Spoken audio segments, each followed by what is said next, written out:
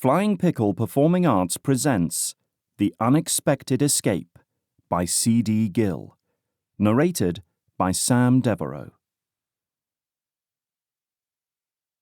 Chapter 1. What did it feel like to know you were on the brink of death? At the edge of the balcony, Joey gripped the cool railing and inhaled a deep breath. Darkness blanketed every corner of Lisbon, tricking his brain into believing that nothing existed beyond his line of sight. His textile factory-turned-hotel sat on a quiet street outside the entertainment district.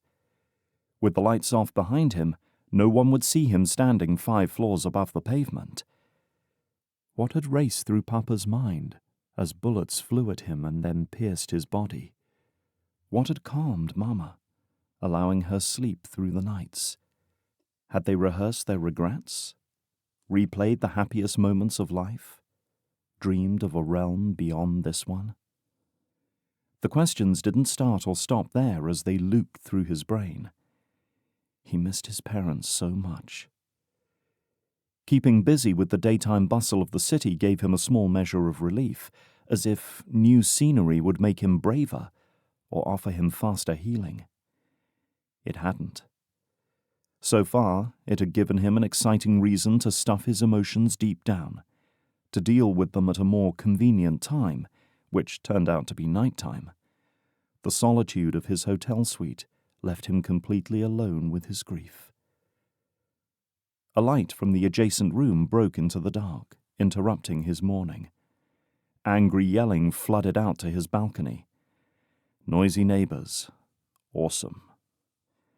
After a few minutes of listening to them, the fatigue he'd been waiting for bowled into him. With a grunt, he trudged inside to shut out the noise, but the thin wall only muffled the sound. He turned on the TV to drown them out. He checked his watch. 2:24 a.m. Thanks to the Brazilian blood running wild in his veins, he generally considered passion to be a virtue. But this couple's intensity set him on edge. His fist banged on the wall hard enough to shake the pictures secured on, so there was no mistaking that he told them to shut up. The arguing paused for a few minutes. He clicked off the TV, pulled the covers over him, and popped in his earplugs. The fight escalated into throwing things, smashing into the wall his headboard shared and vibrating his bed. When he called the front desk to complain, no one answered. With a sigh, he opened his laptop and searched best places to visit in Portugal on the internet. The allure of the city had run its course. He had come for a change of scenery, yes, but he chose Europe because of the centuries' worth of stunning architecture and beauty that could inspire him for his future architectural designs. If he was honest, almost a decade out of architecture school and already his art had become a chore. No artist wanted that. Travel blogs offered him a lengthy list of options, but he couldn't stop looking at the stunning photographs of the island of Madeira, way off the coast of Morocco. It was warmer than Lisbon, and flights were cheap, so he booked the first flight out to Funchal, Madeira. A twinge of excitement sparked in his chest, then died out. How long had it been since he felt excitement, happiness, or anything besides suppressive heaviness? It had been even longer since he'd found something to be funny enough to genuinely laugh. Living this way wasn't what his parents would wish for him. He texted Kara to see how she was doing, and then texted Gia right after to find out the truth about how things were. Kara hadn't been in a good state of mind when he left, but she'd urged him to go for his own sanity. Neither of them knew where the surface of their grief was, but they insisted each other attempt to find it. An hour later, the fight in the room next door stopped, allowing him to rest for 2 hours before his alarm went off. He grabbed his bags, slipped a note with a local Lisbon couples therapist number on it under the fighting couple's door, and had the front desk call a taxi to take him to the airport in the early morning light. His eyes scanned the shadows as the cab weaved through the greying streets. Somewhere in the distance, a siren wailed, echoing through the corridors of the buildings. The sleepiness of the freshly waking city endeared him to it. Who knew when he'd visit again? The airport began to stir with the first of the morning travellers. On his way to his gate, he fished a few euros from his pocket and bought a large coffee and a warm breakfast pastry at a shop. Maybe it was the air or just vacation taste buds, but even the cheap airport coffee tasted better here. As the plane took off, Joey watched the sun break over the horizon. The pale colours streaked across the fading night blue. A twinge of anticipation sparked again. He pulled out his laptop and used the airline's internet to book a hotel for the first night, while he got his bearings and found out what the locals recommended.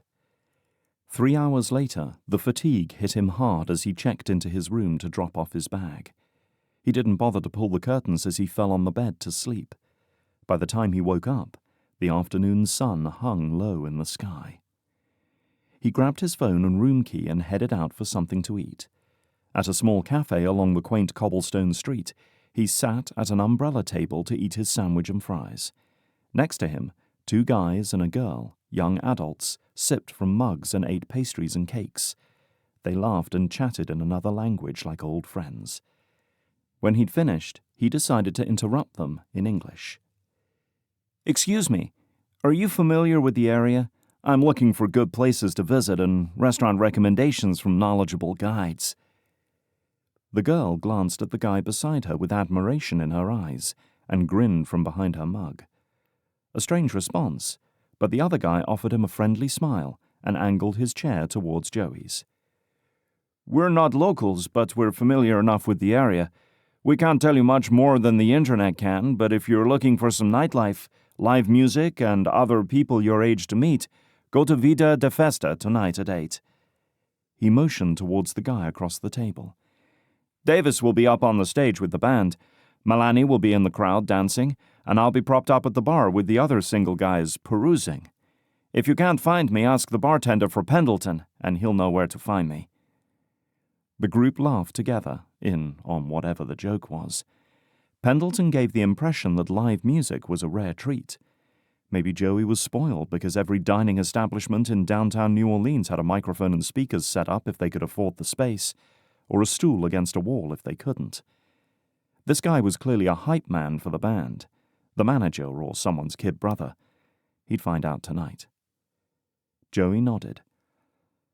"Thanks for the invite, Pendleton. I'll check it out." Now that Pendleton said it, Davis's baseball cap, sunglasses, and decidedly standoffish vibe, as if he thought himself famous and easily recognized, made sense. Self-importance looked similar in every culture. "See you tonight."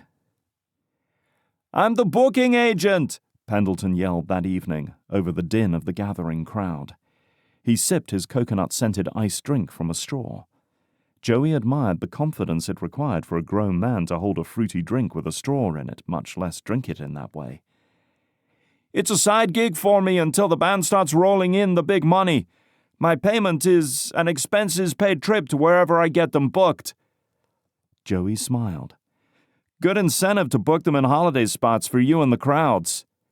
Pendleton squinted and pointed at him. "You're quicker than most." The overhead lights dimmed as the band appeared on stage. With the trap set's rattling introduction, a bass guitar's low chord vibrated through Joey's entire body. The crowd howled. Pendleton shook his ice at the bartender, with his back to the stage. "The crowd's watching them! What are you watching? The girls?" Joey shouted. "The audience!" Pendleton motioned to the heads bobbing in the blue lights. "Call it market research. Who is coming? What do they eat? What do they drink? What do they wear? It helps me know what type of establishments would be happy to have us book at them." The mostly female patronage hopped and danced in the small space in front of the stage. Pendleton was right. Melanie was front and center, dancing like her long brown hair was on fire. Joey edged closer to Pendleton's ear. "Melanie certainly likes the music." He shrugged. "Well, enough, I suppose." "What does that mean? Does she have to because Davis is her boyfriend?" Pendleton snorted into his drink. "Davis is her brother. Milani comes along to be the trendsetter, if you will. She gets the other girls out of their seats and up dancing with a drink in hand until it's the cool thing to do, and everyone else follows their lead. Dancing makes people thirsty and hungry. That means a high volume of sales and good online reviews from people who enjoyed themselves." A surefire way to guarantee that owners book you again. "That's some smart marketing." "Thanks. I managed to earn my keep handily." A girl came up and Pendleton turned to chat with her. Joey eyed the crowd, trying to see what Pendleton saw. Almost everyone had a smile on their face as they bumped into each other, dancing. A beautiful redhead with thick black glasses frames perched on her cute nose sat on a stool against the wall, watching the band. She didn't move or smile, but her expression was pleasant. No one else engaged with her. A glass of water was the only thing on the table. The crowd cheered as the band ended their set and declared they would be taking a 10-minute water break before starting the second set. "Dibs on the redhead!" Pendleton shouted over the noise. Joey smiled. When the noise subsided, Pendleton crossed his arms and leaned against the back of the bar stool. "Hey, a few of us are going to get our scuba diving certificates over the next 3 days, starting tomorrow. If you don't have yours, you are welcome to join us. The island has some cool shipwrecks to see off the coast." Above, the water sports were more his speed, but traveling was about experiences. "Yeah, that sounds like fun." With that, Pendleton pushed off the bar and made his way over to the girl. She pointed to the stage, which caused Pendleton's shoulders to slump. Pendleton called the drummer over and appeared to introduce them. Pendleton walked over towards the bathroom without a backwards glance. The girl and the drummer stayed for a few minutes. Then, the drummer left with her. The next morning, Joey met Pendleton, whose first name was Byrne, after the city in which he was conceived, and 3 other band members at Madeira Diving, a scuba diving school in a hut on the beach. The drummer was missing. "Looks like your pal got held up," Joey said with a laugh. Pendleton glowered. "Yeah, the band is livid that he missed the second set last night. He's not answering his phone." They spent their mornings in instruction and their afternoons trying to pick up surfing. The drummer never showed, but Pendleton didn't mention it. On the 3rd day, their instructor took them out on a boat not far off the coast. A few other boats floated idly nearby. As far as dives went, this shipwreck wasn't a deep dive into the fathoms of the wild, dark ocean. Underneath them was the cargo ship, the Dirty Comrade, a 2-year-old shipwreck that snapped in half and sunk. They dove together as a group, with their instructor leading the way. The weight of the oxygen tank pushed him downward as he dove. As his eyes adjusted to the dimness of the water, the dark mass of the ship loomed eerily in front of him. The site had been cleared of the usual hazards that awaited divers, which was why the instructor had brought them here on their first voyage into the open waters. They watched her hand signals as she motioned to points of interest on the ship. Though it had only been underwater for 2 years, it gave the appearance of being submerged much longer than that. Joey swam towards the bow, shining his underwater flashlight around. Algae and rusticles covered the surfaces of what used to be the upper deck. Joey worked his way to the halved middle. Other divers explored the innards of the ship, so he paddled past it to the part that had buried itself in the sandy ocean bottom. Another diver swam past him with a bag in hand. The bridge was much larger than he expected. With 2 powerful strokes, he swam inside an opening. Further in the darkness, something flashed. Fish scattered here and there. A light flickered on and off. He pointed his light in that direction. Another diver thrashed around while flicking her light on and off. Her other hand yanked at a cord around her ankle. As he drew nearer, his stomach lurched. His diving instructor would know what to do, but it didn't appear that there was any time to go get her with the way this girl was frantically pulling at her leg. She stilled when he laid a hand on her arm and pointed to her ankle. She pointed her flashlight to the windows of the bridge below her and motioned for him to get them. On the floor lay wire cutters far beyond her reach. He struggled to maneuver to them with the tank hard and inflexible against him. At last, his fingers closed around them. His muscles ached as he tried to stay in place while he sawed through the wire that cut into her ankle. When she was loose, she saluted him, stuffed something into her bag, and pointed towards her tank, and then the surface, motioning for him to follow. She disappeared out the door. What had she wanted to extract from the room?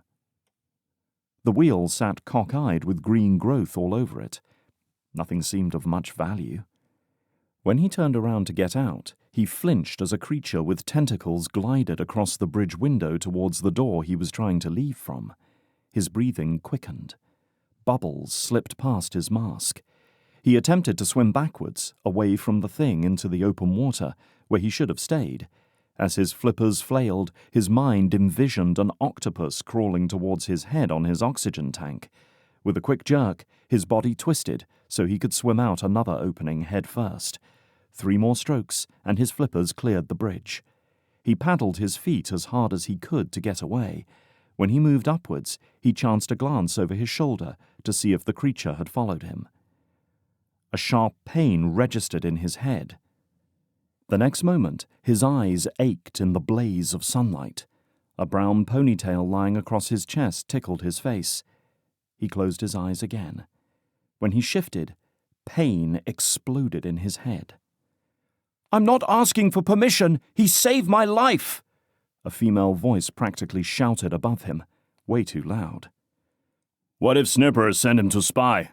another voice asked. "Considering the state he's in currently, I think we can overpower him," the female said. A groan escaped his lips as he forced his eyelids to crack open. The brown hair moved away, and a pair of light green eyes came into view above him. The furrow of her brow disappeared as she scanned his face. Sunlight framed her head, forming a halo. She was absolutely stunning. He had died. "Anyo," he breathed. "Heaven is real." "Yes, your guardian angel," she whispered with a British accent. Louder, she said, smiling. "Nasty crack to your head you had there. Glad to see you're awake." Her warm hand lifted from his arm. He hadn't registered her touch until it was gone. A cough scraped past his parched throat. A straw touched his lips, so he swallowed a few mouthfuls of cold water. But instead of being refreshing, it burned all the way down. He spluttered. "That was awful!" A chorus of laughs went up around him.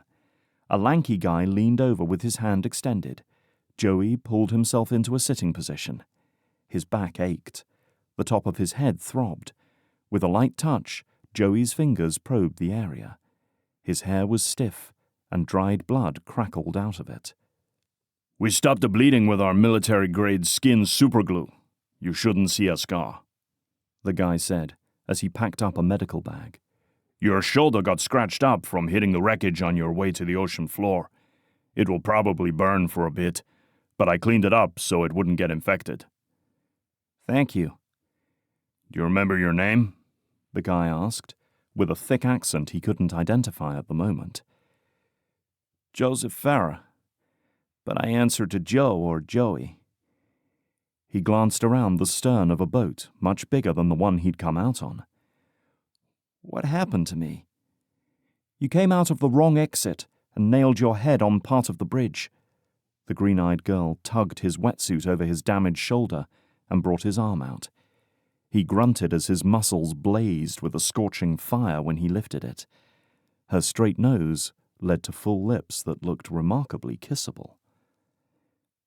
"There was an octopus in the way. Ouch!" Joey huffed.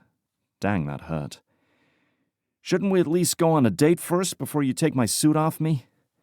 She snorted. "Huh. Either that knockout made you funny or your sense of humor is working, which means you're going to be dandy. We're still taking you to the medic to get your head examined."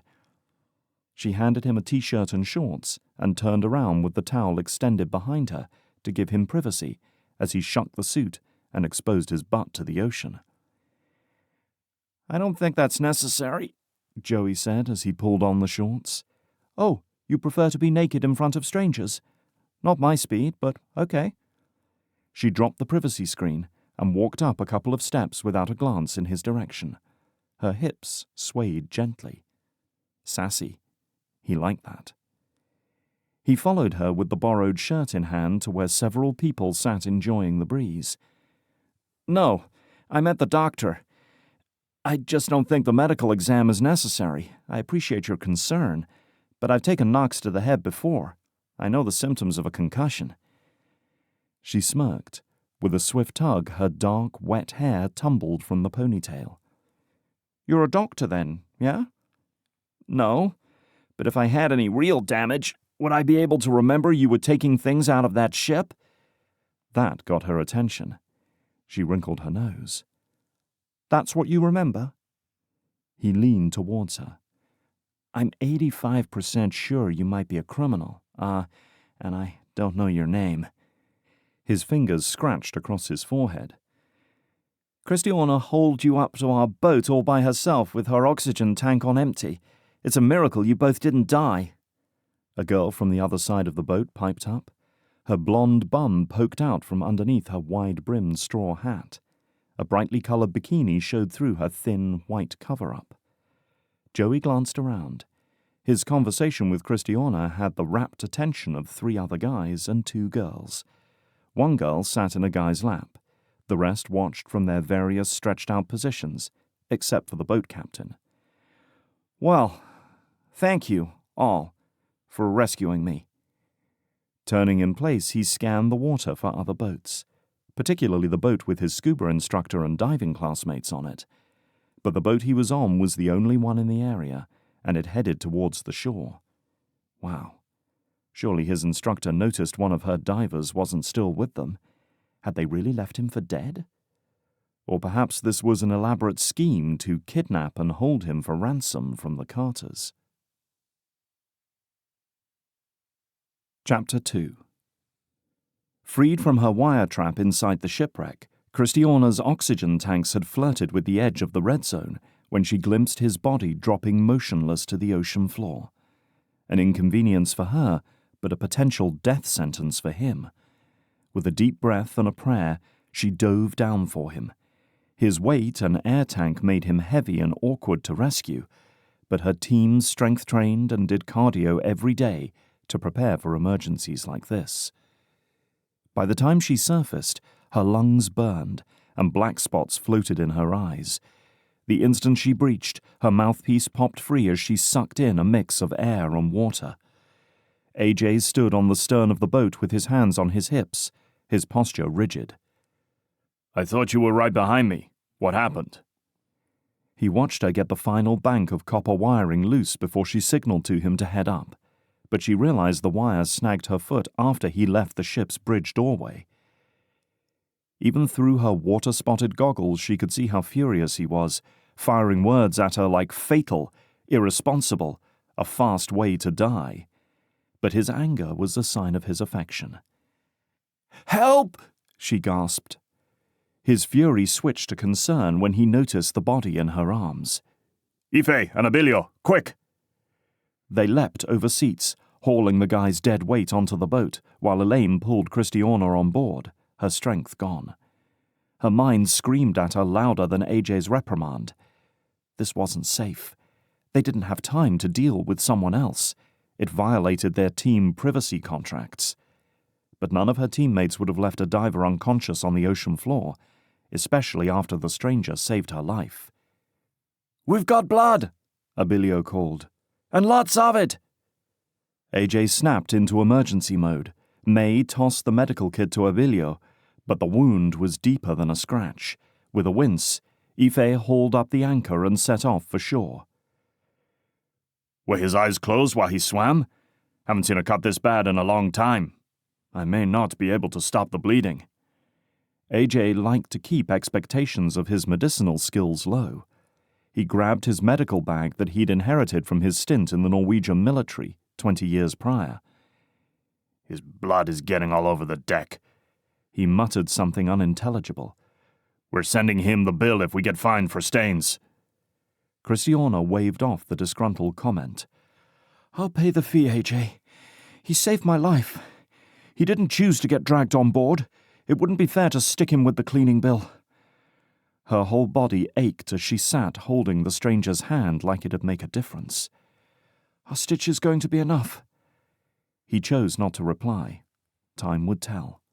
They worked in silence as she stripped off the diver's gear piece by piece and secured it away from the wind. "May, the tank has a rental stamp on it.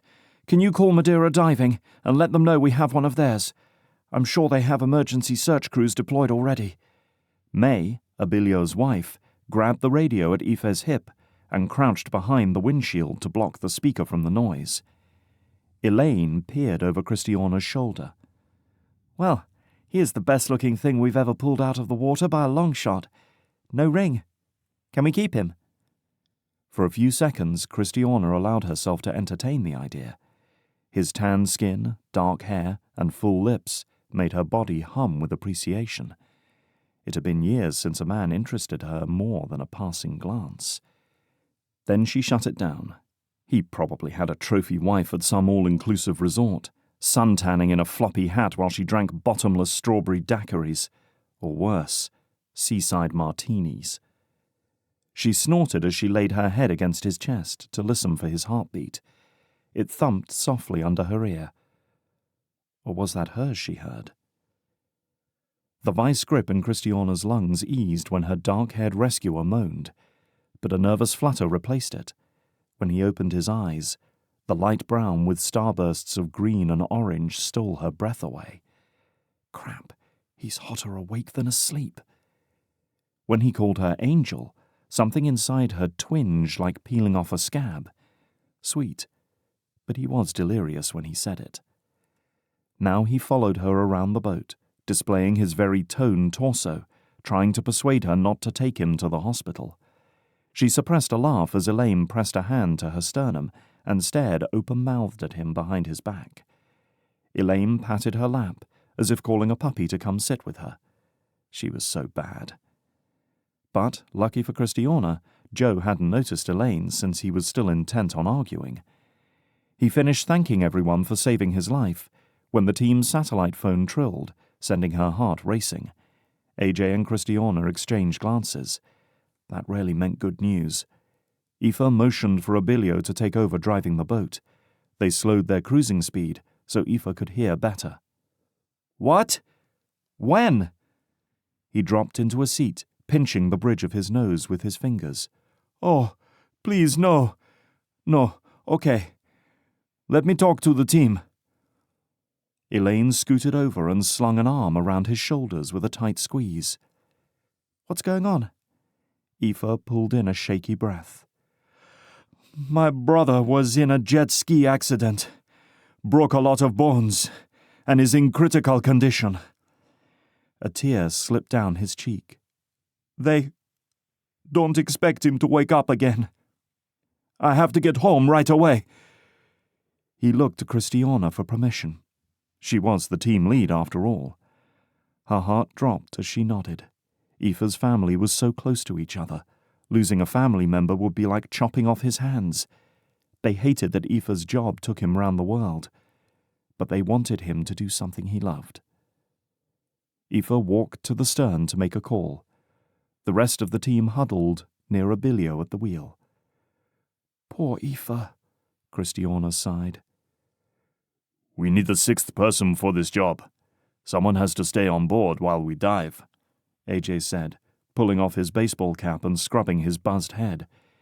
He coordinated the dive details and assigned jobs based on the diver's strengths. "No way we can get a floater out here in time. The nearest one available is in France," Elaine said as she typed away at her computer. She handled the team's travel, lodging, and legal logistics. "Could we hire someone from the marina to drive?" May asked. "These boats and waters are their business. Offer them cash." AJ nodded. "Worth asking. Elaine, can you get a non-disclosure agreement drawn up to minimize the time loss here? If we push this until tomorrow, we'll lose the bonus." The weight of Aoife's impending departure sat heavy on Kristiana. His entire demeanor sank as he spoke on the phone. It wasn't the technicality of the upcoming dive or the potential forfeiture of the money. She hated that Aoife was hurting.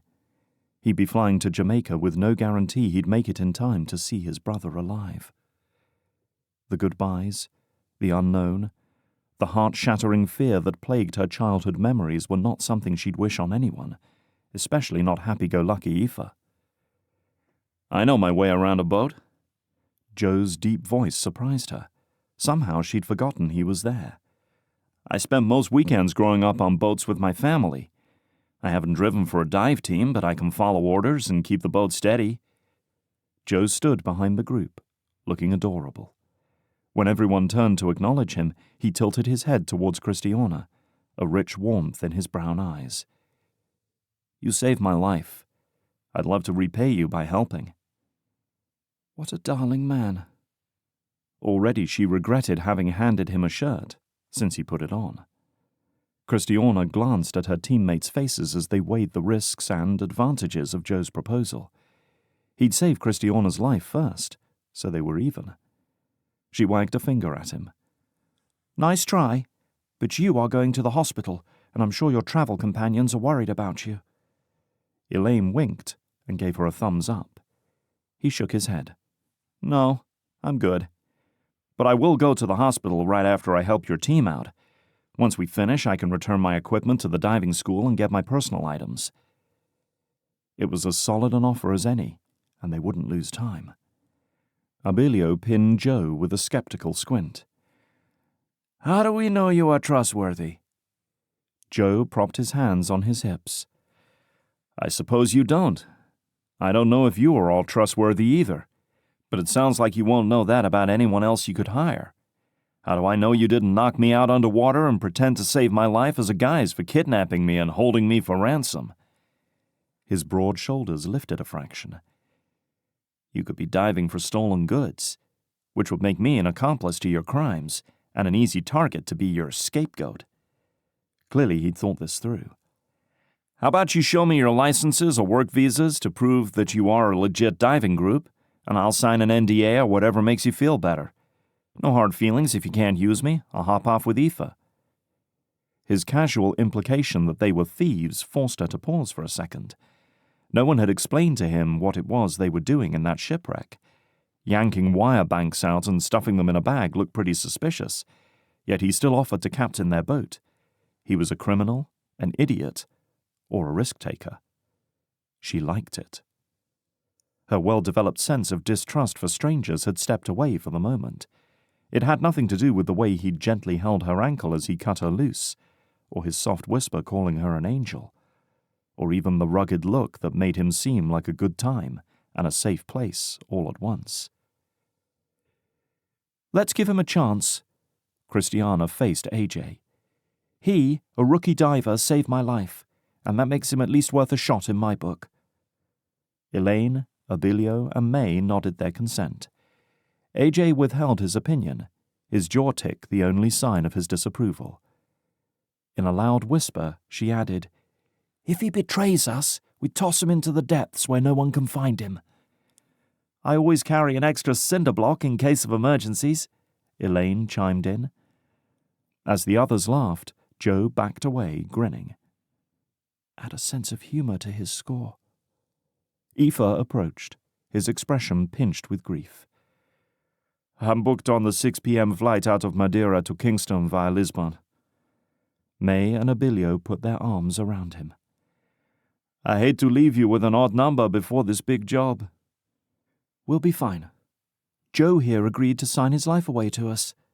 Kristiana joined the group hug. "I'm so sorry about Raphael, but don't worry about us. Catch up with the team when you're ready." Aoife's eyes welled with tears as he gave her a nod. It seemed unfair that the people closest to their families often lost them. Aoife deserved more. This was the first time in their years together that she'd seen him cry. He personified sunshine. On the bench seats, Joe sat with his shoulder touching Elaine's as they hunched over her computer, trying to see the screen despite the brightness. A twinge of disappointment stole over her. Guys preferred Elaine's bubbly personality over Kristiana. Now that Joe had touched her, Elaine would toss her magical golden hair that smelled like exotic flowers and a holiday fling, then claim him as her Madeira conquest forevermore. If anyone asked about him later, she'd brush them off with a coy smile and a dismissive word, as if he went out with yesterday's trash. It was Kristiana's least favourite trait of Elaine's, her favourites being that Elaine was a genius, easy to get along with, and an extremely talented hazmat diver. She credited her master's degree in biochemistry for making the handling of face-melting chemicals look simple and worry-free. Elaine's ability to capture and discard men was something Kristiana envied a bit.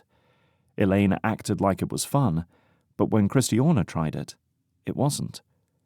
The skill to pick and choose men wasn't a superpower Kristiana possessed. Instead, she had fallen for guys who toyed with her affections and then cast her aside without further thought.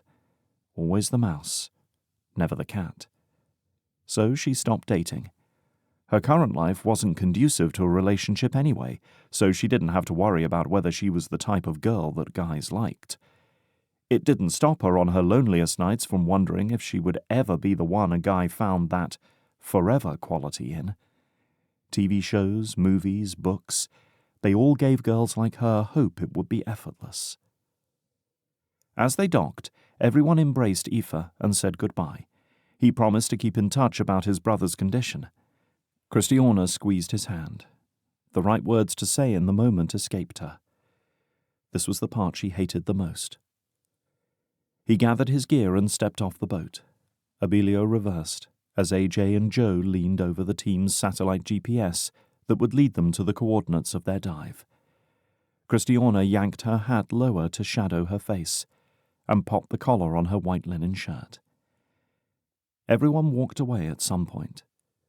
With deep breaths and closed eyes, the rush of wind past her ears stole her thoughts, as she shoved her earbuds in to protect her hearing and listened to music. As the soothing melodies lifted and fell like a soundtrack to a film, she fished the muscle massage gun from her kit and went to work on her arms and legs. In less than 30 minutes, she needed to be back in the water without endangering her team. May and Elaine already had their wetsuits on and their hair tied up, ready for action. After suiting up, AJ and Abilio joined them. While they checked their equipment, May sat next to Kristiana and took the massage gun from her to do Kristiana's shoulders and back. Kristiana popped her earbuds out. "Are you safe to dive?"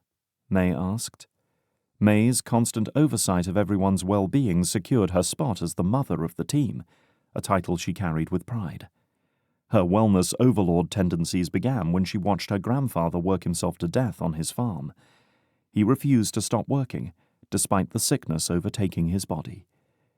His fields didn't care that he lay there for hours, undiscovered a corpse.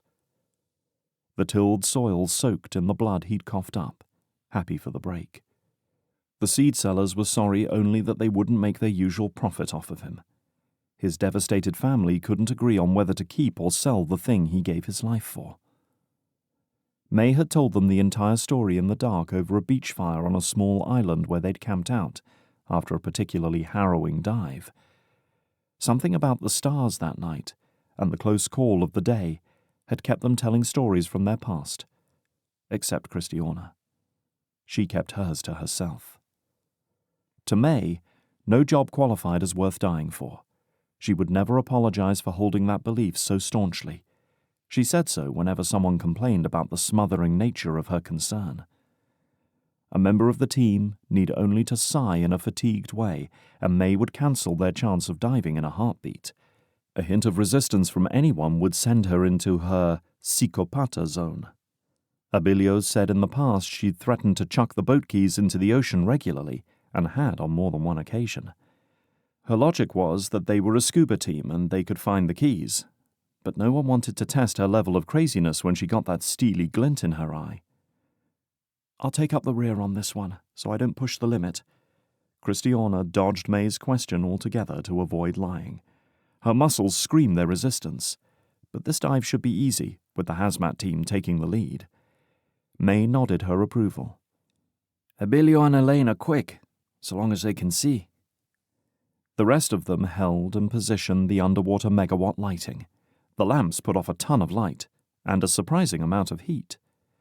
This dive required that they inspect sunken, unrefined oil containers for leaks, a law Madeira passed to keep their waters pollution-free. The storage units could withstand 3 years of high external pressure before they eroded. Madeira's laws gave the oil company 2 years from the time of the shipwreck to get the containers off the ocean floor to escape the hefty fines. Until extraction, they mandated thorough checks from qualified diving teams every 6 months. As they approached the site, Abilio and Elaine led the logistics huddle. May clutched her rosary necklace, murmuring as her fingers glanced off each bead. Kristiana listened for the last part, which May said aloud as much for herself as for the benefit of those around her.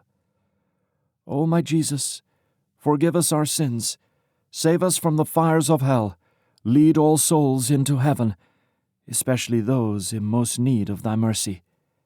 Amen." The words had yet to become rote and idle to her. It didn't make her feel invincible, but the familiarity wrapped her in a cocoon of peace, settling any anxiety in her soul. Joe slid the boat into neutral and turned off the engine. "This is it." As was tradition, each member of the team looked each other in the eye for verification that all was well. Then they secured their masks, toolkits, air tanks, and then dropped in, one by one. Kristiana glanced at Joe as she dropped in. He watched them with an interested but kind gaze. He didn't look as if a sunken ship roughed him up earlier. Too bad she hadn't done mouth-to-mouth resuscitation on him when he was unconscious. A huff of air bubbled around her. AJ would have read her the riot act if he'd caught her performing unnecessary medical treatment. The others clicking on their lights was her cue to pay attention to what she was doing. She checked her instruments and shook her head. She'd descended on autopilot. That was incredibly dangerous for a diver, and she knew better. Here she was daydreaming about those brown eyes and soft lips, like she had a prayer of seeing them again after today. She wished she could, to find out what kind of man they belonged to. Elaine motioned for her to move her light to the side. May signaled to see if she was okay. She gave her a thumbs up and cleared her head. A few more minutes passed until a cramp crept up from her left leg to her torso. Her eyes watered as the pain carved upwards, forcing her to pass off her lamp. With hand motions, she told AJ that she had an emergency and she was going to the surface. He signaled that he'd monitor her as she went up. Her teeth bit into her mouthpiece so tightly her jaw ached. The slicing in her side stole her breath away. She couldn't swim one more minute. Her scream sent a cascade of bubbles above her. "Make it to that boat! You cannot go out like this!"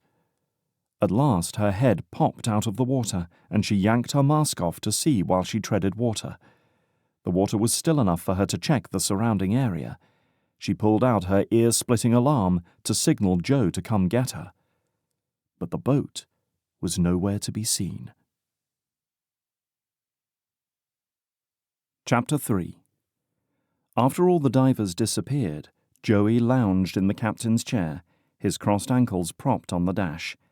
The sun warmed his face as the waves lapped at the hull. Easiest job ever. And he'd landed a free boat ride around the most gorgeous island he'd ever seen. The water was the perfect temperature for a quick dip, minus the scuba gear. But he had his orders: stay near the coordinates, watch for the team to resurface, and don't let anyone else on board. Way less pressure than being a diver. AJ briefly explained what the jobs they did, and the importance of their dives. When he talked about the trustworthiness of a boat captain as part of the diving team, he'd leveled a threatening glare at Joey, daring him to step out of line. Wonder if I'd have to ask AJ for permission to take Kristiana out on a date. Nah, she'd probably toss him aside before he could form a sentence. A girl like her, confident, successful, gorgeous, smart, well-traveled, had her pick of men. She'd escort him all right off the boat. Besides, his skills were land-based. Regardless, his admiration for her incredible strength and sacrifice despite her petite frame and the razzing she fielded from her teammates for saving his life grew as he watched her prepare for the next dive. She was obviously hurting, or maybe they didn't see it because they were used to her being strong. The pain shone in her expressions, plain as day, when she thought no one else was watching. Those enchanting, light green eyes. The buzzing of an engine had him squinting in the sun. A boat came straight for him. He dropped his feet and twisted the key. He had drifted a few yards from their entrance point. As he moved, the approaching boat mirrored him. A warning simmered in his stomach as a small, dark-clad figure waved his arms over his head to get Joey's attention. If they were the police, he didn't know where the papers were or proof of rental. Heck, he had no clue whether the crew was authentic or criminal. He was not in a good spot here. Seems AJ would have given him information he thought was of any importance, unless this was a trial by fire test for the new guy. Joey idled the engine. He was way out of his depth. "Stop right there," Joey called in Portuguese. "I do not want you damaging to my boat." The boat slowed but didn't back off. The captain handled the other vessel with a skill that seemed unlikely to cause an accident. His hand squeezed the wheel. "Good day, gentlemen." "We are Madeira law enforcement," a man said over a loudspeaker. "Turn off your engine." "No can do, Sarge." "We heard there was a scuba team out here checking on the sunken oil rig. Do you have any information about that?" They were close enough for their guns to be obviously displayed. Their dark, tactical clothing had no discernible patches on them, like normal law enforcement would have. Joey shook his head. "No, I don't. If I see divers, I can tell them you were asking around about it." Joey paused. "Show us your license and boat registration." The spokesperson stood close to Joey's starboard side. In a few more inches he'd be able to reach out and pull the boats together. Joey nudged the throttle. "Stop moving!" the men yelled, and drew their weapons. "We will board while we find your paperwork." "Whoa!" Joey extended his hands in surrender. "No need for violence. I haven't found it yet." 3 automatics pointed straight at him. His heart pounded loudly in his ears. What should he do? They couldn't board. He had direct orders. At the time, that seemed like the easiest of the instructions AJ mentioned. But now he regretted not asking more questions. These guys had to have been strategic in arriving minutes after the team dove. The only thing of value that he knew of on board, besides his life, was the copper wiring Kristiana extracted from the last shipwreck. Of course, that was nowhere to be seen, but it had to be secured somewhere. The price of copper worldwide had quadrupled recently. It'd be a great payday if they grabbed it. He had half a mind to throw it to them, no regrets. The dive team's treasure would never be worth getting killed for. Wouldn't that infuriate Kara? Losing Mama? Then him being murdered by pirates? "We'll help you look for it," one of the men called, as he tossed a grappling hook and snagged a seat, piercing the interior. Sure they would, and toss him to the sharks in the meantime. "Hey, you're going to rip the upholstery with that. I'm just renting this for the day." His complaint came out as a weak protest. His mind raced to stall them. "It's right here. 1 minute." "If you don't show us your certifications, we'll tow you to shore," one of the guys said. Motion caught his eye. Beyond the first boat, 2 more boats in a similar style cruised towards them. His heart dropped as sweat trickled down his back into the waistband of his borrowed shorts.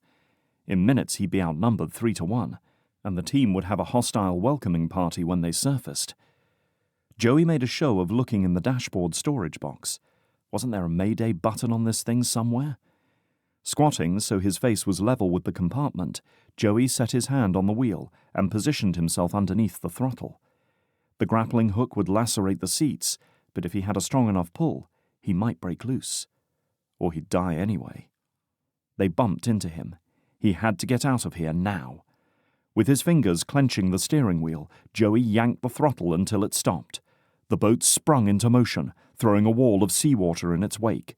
The back end lurched as the hook broke with the force. He chanced a glance behind him to see how quickly he was going to die. The men shook off water, and one guy's head bobbed in the water where Joey's boat used to be. The other 2 boats passed the first, gaining speed. Using the seat as cover, he angled the boat to lessen his exposure to their bullets. With a smooth swerve, he attempted to get near enough to engage the 3rd boat to lure the whole group away from the dive point.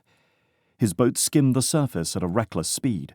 One wrong move and he wouldn't survive the wreck, exchanging death by bullets for death by boat accident. Thank God they'd rented a speedboat, not some ancient pontoon. Word must have gotten around about the team's presence. Someone at the docks might have shared about the value of what was being mined from the depths, and found that this was the easiest way to get it. He prayed the team, mainly Kristiana, since she'd saved his life and then offered him her trust, would forgive him for not being there when they came up. It was better than being kidnapped or shot. The pursuers lagged behind. His empty speedboat could outfly their weighted one. He circled around and dialed Madeira's Coast Guard's number. He reported what happened and gave the description of the boat. The Coast Guard said they'd send out a cruiser right away to the coordinates to make sure the team made it safely to shore. Here was hoping that the officers wouldn't turn a blind eye to this scheme. Corrupt government officers weren't hard to find at home or around the world. Joey found the last location in the GPS history and clicked it. His heartbeat pounded in his ears as he scanned the horizon. Pirates didn't come as galleons with skull and crossbones flags flying anymore. As he drew nearer, he slowed, searching for heads floating on the surface. There, to his left, an orange and yellow life raft clashed against the blues. He turned towards it. His steadying breaths hitched when he counted only 4 bodies on the flotation device. Where was the 5th? Off to the right, a Coast Guard boat approached, with lights flashing and a whooping siren. "Stay where you are! Are you the driver for this group of divers?" the voice said over the loudspeaker. "Yes! I was the one that called about the pirates holding me at gunpoint." They were close enough for the dive team to understand what they were saying, which gave Joey a little comfort, that perhaps AJ and Abilio wouldn't flatten him the second they got the chance. "Board your divers, while we bring our boats together to get your statement." Joey spun the boat, so the ladder bumped against the raft. One by one, the team climbed in. The breath he held escaped when AJ swam around to the ladder. The air was charged with tension, and the guys were visibly angry. Kristiana's expression was hardest to read. Her stare was blank. The Coast Guard boat sidled up to them. An officer displayed his badge as he stepped on board. Aside from Coast Guard being written all over their stout boat, the officers' uniforms looked official. "We're sorry for the difficulties you experienced in our waters, everyone. We have received reports of piracy off our shores more than ever in the past few months. It is a federal offense to impersonate law enforcement in our country, so when we catch the bandits, they will receive the penalty for that as well." AJ and Joey nodded. "Driver, I'd like your statement, please." The team said nothing to him as they stashed their equipment and toweled off. Joey relayed the entire story, making sure to include the description of the men, their boat, and their guns. The gash on the upholstery was the biggest substantiator of his story, wild as it sounded. "They claim to be law enforcement, but I saw no evidence aside from their weapons. I sped out of here to lead them away from the dive site and they followed, but they disappeared, which is when I called you in return for the team." The officer nodded his head as he scribbled in his notepad. An occasional affirming hum gave Joey a small reassurance that his report sounded plausible. "Captain, we found bullet holes over here," the investigators said from the back of the boat. No. Joey's stomach lurched, sending his stomach into his throat. He'd be better off not seeing it. They'd come too close. As the officer captured photographs of the damage, AJ stepped over to shake his hand. "Thank you for responding promptly, officer. We appreciate your efforts to keep the waters safe." Joey dropped onto the seat and started up the engine as if everything had gone to plan.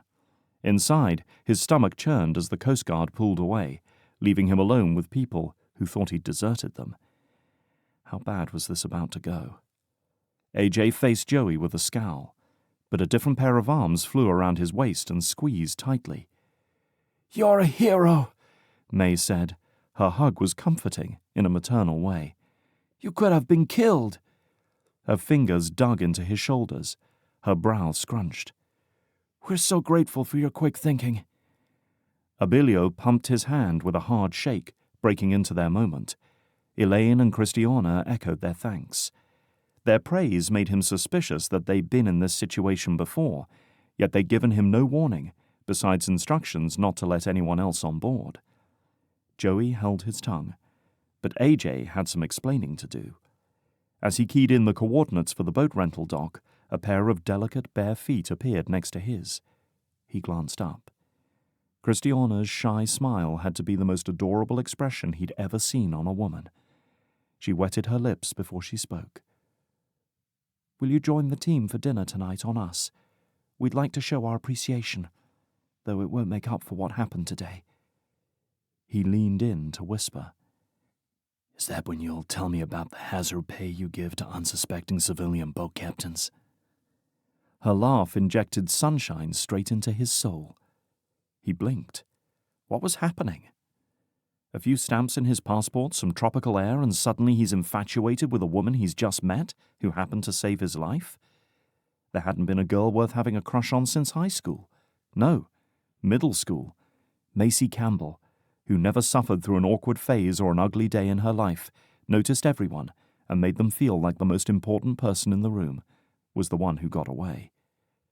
Literally, when her dad moved them to Minnesota. "Our entire paycheck is hazard pay, but yours wasn't supposed to be." She balanced herself beside him as they cruised at a modest pace. "Good thinking hiring a speedboat." His hand patted the dash. She outran them without so much as a hiccup.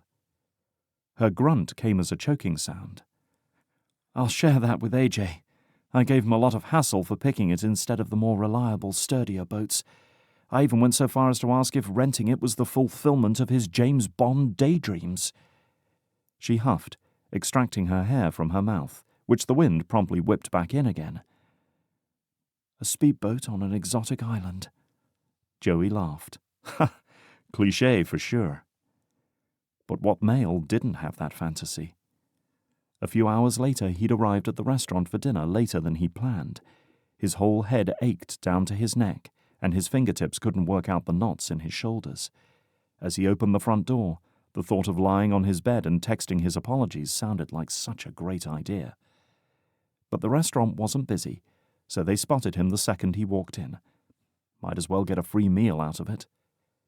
"Hey, we thought you bailed on us, like when you disappeared in the boat," AJ called when he approached the table.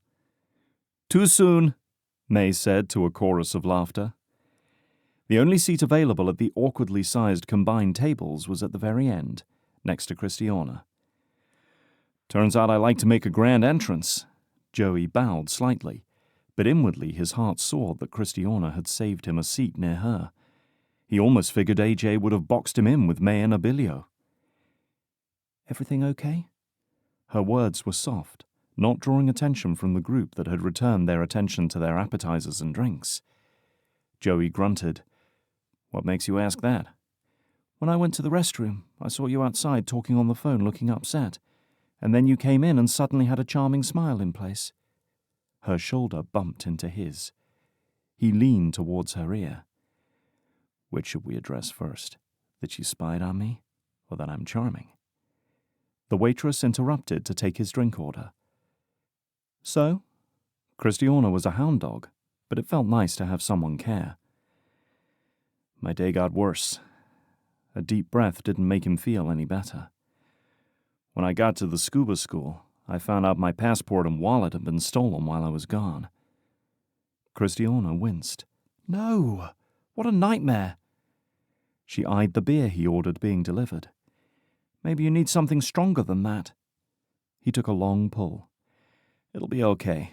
I contacted the U.S. Embassy right away and they're working on a replacement passport. And I called my uncle to help me get my credit cards canceled." Her eyebrows raised. "Nice uncle. Too afraid to tell your parents?" "Not at all. But they're not much help from the great beyond." Her smirk dropped. "Ah, yes. Smart move to call your uncle, then. I doubt my uncle knows I'm alive." She chuckled and popped a bite of food into her mouth. "Do your parents miss you while you travel so much?" She wagged her finger at him. "That's a little complicated for me to be telling a stranger on the first day of knowing each other." He huffed out a laugh. "Our first day, yes. But I'm hardly a stranger. I saved your life. You saved mine. And then I almost got shot protecting your boat. We definitely qualify as acquaintances, edging up on friends now. And friends," his hand motioned between them, "are allowed to do complex." Truly, he had no interest in most strangers' family drama, but with Kristiana it felt as if it'd be a reward for her to tell him. "All right then, complex you shall have." A fire lit in her gaze. A challenge. How badly would he regret pushing her like she pushed him? She squared her shoulders and lifted her chin. "My uncle and aunt were my caregivers in Gibraltar, hence my British accent. Except my uncle abandoned my aunt, leaving her unable to support herself, much less me. So I was placed in the foster care system. I raised myself, and I did a really good job of it, if I must say so myself." Wow. He'd asked for it, hadn't he? Her ferocity with which she relayed her heartbreaking story only cemented his instant affection for her. Gibraltar, though. It hadn't been on his limited list of places where he assumed her accent had come from. One day he wanted her to tell him everything. But for now, it let a little light in. He raised his glass to salute her. To self-sufficiency in the face of a future with no parents. A humid appreciation stole the tension from her posture. Her mouth opened slightly as if she wanted to add something, but all she said was, "Cheers." When she set her glass down, she drew an envelope from her bag and passed it to him below the table. He opened it and scanned the writing. "Speaking of the future, the team and I thought we would ask you if you'd be willing to fill in as our boat captain until we hear from Aoife about how long he plans to be away. You're on vacation and have things to see and do, so please don't feel as if you need to—" "I'll do it." She froze. "Really?" She blinked as he nodded. "Darn it, I lost €5. I figured the odds were incredibly small that you'd agree, especially after what happened." A second page laid out the itinerary through June. It was his turn to wag his finger. "I have conditions, though." Her fingertip touched his as she grinned. "I can't leave here until my passport comes in at the embassy in a couple of days. And I require more information about what is going on with the team and the danger I could be in. No more secrets." She nodded as he leaned in to whisper, "Including whether AJ is going to kill me in my sleep." Kristiana laughed and glanced across the table at AJ, who unabashedly glared. The man looked like he could make any death look accidental. "Yeah, I definitely sleep with one eye open," she whispered, her eyes wide with mock fear. "He's a cold-blooded killer." Sure, it was obvious that she was kidding, but by the looks of AJ, there might have been some truth to it, too.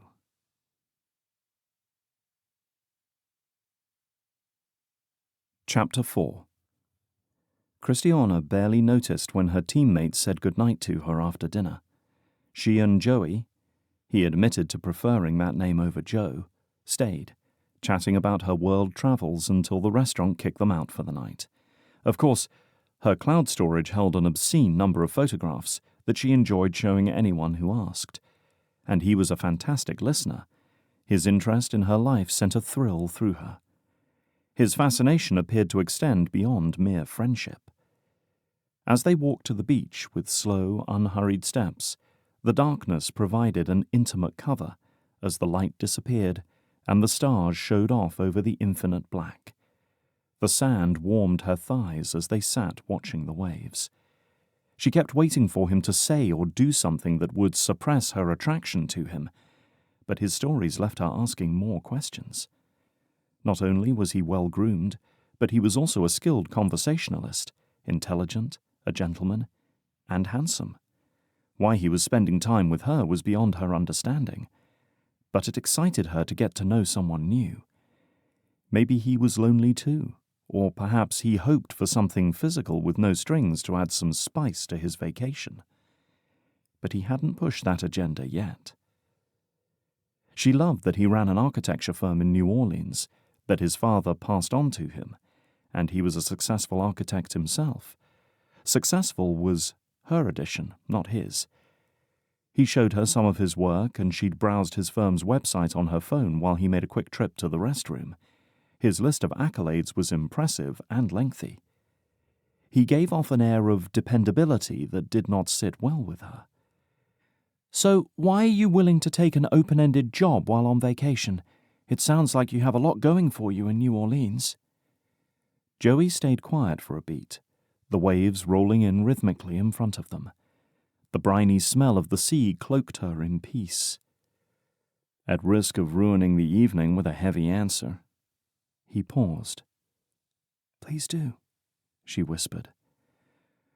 Running away from my responsibilities sounded like the best option after Mama's funeral, and I realized since then that I came here to grieve the life I thought I'd have, the one I wanted. His voice lowered and took on a gravelly quality. It wasn't supposed to be this way. The future seemed so promising, and now... His hand motioned in the air vaguely. His words pierced her heart like a swinging tree branch, sending waves of pain through her where there had been blessed numbness. She hadn't expected his answer to hit quite so close to home.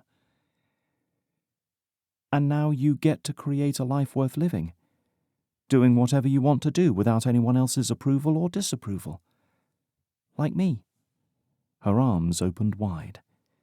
"It's not so bad.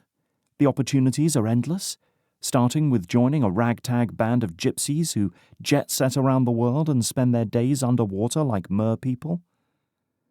Her voice had a playful perkiness to it she'd hoped would make him laugh, but it sounded glib even to her own ear. Traveling didn't fix despair. She wasn't good with words or knowing what to say to people in unpleasant situations. Making a joke was the best response she'd come up with. Adults criticized her for it in the past, as if she could stop. It was in her DNA at this point. Joey smoothed his hand over his dark hair. "If this scuba thing doesn't work out for you, you would create magic for a lot of little girls by showing them mermaids are real." He'd accepted her sad attempt at comfort. "Sounds like we both have futures to look forward to, then." She wrapped her sweater tighter around her and suppressed a yawn. "The day is catching up to you." Add intuitive to his growing list of impressive qualities. He stood and dusted off his backside, which looked fantastic in the shorts he wore. "Me too. My pain pills are calling my name. My head is killing me." Kristiana gasped. "You never went to the hospital like you promised, did you?" With a gentle touch, he tucked her hand under his arm, pretending not to hear her question. She slapped his bicep with her other hand. "I hope you'll follow orders better next time, as I'll be your boss." His grunt came from deep within his throat. "Or else, what? You'll fire me?" He had a point there. "Yes, your boat captain reputation will suffer. No one will hire you. Don't you dare think of starting an uprising against me. You won't succeed. My team is my family." "I'd never." A dark eyebrow lifted, daring her to disagree. "You sure you're game to fly around the world with us, leaving behind your extended holiday?" "So long as I have some days off to explore the local scenery and bakeries." She nodded. "You're guaranteed at least 2. I can't think of a better deal than to have my travel covered, receive a food allowance, and still get paid on top of all that while visiting coastal regions. It's a dream come true." His excitement made their job sound pretty cushy. "There is an additional negative here.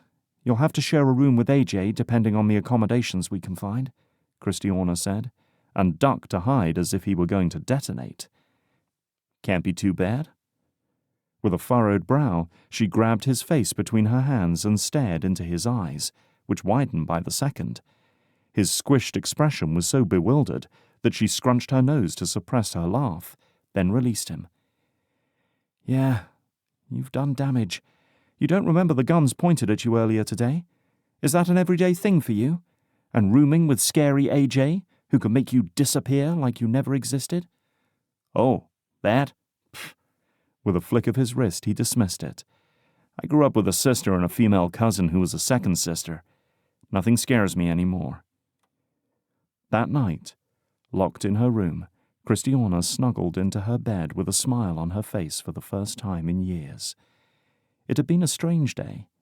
AJ swung from spitting venom and tying Joey to the shipwreck as payment for leaving them on a life raft in the ocean to encouraging Kristiana to offer him a short-term contract. But tonight, her wakeful happiness didn't extend to her sleep. The nightmare used to be recurring, but she hadn't seen it in years. The memory echoed like a distant whisper she had tried to silence. The stain of the day when her parents handed her over to her aunt and uncle remained vivid, though their faces had blurred long ago. They squatted at eye level with her, insisting that she act happy because she was going to a safer country where she would be given everything. A promised land promise. For their sakes, she had tried not to show her devastation, but in hindsight, there wasn't one reason a 7-year-old girl should have to pretend to protect her parents' feelings.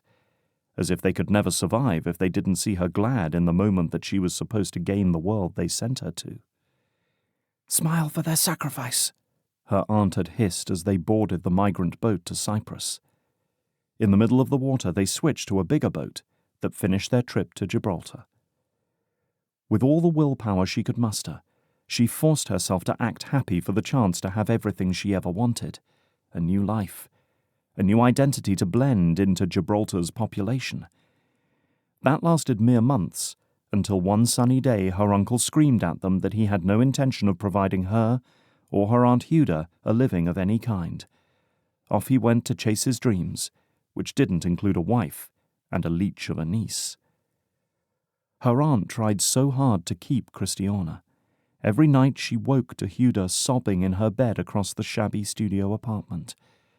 A few people in their complex allowed Kristiana to do odd jobs for extra income, but at last they walked into a government building to sign papers that allowed others to take her, until Huda had found a way to support them both. A short while, a month or two at most, Huda promised. Months grew into years, until Kristiana graduated from school while living at a stranger's house, and left without a goodbye, her ugly green-brown duffel in hand, to begin her life as a wanderer.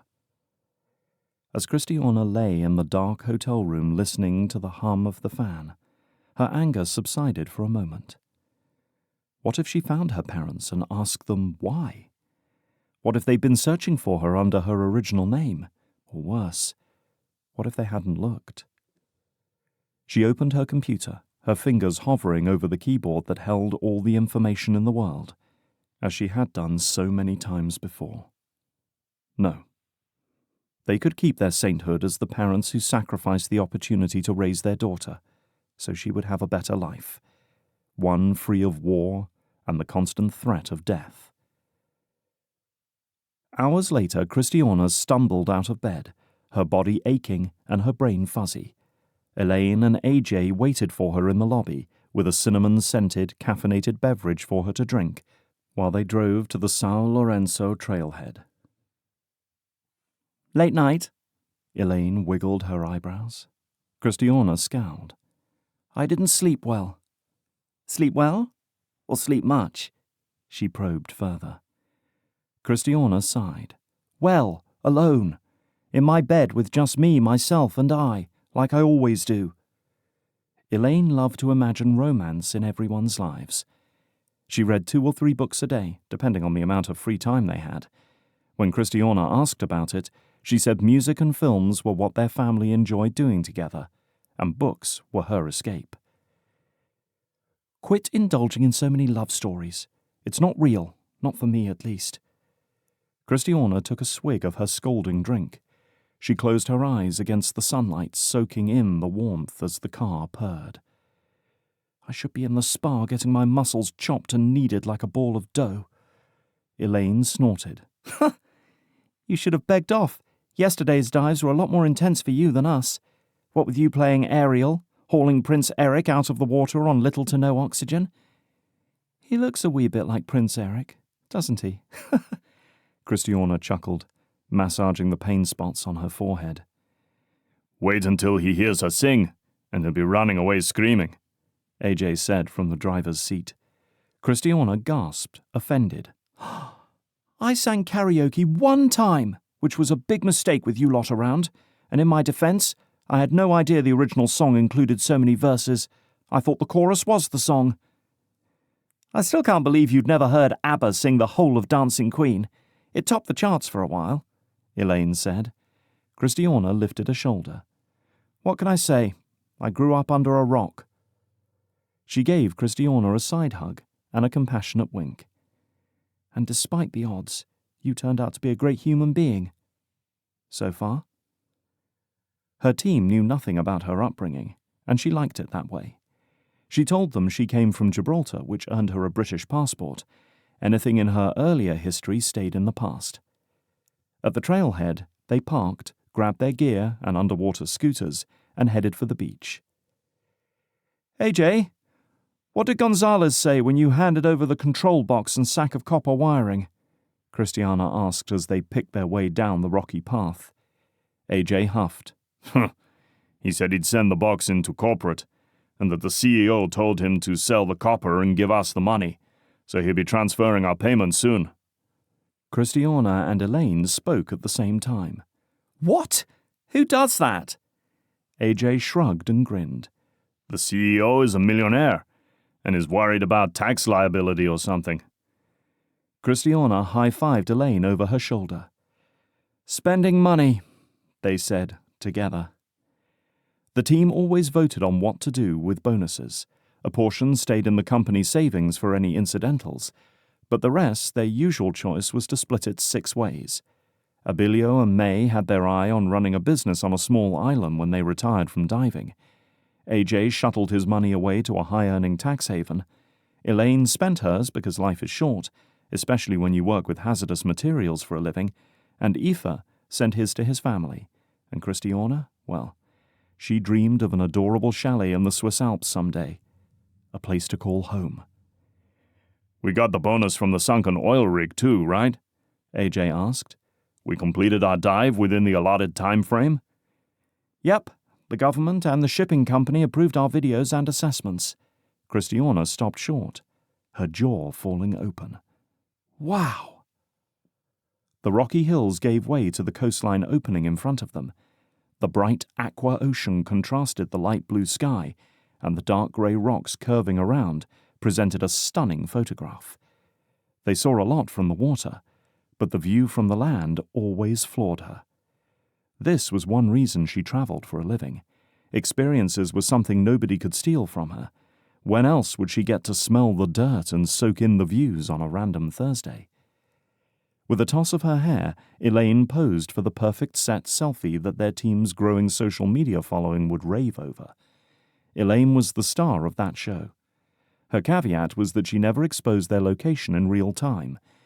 A bad breakup had an ex-boyfriend they nicknamed Snipper, stalking the team and causing a lot of trouble, so Elaine posted photos from places they'd visited months earlier to throw him off their trail. Despite the complexities, viewers showed a lot of interest in their adventurous lifestyle content. The entire team appeared in the videos and scuba stories, but Elaine fielded requests for sponsorships, ads, and product reviews that generated its own revenue. Plus, Elaine couldn't take a bad picture. When Kristiana had strands of hair pasted to her forehead with sweat and bright red cheeks, Elaine looked fresh as a daisy. With slow steps, they arrived at the water's edge on the bay. It was the closest entrance into the water to the shipwreck they found without cliff diving. On the black pebble beach, they donned their scuba gear once more. So, how far out are we going to go? Elaine said as she clicked on her metal detector and scanned over the rocks left and right to make sure everything worked. Her hand created a shadow over the screen as it buzzed and flashed up a picture. She grunted. Beer can slobs. AJ turned on his navigation system, then started up his other devices. Looks like 6 kilometers to that point, and then swing to the east of that rock outcropping. He attached his electronics panel to his underwater scooter, creating a dashboard of sorts for him to lead the way.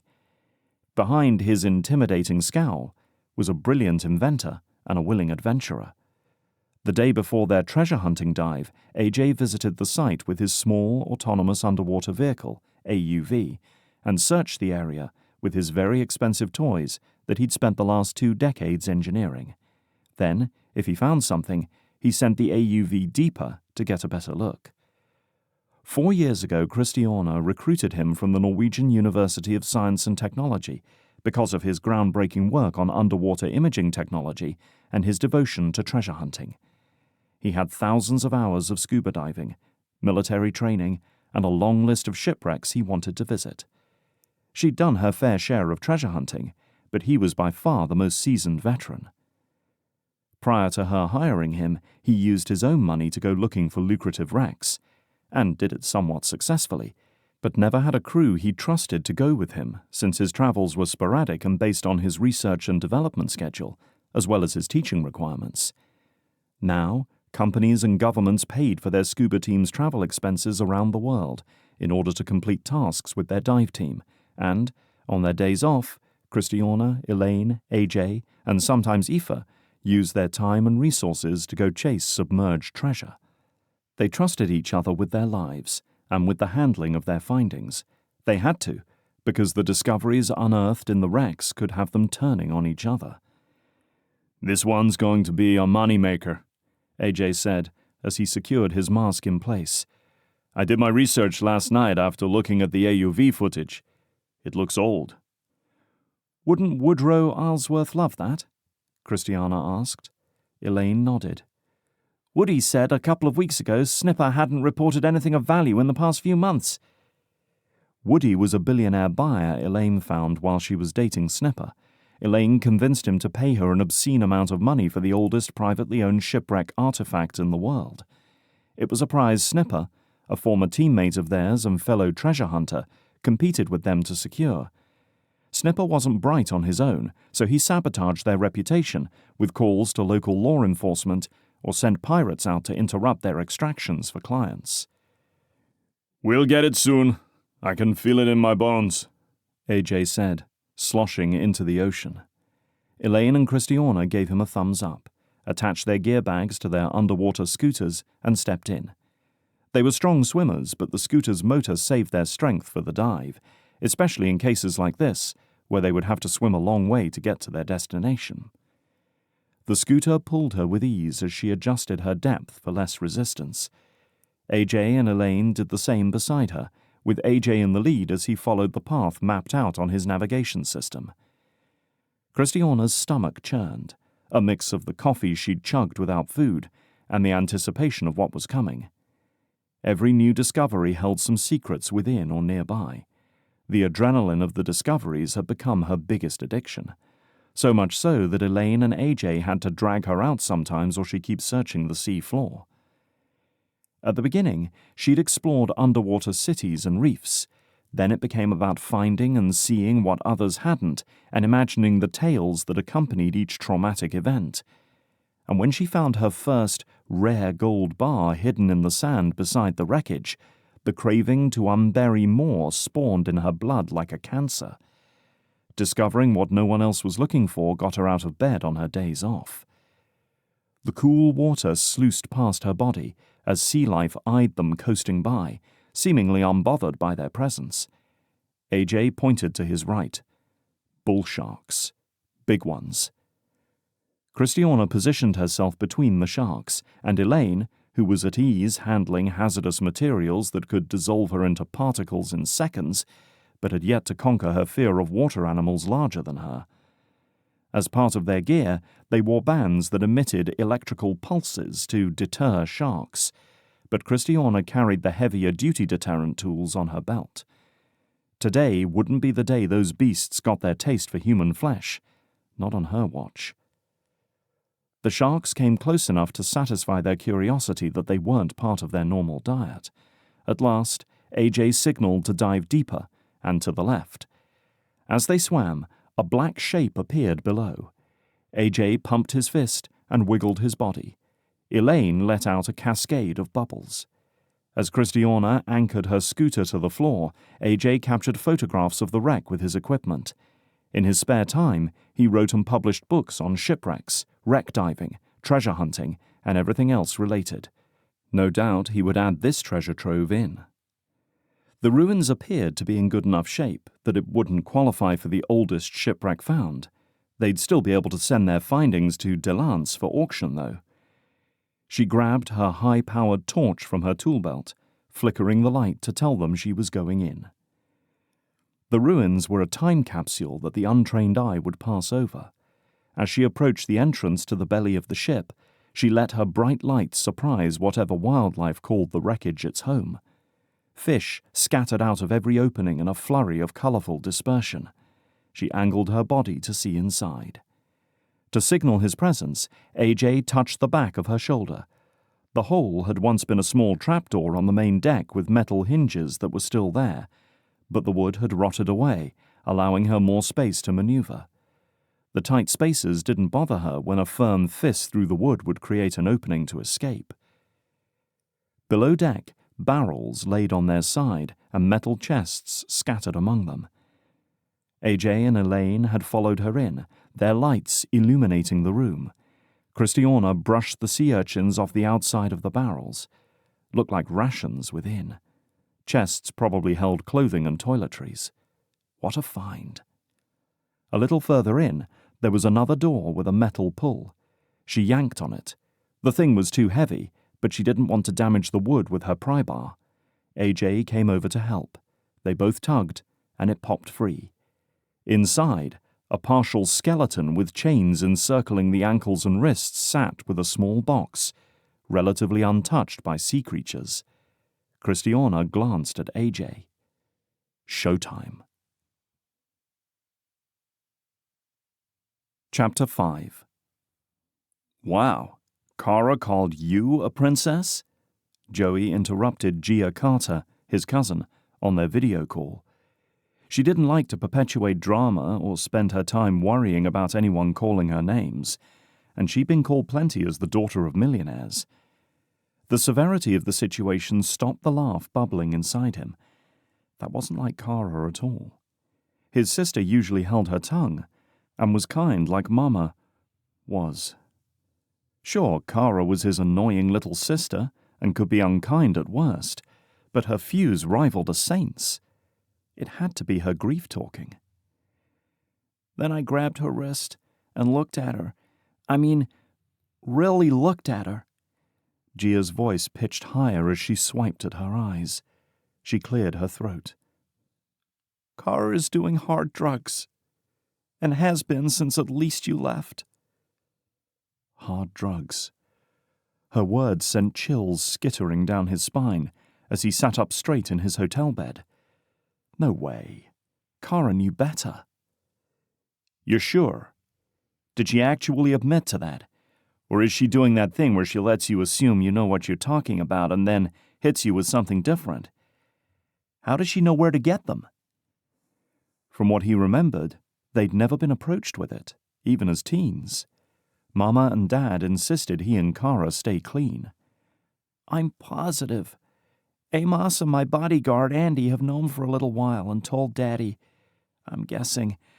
Andy said, "It isn't a secret we are keeping, Gia. The people who need to know do." Her brows scrunched, her chin dipped, and her voice lowered to an annoying tone of who he assumed was Andy. She's got marks on her arms, bloodshot eyes, huge mood swings, disappearing early from family events, or not coming at all when she said she would, straight up lying to our faces. Won't eat some days, and other times stuffs her face. Falls asleep at the drop of a hat. It's bad, Joey. Before I found out, I suggested she book a flight to join you in Europe, but she said she wanted to stay and look for a job. I think she's using job hunting as a cover for her new habit. The shock roiling through him curdled his stomach. His fingers glided over the wound on his head absent-mindedly. What was going through her mind that made her think drugs were a good coping mechanism? This is not okay. I'll be on the next flight home. Call Daddy first. I bet you a first-class ticket that he has all the answers. Gia scrunched up her face as if she had a bad taste in her mouth. If you talk to her, she might listen to you. I'm in the enemy camp right now because I outed her to the family, basically." Her sigh weighed 1.5 tons. Her expression bore a weariness he hadn't seen before. "And Joey, I can't apologize enough for being caught up in my own worries that you didn't think you could tell me that you were being targeted by the environmentalist group about this hotel. I'm sick over what was happening to you that you didn't say a word about." Then, in a quieter voice, she said, "I've failed you so much, Joey. I'm deeply sorry, and beg for your forgiveness again." Gia was a second sister to him. His parents, Angelo and Carolina Ferra, had basically raised her during the most crucial years Gia's parents, Burley Carter and Sophia Ferra, built their shipping empire. The pain bleeding through her words triggered his instinct to protect her and slough off what had happened. But that wasn't what she needed. "Gia, start forgiving yourself. You cannot carry this guilt forever. It's too heavy a burden. If you want my forgiveness, you have it, just like you have Mama's. Free yourself. I don't blame you for anything. You have a lot going on, good, bad, and worse. Yes, I was targeted, but as the CEO of an architecture firm, I have gotten it before. It doesn't affect me like it does you, and I'm sorry that I put you in a bad place by transferring the hotel project to you without warning you. It was the last thing on my mind after the funeral, and not at all a calculated move like Kara suggested." Her words hurt, because I saw the truth in them, and I didn't like that. Gia sighed. "Oh, I need to be tougher like you." Tough. Right. Joey scrubbed his forehead. "You have a beautiful heart, Gia. Keep it that way. There's nothing strong about me getting space, but the grief was suffocating me. I feel like I can breathe a little better now." Kristiana, running out of oxygen to rescue him, popped into his mind, but he firmly squashed the idea of telling Gia the story. Now wasn't the time. "I'll call Uncle Burley about Kara." He stood at his hotel room window looking out at the slate-colored storm clouds rolling in off the ocean, fitting his mood nicely. "There's a weather system coming in. I hope Kara isn't as bad as she sounds." "Me too," Gia whispered. But she was. And worse. Poor Uncle Burley had to be the one to tell him. "Kara had tremors and blackouts, and she and Mama hid that from me." Joey plopped hard onto the chair in the corner of his room. He blew out a measured breath, but inside he was boiling over. What else had they hidden from him? Burley grunted. "We didn't find out either until right before Carolina lost her ability to communicate. She asked Sophia to keep an eye on it until her health improved, and that never happened because she died. Carolina said that Kara used medical marijuana to safely keep her symptoms at bay. The doctors were happy with her progress. Then, obviously, she started using heavier drugs that we only found out about when we brought the full security team in-house to help us keep everyone safe while the mystery attacks kept happening to Gia. So, do I come home and give her accountability? Because I'm so angry at her that once I start my lecture, I might not stop. It's hard to be sure what the right way to help her is. She's declined our offer to give her a room here. We'd appreciate any insight you have." "Well, anything heavy-handed like forcing her to go or stay somewhere is usually a non-starter for Kara. She digs her heels in deeper. But when she decides to do something, there isn't much that can stop her. She needs to choose to get herself healthy, or it'll never stick. Stubborn cuss." Burley chuckled. "It's a gift and a curse, isn't it?" His chair groaned in the background of the call. "I'll tell you what. When we're out of options, we'll get you home on the next flight. We'll keep good tabs on her and try to love her into making healthier choices. Maybe she can stop on her own. Perhaps not. But if she does decide to go to rehab, she's going to need all the support available to get well." Joey was furious with Kara. Burley had the luxury of being the calm uncle, but Joey wanted to tie Kara to a chair with zip ties, call her every name in the book, and really lay into her until she recanted. It was beyond what he'd ever believed about her, and yet, deep down, he sensed that he hadn't been too far from making choices from that same place of gut-wrenching despair. A change of scenery knocked that out of him. Research about drug addictions, intervention tactics, how to support someone you love who is doing drugs, and rehabilitation centers made his eyes cross after an hour and a half. What was she thinking? Messing with drugs and sketchy sellers in bad parts of town?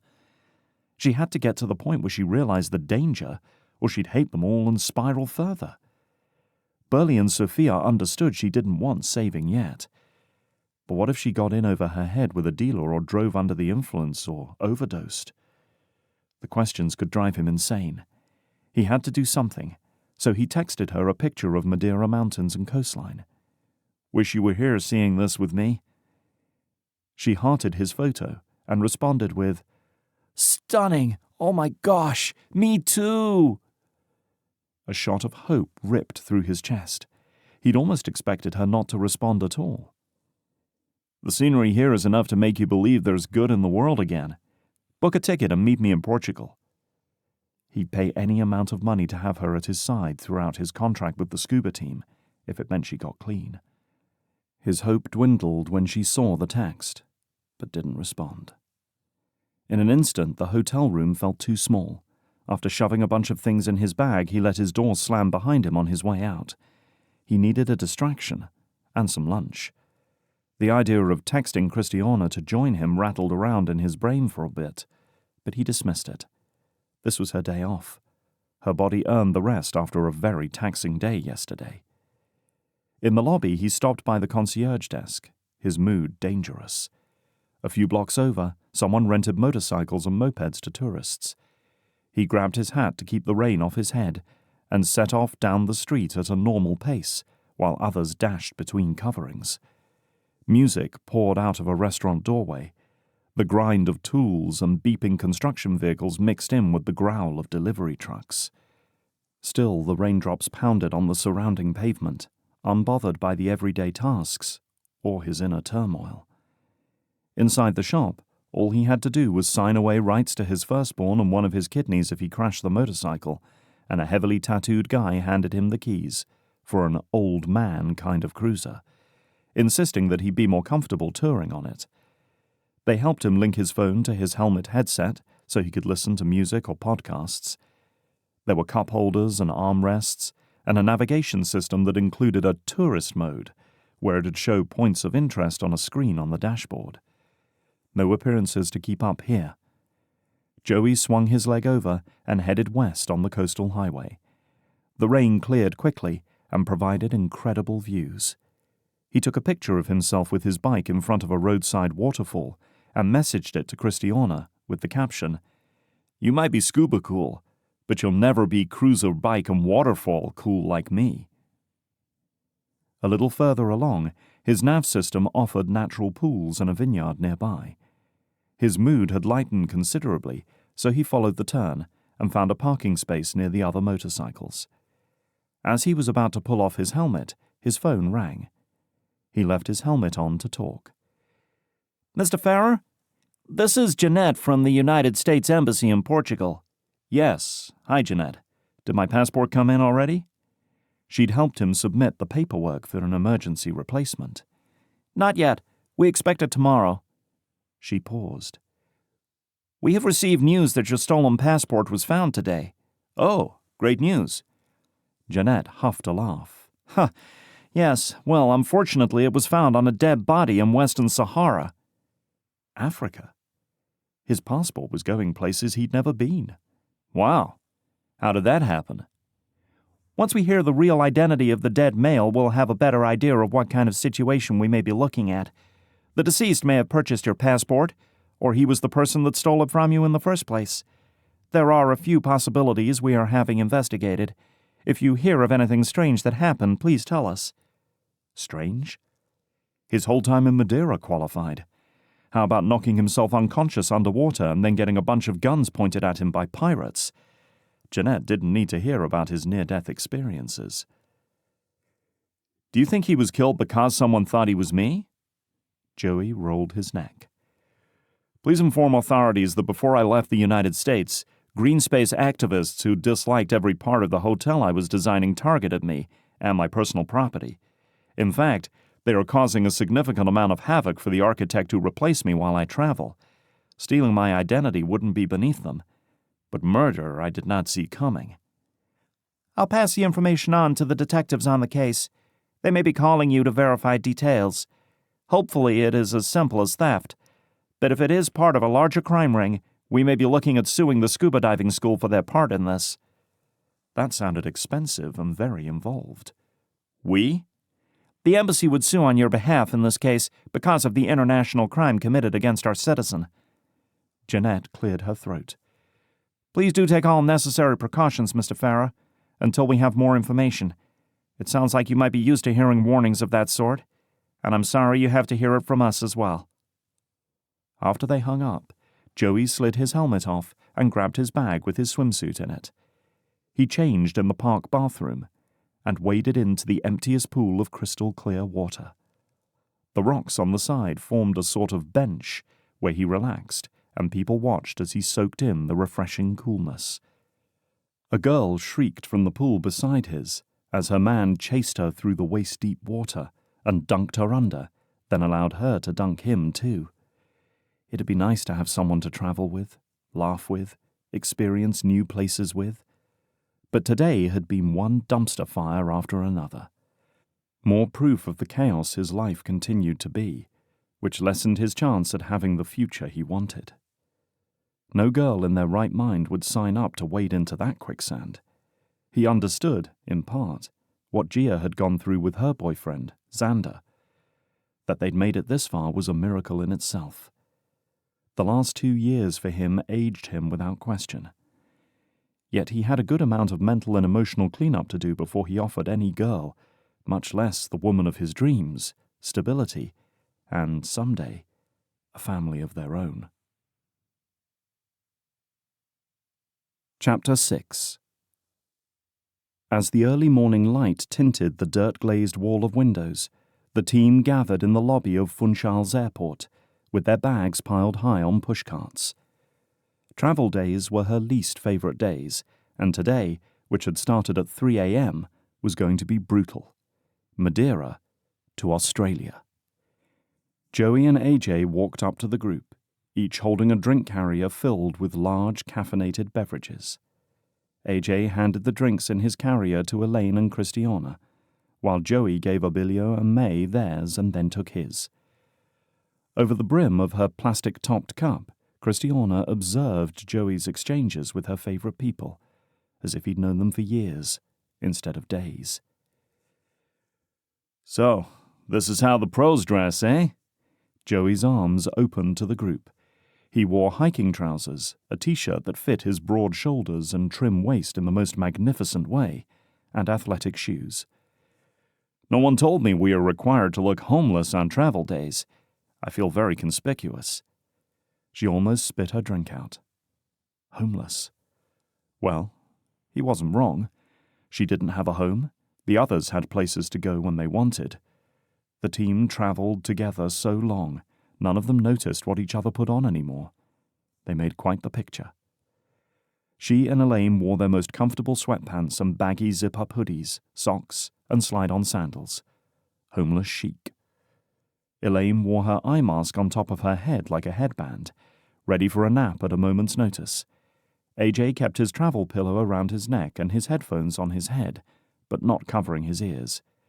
Abilio and May liked to wear matching tracksuits, but in different colors. Out of the water, they were that kind of couple, always touching somehow, feeding each other food, giggling in each other's ears. It was obnoxious and adorable at the same time. Life was one big honeymoon for them. "We fit the bill, then?" Elaine's snort racked her whole body. She was physically incapable of laughing until after 9 a.m.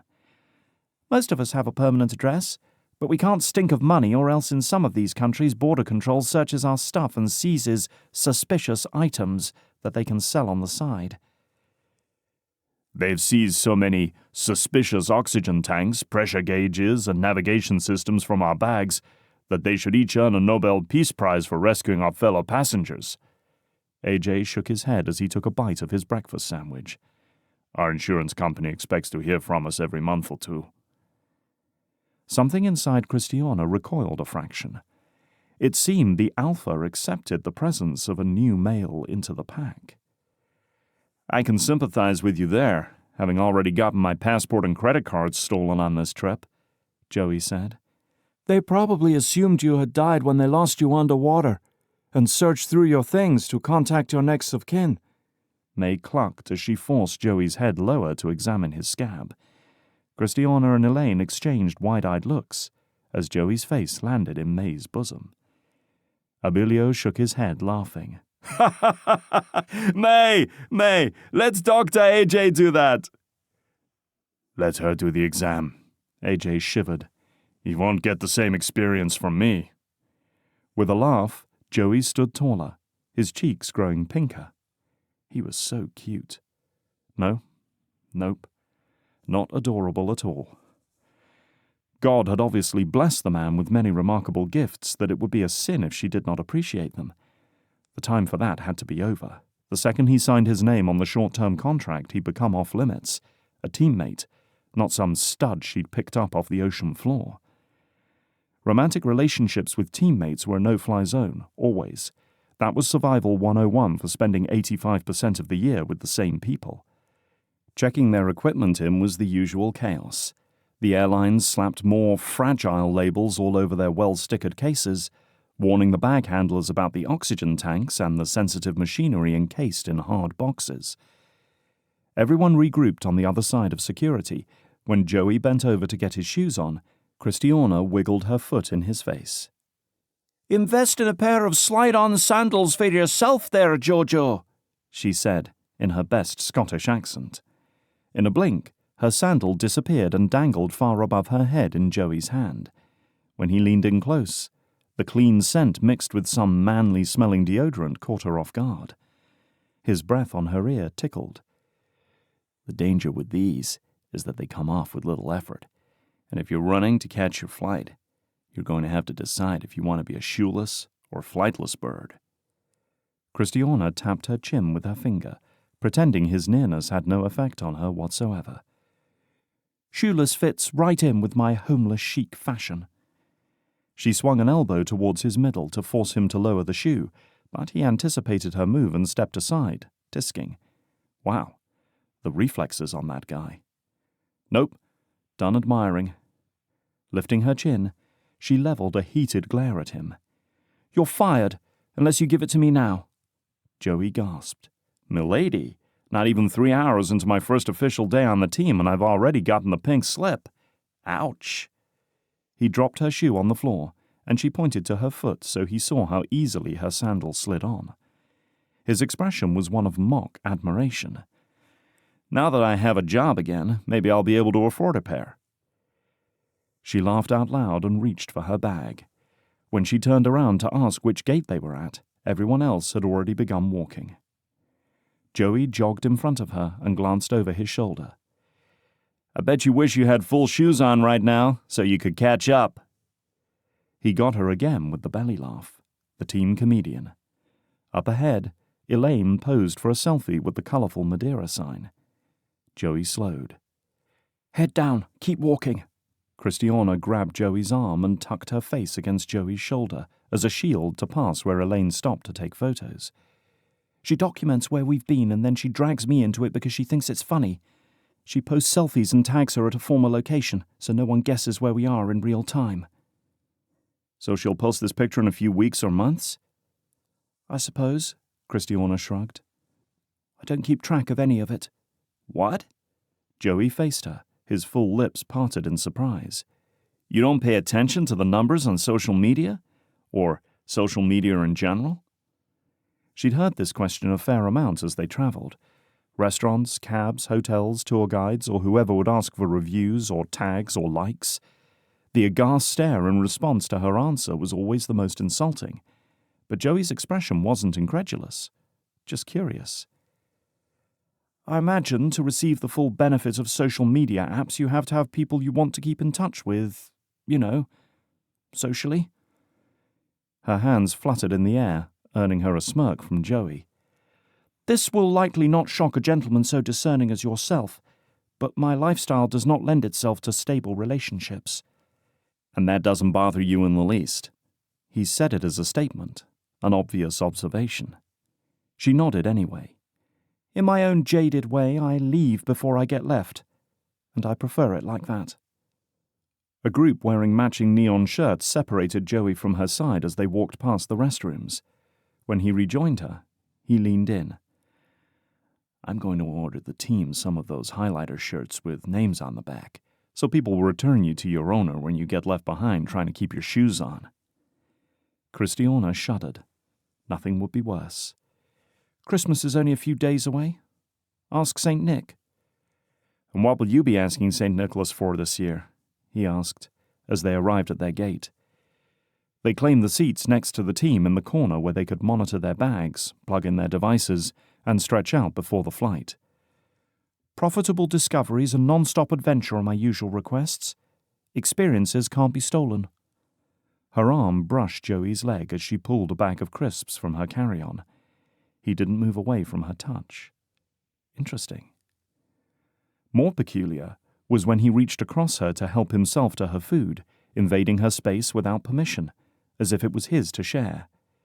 The unforced familiarity blossomed into a craving for more.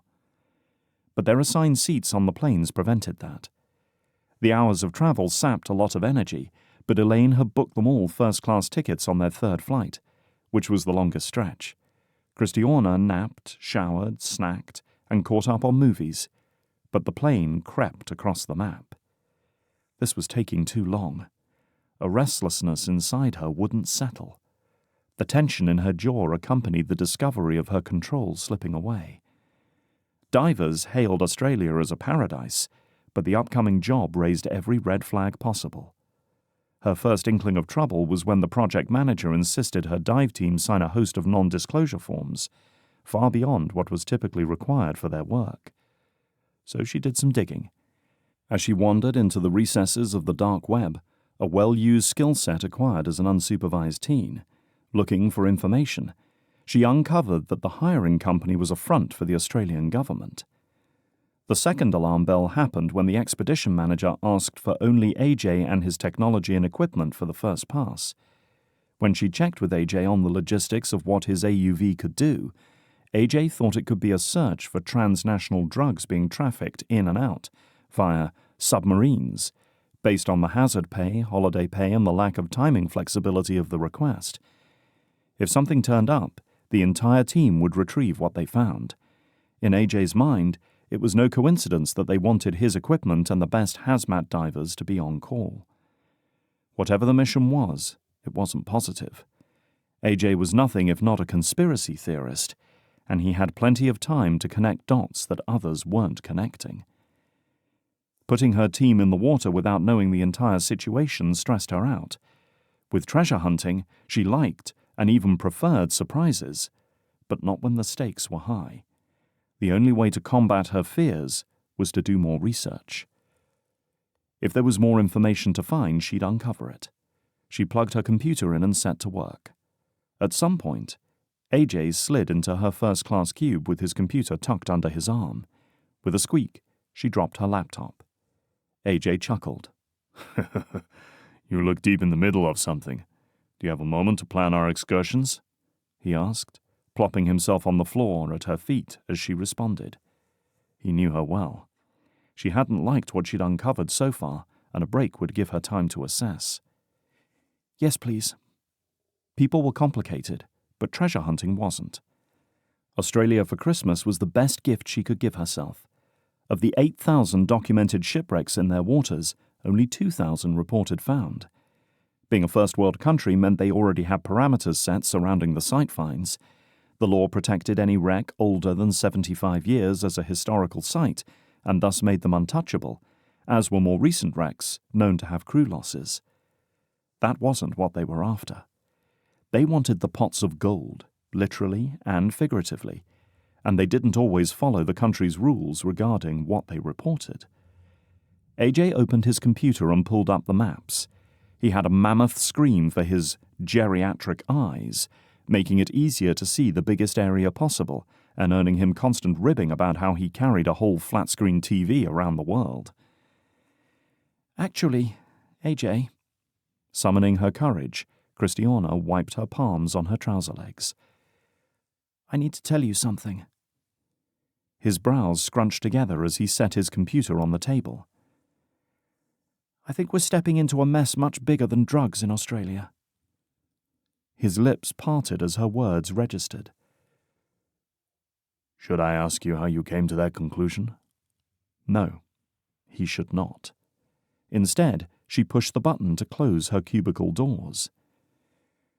2 years ago, international intelligence picked up rumblings that a conglomerate of terrorist organizations in Indonesia were planning a water-based attack on Australia. That's sheer stupidity. He made a face at her. There's no way anyone in those parts could outman the Australian military and their allies. Word was that they fired multiple powerful missiles underwater to detonate on or close to very populated beaches to do as much damage as possible. In response, the Australian Navy doubled their presence, and the military quietly installed underwater anti-missile defense systems across the northern coastline. We never heard of terrorism on the news, so they must have been successful in deterring the attacks, AJ said, his jaw muscle ticking. She lifted a shoulder. All the attacks haven't happened yet. The defense system detected movement of non-ocean native objects in the waters, but didn't fire missiles in response. What the system found either wasn't harmful or tricked it into believing it wasn't. Kristiana leaned in. Most important about this whole setup is that your technology can detect radiation levels from the surface. He let loose a barrage of Norwegian words he saved for when he got mad.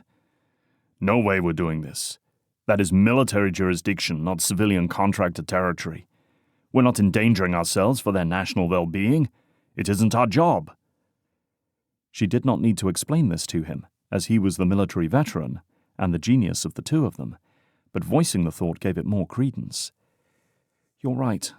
Sources say that the military has been out searching for any sign of issues leading up to Christmas. The technology for those ships is expensive to operate, and they can only go so close to the shore before depth becomes an issue for them.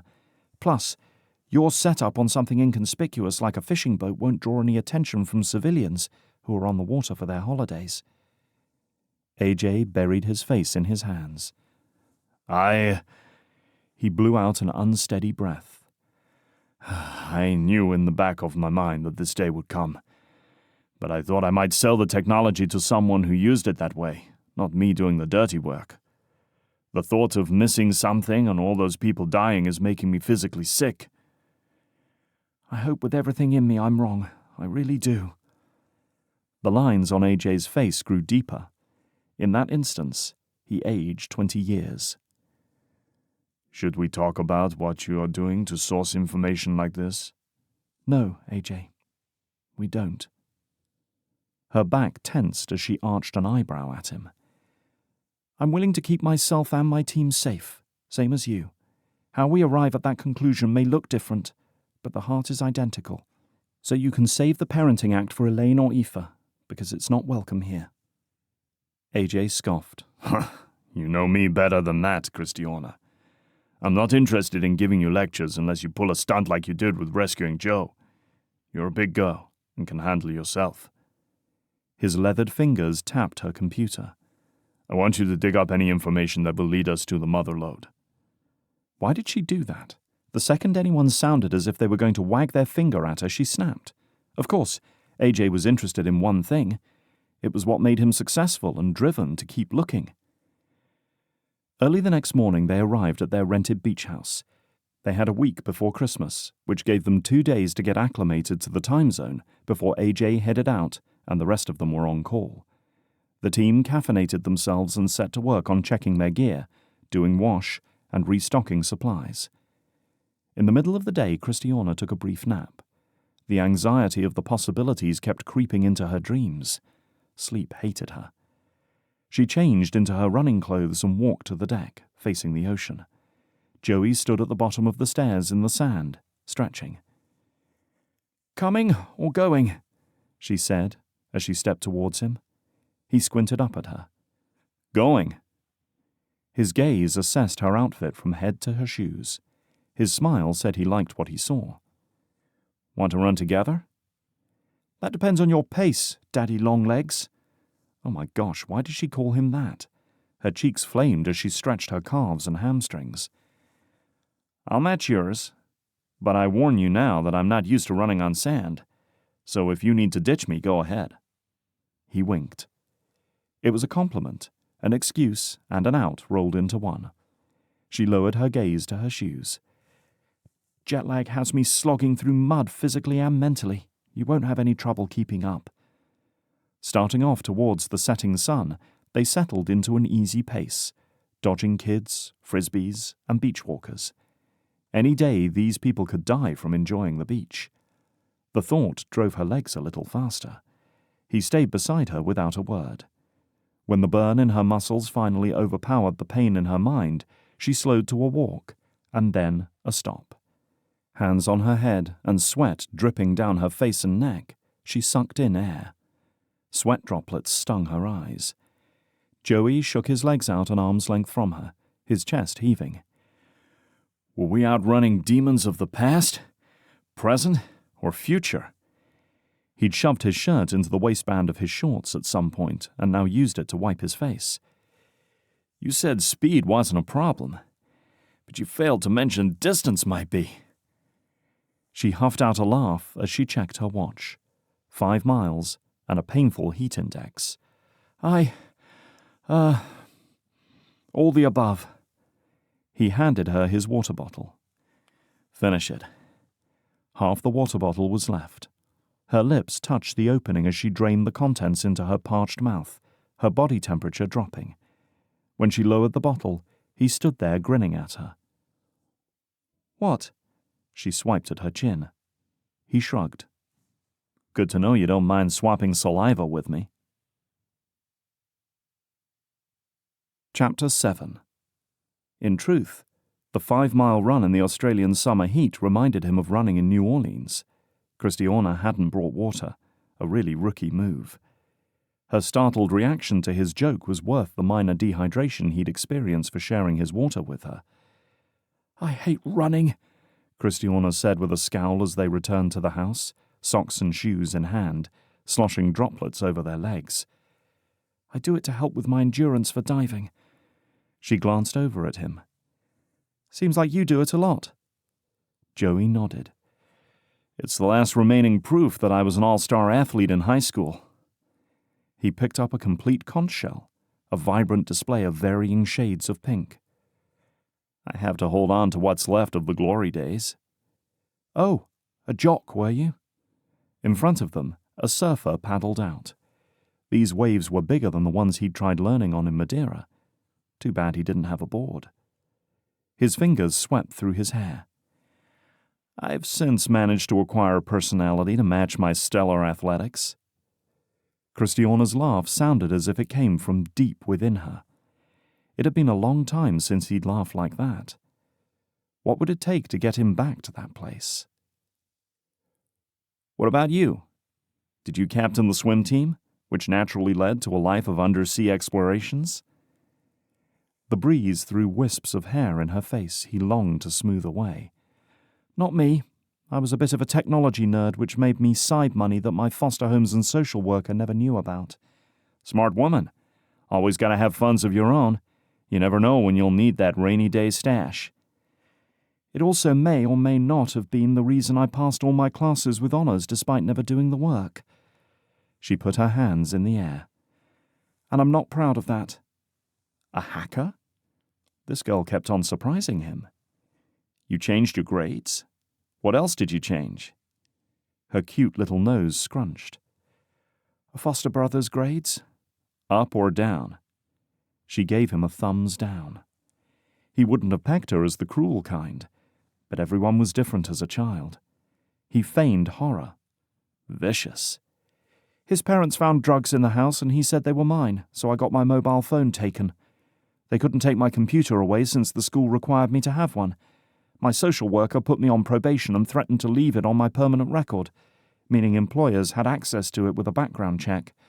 So, she ducked her head. In return, he didn't earn the scholarship he needed for the fancy university he and his parents bragged about over and over again. Well deserved in that case. Carry on. Most of the time I used my powers for good. She stopped to examine a starfish.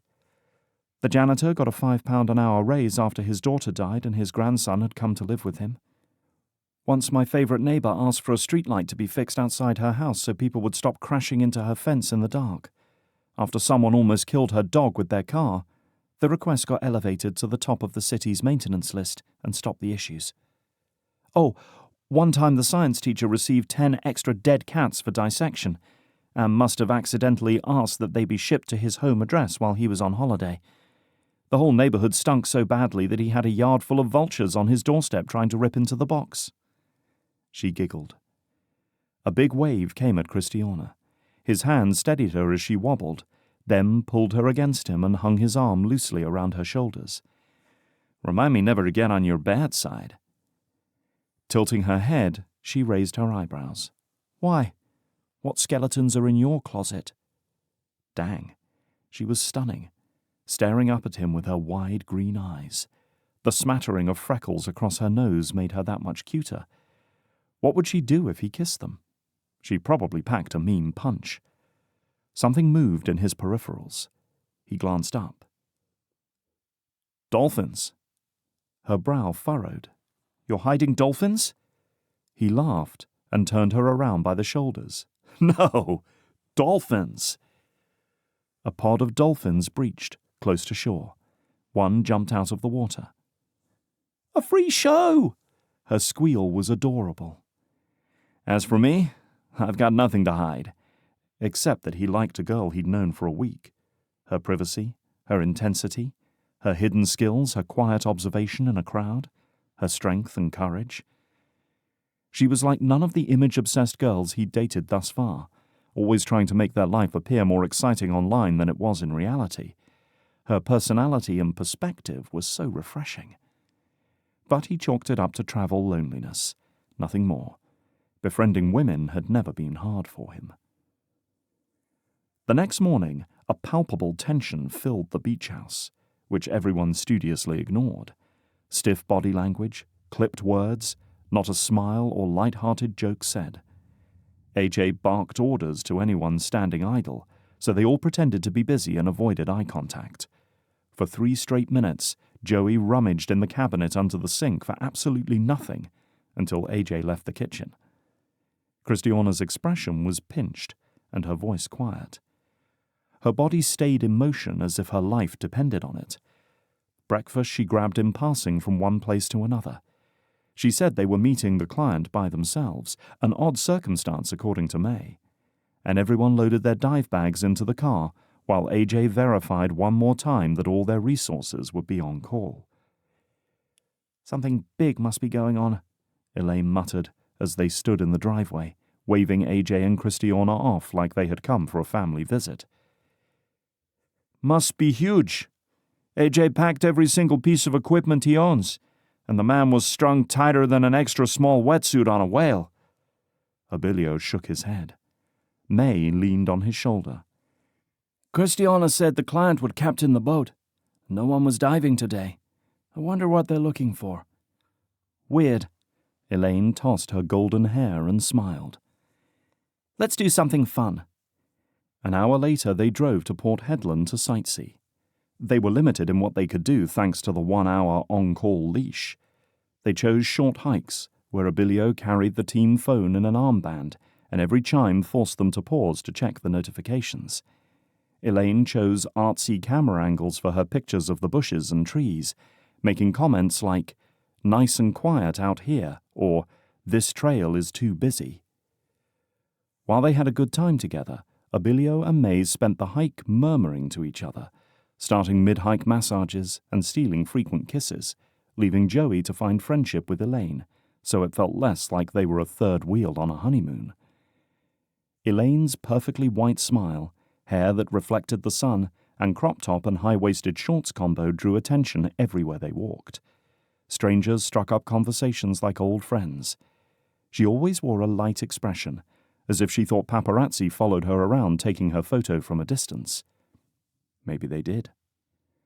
At lunch, she ate a small portion of her ordered salad and let the rest of it be thrown away.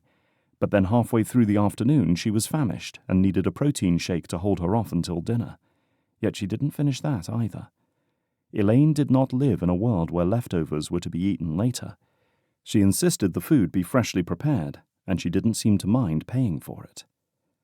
Dad's architecture firm had always brought home enough money to put food on the table, usually more, occasionally less. But Dad and Mama were naturally frugal. Leaving food to be thrown away was an unfathomable waste in their family. Was it actually wrong? Or just different? As they made their way through the town, the Australians chirped a happy greeting at them. They peeked into quaint shops, took a ton of pictures, and then headed to the house to get ready for dinner. No one knew when AJ and Kristiana would return, nor did they bother speculating. The topic seemed off limits. Joey followed their lead. What happened wasn't any of his business. The paperwork he had signed said so. But what did it take to make Kristiana bothered and send AJ into drill sergeant mode? As Abilio fired up the grill, Joey grabbed a couple of drinks and met him on the deck in hopes May would stay inside for a few minutes and give them some guy time. "How did you meet May?" he asked, when they finished discussing the merits of propane versus charcoal grills. Abilio chuckled. "On a cruise. Our formal dining room had assigned seats and she was at my table. She was with her boyfriend at the time, who was so seasick he couldn't make it out of bed the entire trip. And I was with my mom and step-siblings and stepfather, looking for any reasons to avoid them." He gazed through the sliding glass door with fondness. "She and I were each other's oxygen on an otherwise suffocating trip." Joey grinned. "And now you two travel together for a living." Abilio tilted his bottle up. "It's not an easy life. Most women long for the comforts of home and family, but May is a rare breed." "And Elaine and Kristiana? They're pretty young. Think they will want to settle down?" He didn't know what he expected Abilio's answer to be, but he felt compelled to ask. All Abilio offered was a shrug and a smile that crinkled his eyes. If he read into what Joey was asking, he didn't let on. "Who's to say what another person will do in the span of their years? But to travel indefinitely requires a strong mind." He double-tapped his forehead. "And your anchor must be grounded in something intangible. Someone who lives like we do doesn't need anyone or any place to satisfy them. Those girls have gypsy hearts, made for wandering. That's hard to get out of your system, you know?" May slid the door open and sashayed out with Elaine behind her, carrying a speaker blasting dance music. May lifted her drink and swung her hips and gave Abilio a peck. Elaine's eyes were bright with laughter. He smiled as the makeshift family interacted. What a foreign world he had fallen into. This trip would be the most epic travel story he could tell, and he wasn't too far into it. The next 2 days, the team didn't see or hear from AJ or Kristiana. There were signs that they'd been around, dirty cups on the counter, take-out bags stuffed in the garbage. During the day, Joey ran, read a book he'd found on the shelf, watched classic Christmas movies with the others on a rainy day, and spoke of family Christmas traditions often. On the day it rained, they drove to the grocery store and bought a cart full of Australian foods they'd never tried. At the house, they sampled everything and compiled lists of things they liked. They alternated cooking meals, but May and Abilio's meals far outflavored Elaine's or Joey's. Christmas Day dawned balmy and sunny.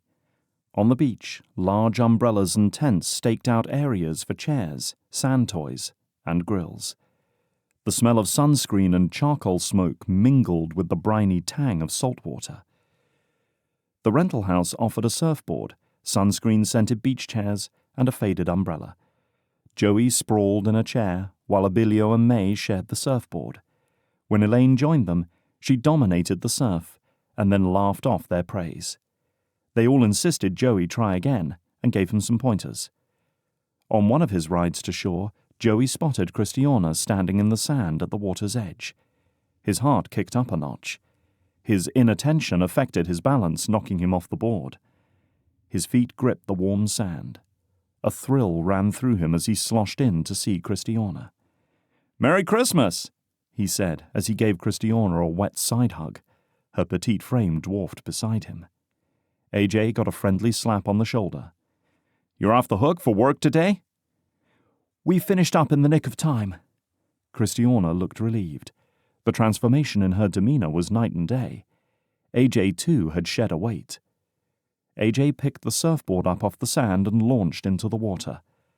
The rest of them sank into chairs around the snack basket May had brought out. They had saved Australian foods for AJ and Kristiana to taste for themselves. A couple of hours later, May stood up from her beach chair.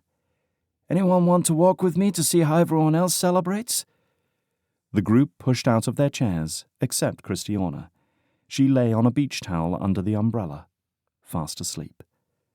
Elaine hesitated, her brow creasing slightly. Joey waved her on, sitting in his chair, and picked up the book he'd taken off the shelf inside.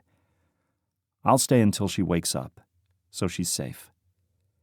Elaine's megawatt smile returned full force, and she ran to catch the group. Her care for Kristiana was sweet, but her trust in Joey to protect Kristiana empowered him.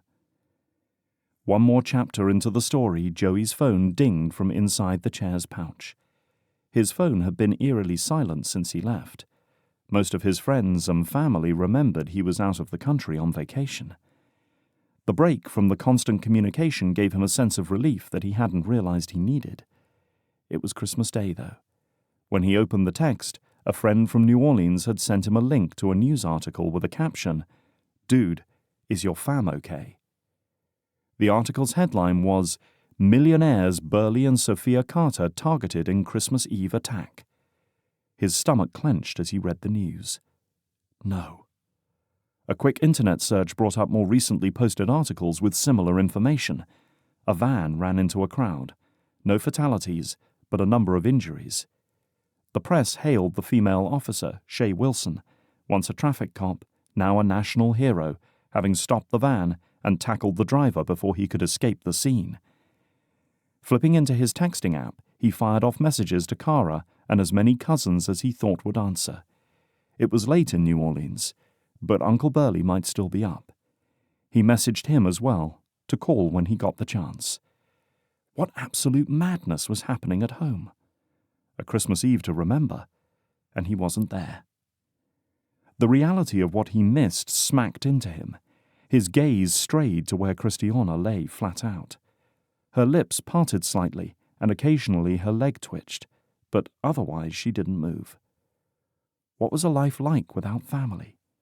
Simply hearing of someone trying to hurt the people he loved made him ready to punch something. The chaos of Christmas with his big Brazilian family was one of his favorite things. Kristiana had little recollection of what it was to have any. Christmas was another day to her. No one put a gift under a tree for her or wished she'd be home for the holidays. She had no one to miss. His parents had spent their lives loving him and supporting him. That shaped who he was and how he viewed life. Man, he missed them. His chest ached, but the overwhelming sadness didn't take over this time. His head rested back against the beach chair. At no point did he picture his first Christmas without Mama being spent in Australia. However, joining this team had been an incredible distraction so far, one that he appreciated deeply. A rustle came from his right. Kristiana peered out at him from where she lay, her cheek now resting on her hand. That looked like it hurt. He sucked in a breath. Not as bad anymore. He motioned to her. You must have been exhausted after keeping those hours. Sitting up, she dusted the sand off her. More than I thought.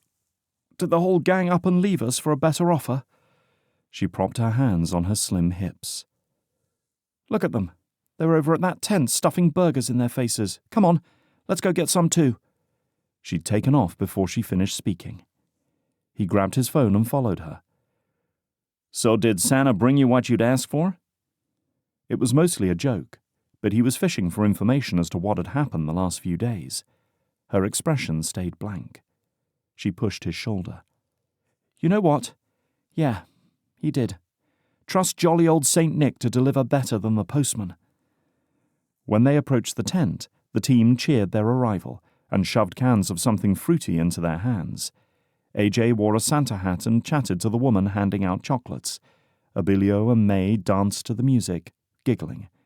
And Elaine sat in the sand, with a dozen children around her as they buried her legs and formed it into a mermaid tail. Whoa, she's in the Christmas spirit. She hates getting sand in her suit, Kristiana whispered behind her can. It's a Christmas miracle, Joey squeaked as he handed her a plate with a burger on it.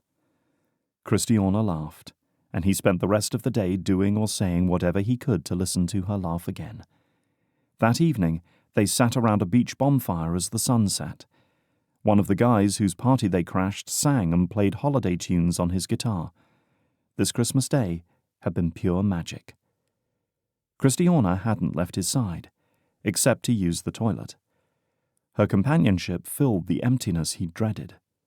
His phone interrupted the peace. Kristiana shot a quizzical look at him. He checked the screen and winked. My uncle is calling to wish me a Merry Christmas. I'll be right back.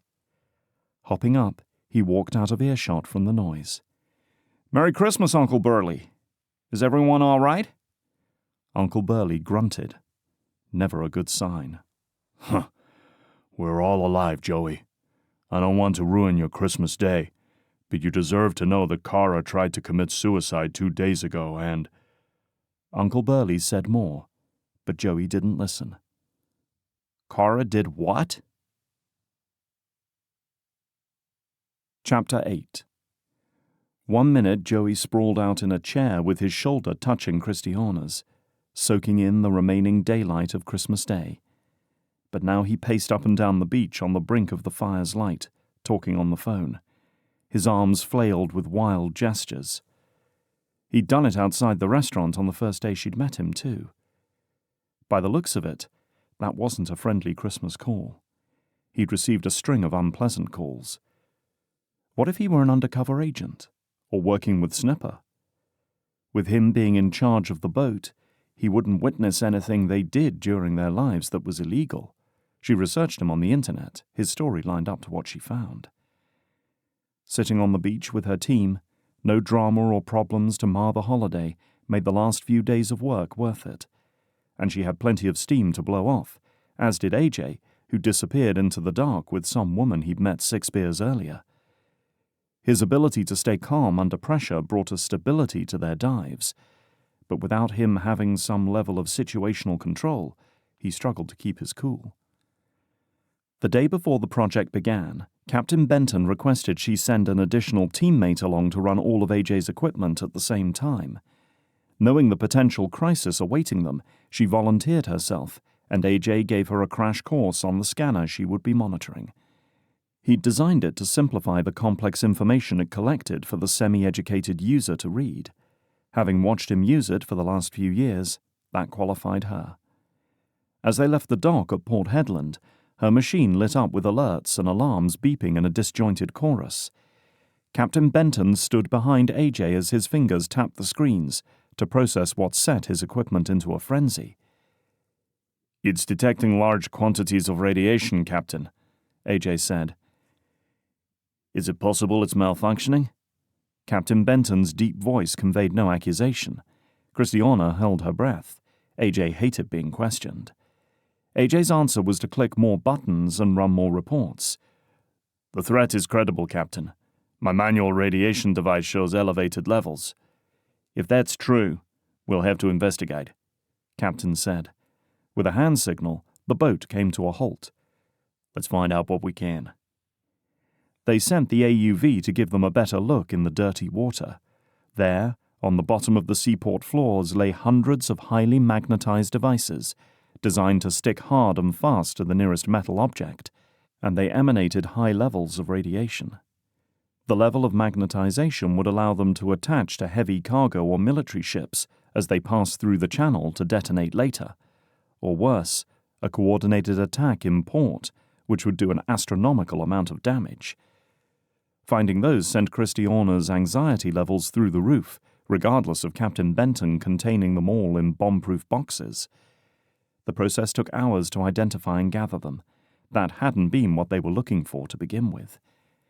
They worked overnight to secure the magnets, so they continued into the open water. Part of the intel she'd gathered had been correct. The military spent the last few months scouring endless stretches of seafloor for any sign of potential problems. Bags thought to be filled with trash washed ashore, with location-tracking devices inside to be detonated with a remote when the bag entered a populated area, or within the landfill to react with the methane there. Beaches struggled with litter, especially at the big tourist destinations. No one would give a second thought to a trash bag needing to go in a dumpster. The science and planning of the clever attacks targeted unexpected locations. Terrorists thrived on the element of surprise. One bag exploded underwater, alerting the military's sensors. The stakes to find other bags rose as the holidays approached. AJ's equipment picked up local transmissions as well as scanned the bag's contents for radiation before the military lowered bomb-proof boxes over each bag to collect it. The storms added another level of difficulty to the search. The hazard and overtime pay padded her bank account. As nice a Christmas present as she would get. Her parents might not pass on wealth, but she could accrue it until her body forced her to stop diving. Joey returned and fell into his chair with a sigh, yanking her from her closed-eye rehash of the past couple of days. His glower made her uneasy. "Family drama," she whispered. He shook his head. "You wouldn't believe it. It's been quite the eventful Christmas without me at home." The guy who had been singing passed over a box full of Christmas crackers, one of her favorite traditions.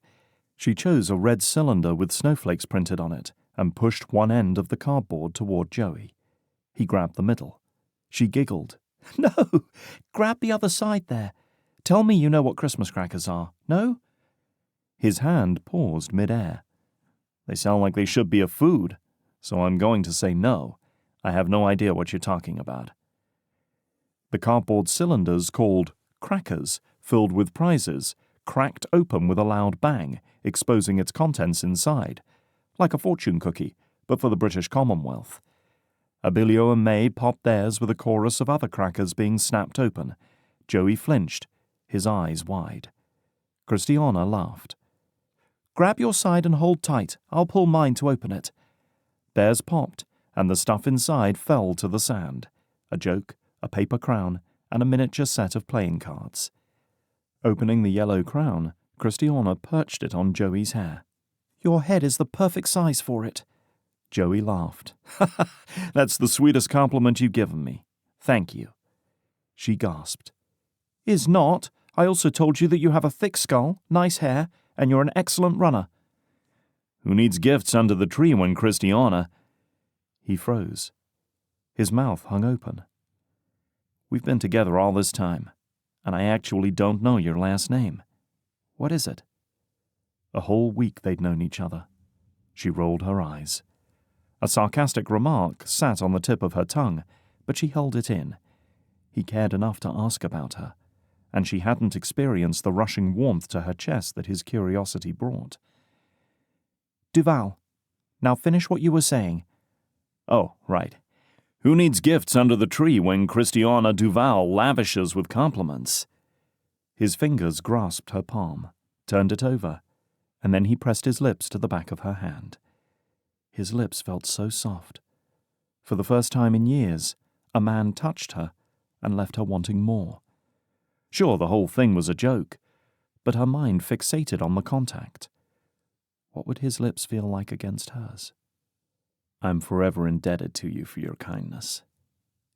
Her hand lingered in his gentle touch, not ready for it to end. Instead, she squeezed his hand so he wouldn't let go. "I am an angel. You said so yourself." "Did I now?" His voice lowered as he leaned further into her space. His eyes narrowed as if he read the truth written on her skin in the firelight. I don't doubt it happened, but I definitely don't remember saying that out loud. So he'd said it to himself? Kristiana grinned. It went like this. Half closing her eyes, she groaned, but couldn't keep a straight face and giggled when Joey raised his hand to eye level, his nose scrunched. She tried again, with the groan and a breathy exhale. Agno. You deserve an Oscar for that one. I'm sure that reenactment of it is probably being extra kind. Laughing, he pushed to his feet and walked over to the dessert table. When he returned, he set a plate full on her lap. Eat up. Christmas only comes around once a year.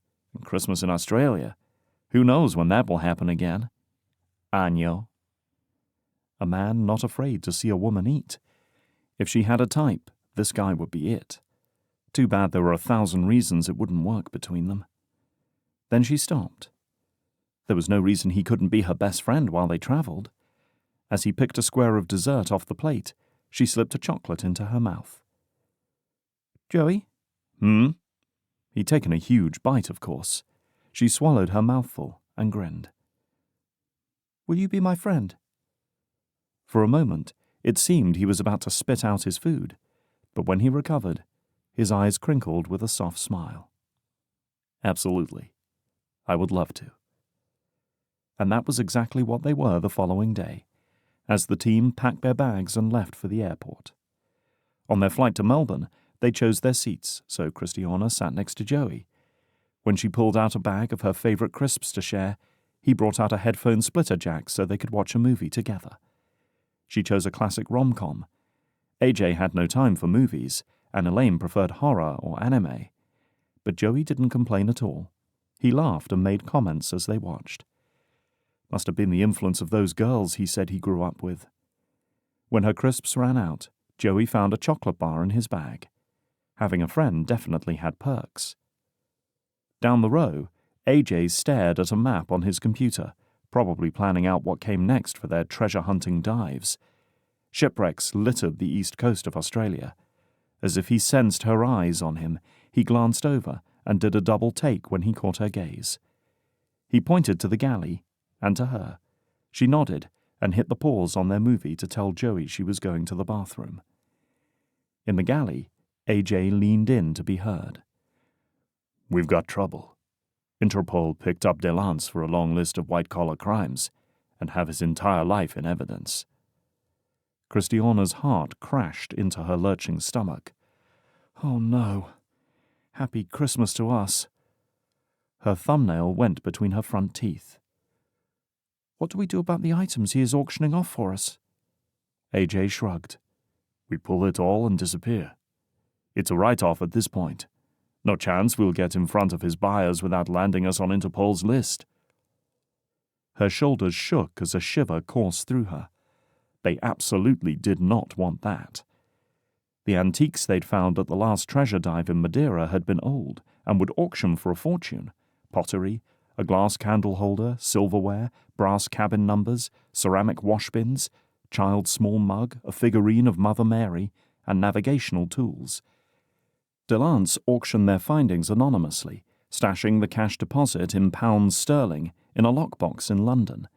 Cash was the easiest way to avoid taxes in a country they didn't reside in. Elaine booked them flights through London to retrieve the money. We've done nothing wrong, but then again we didn't ask him many questions about his methods, did we? The consequences from this could be catastrophic. What if agents tracked them? If Border Control caught them, they wouldn't be able to do their jobs. Know any other trustworthy dealers who will do for us what Delance did? AJ raised his eyebrows. His lips pressed into a thin line. I'll ask around.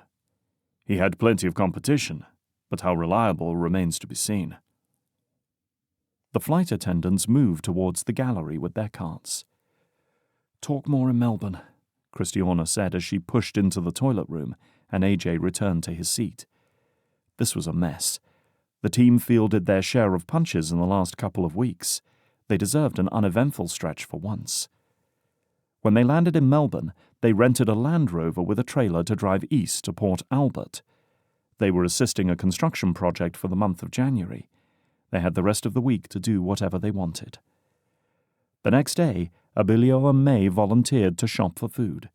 Elaine snorkeled close to the beach with her metal detector, while AJ sent his AUV hunting for wrecks from a rented motorized raft.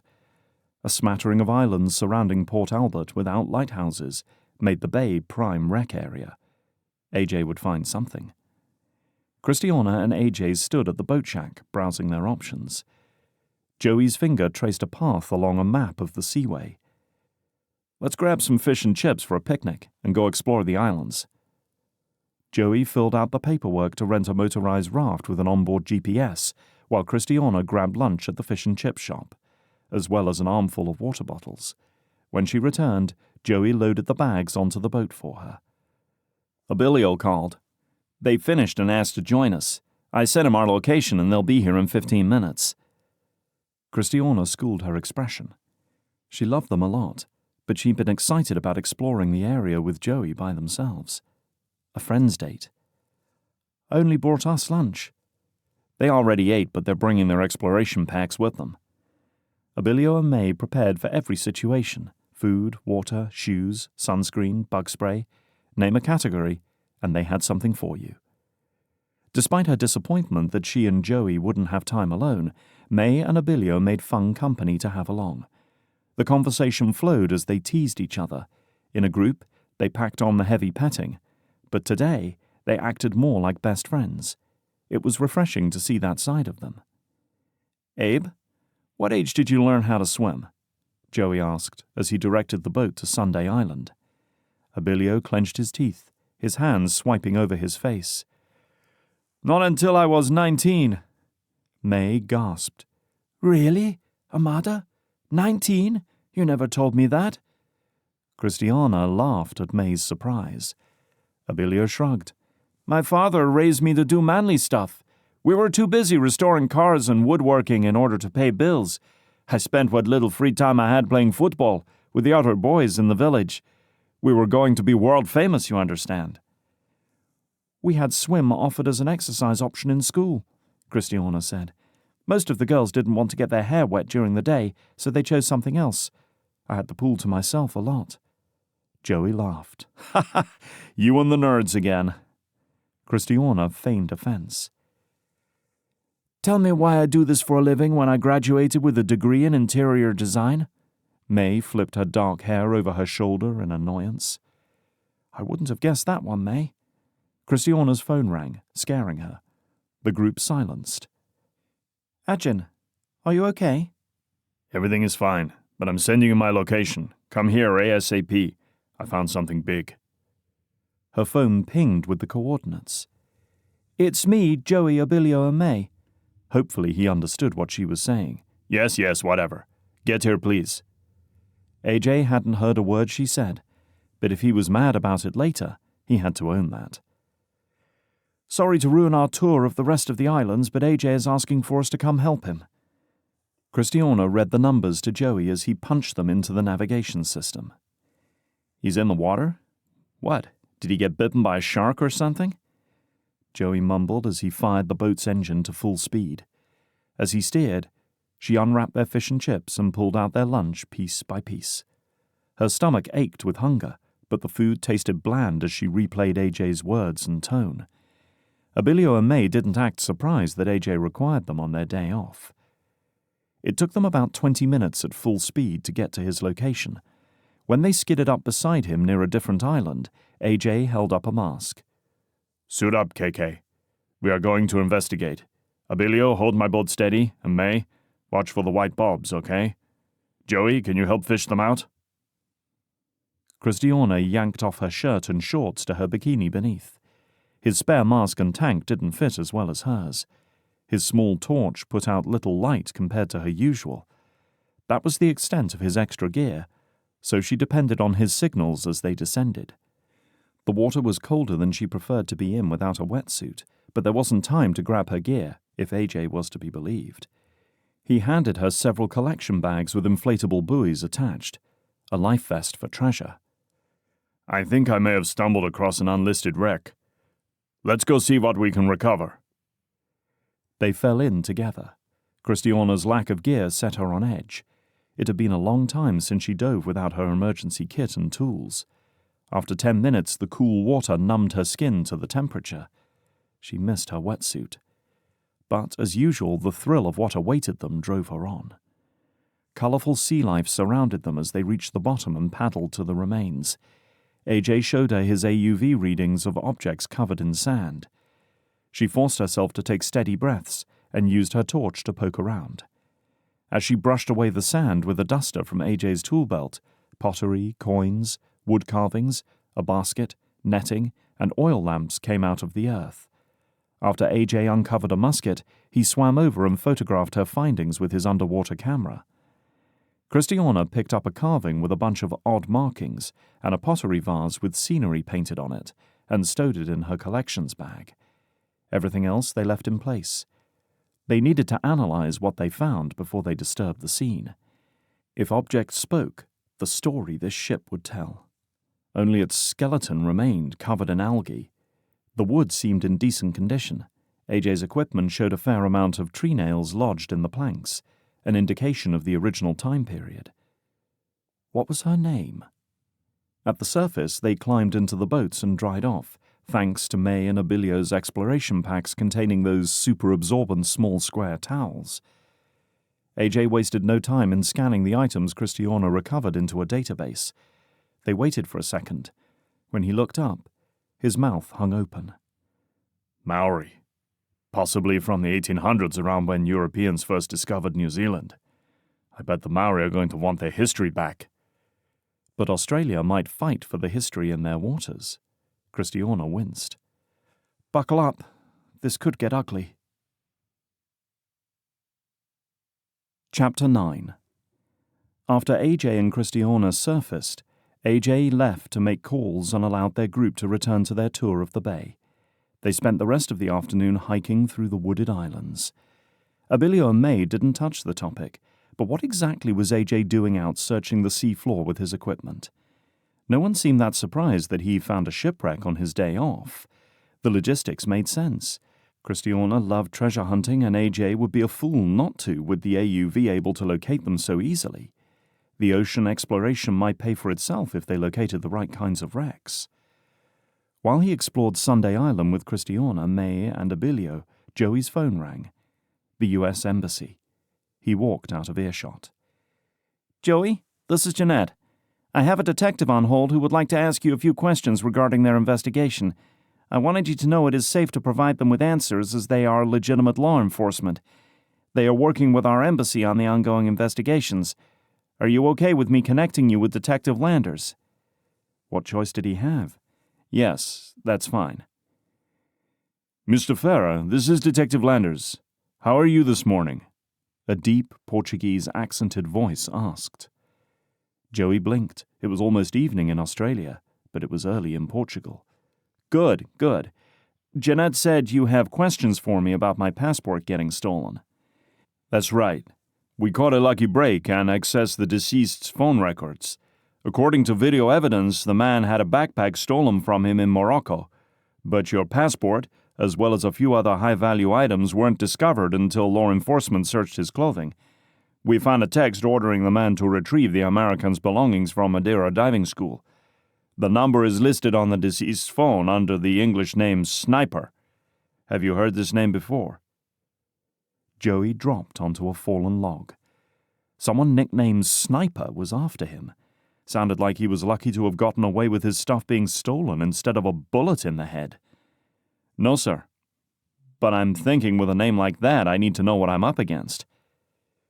When we traced the number, the phone is not registered with a provider. The deceased was an errand boy for hire, with high-value items in his possession. We're not searching for some petty thief.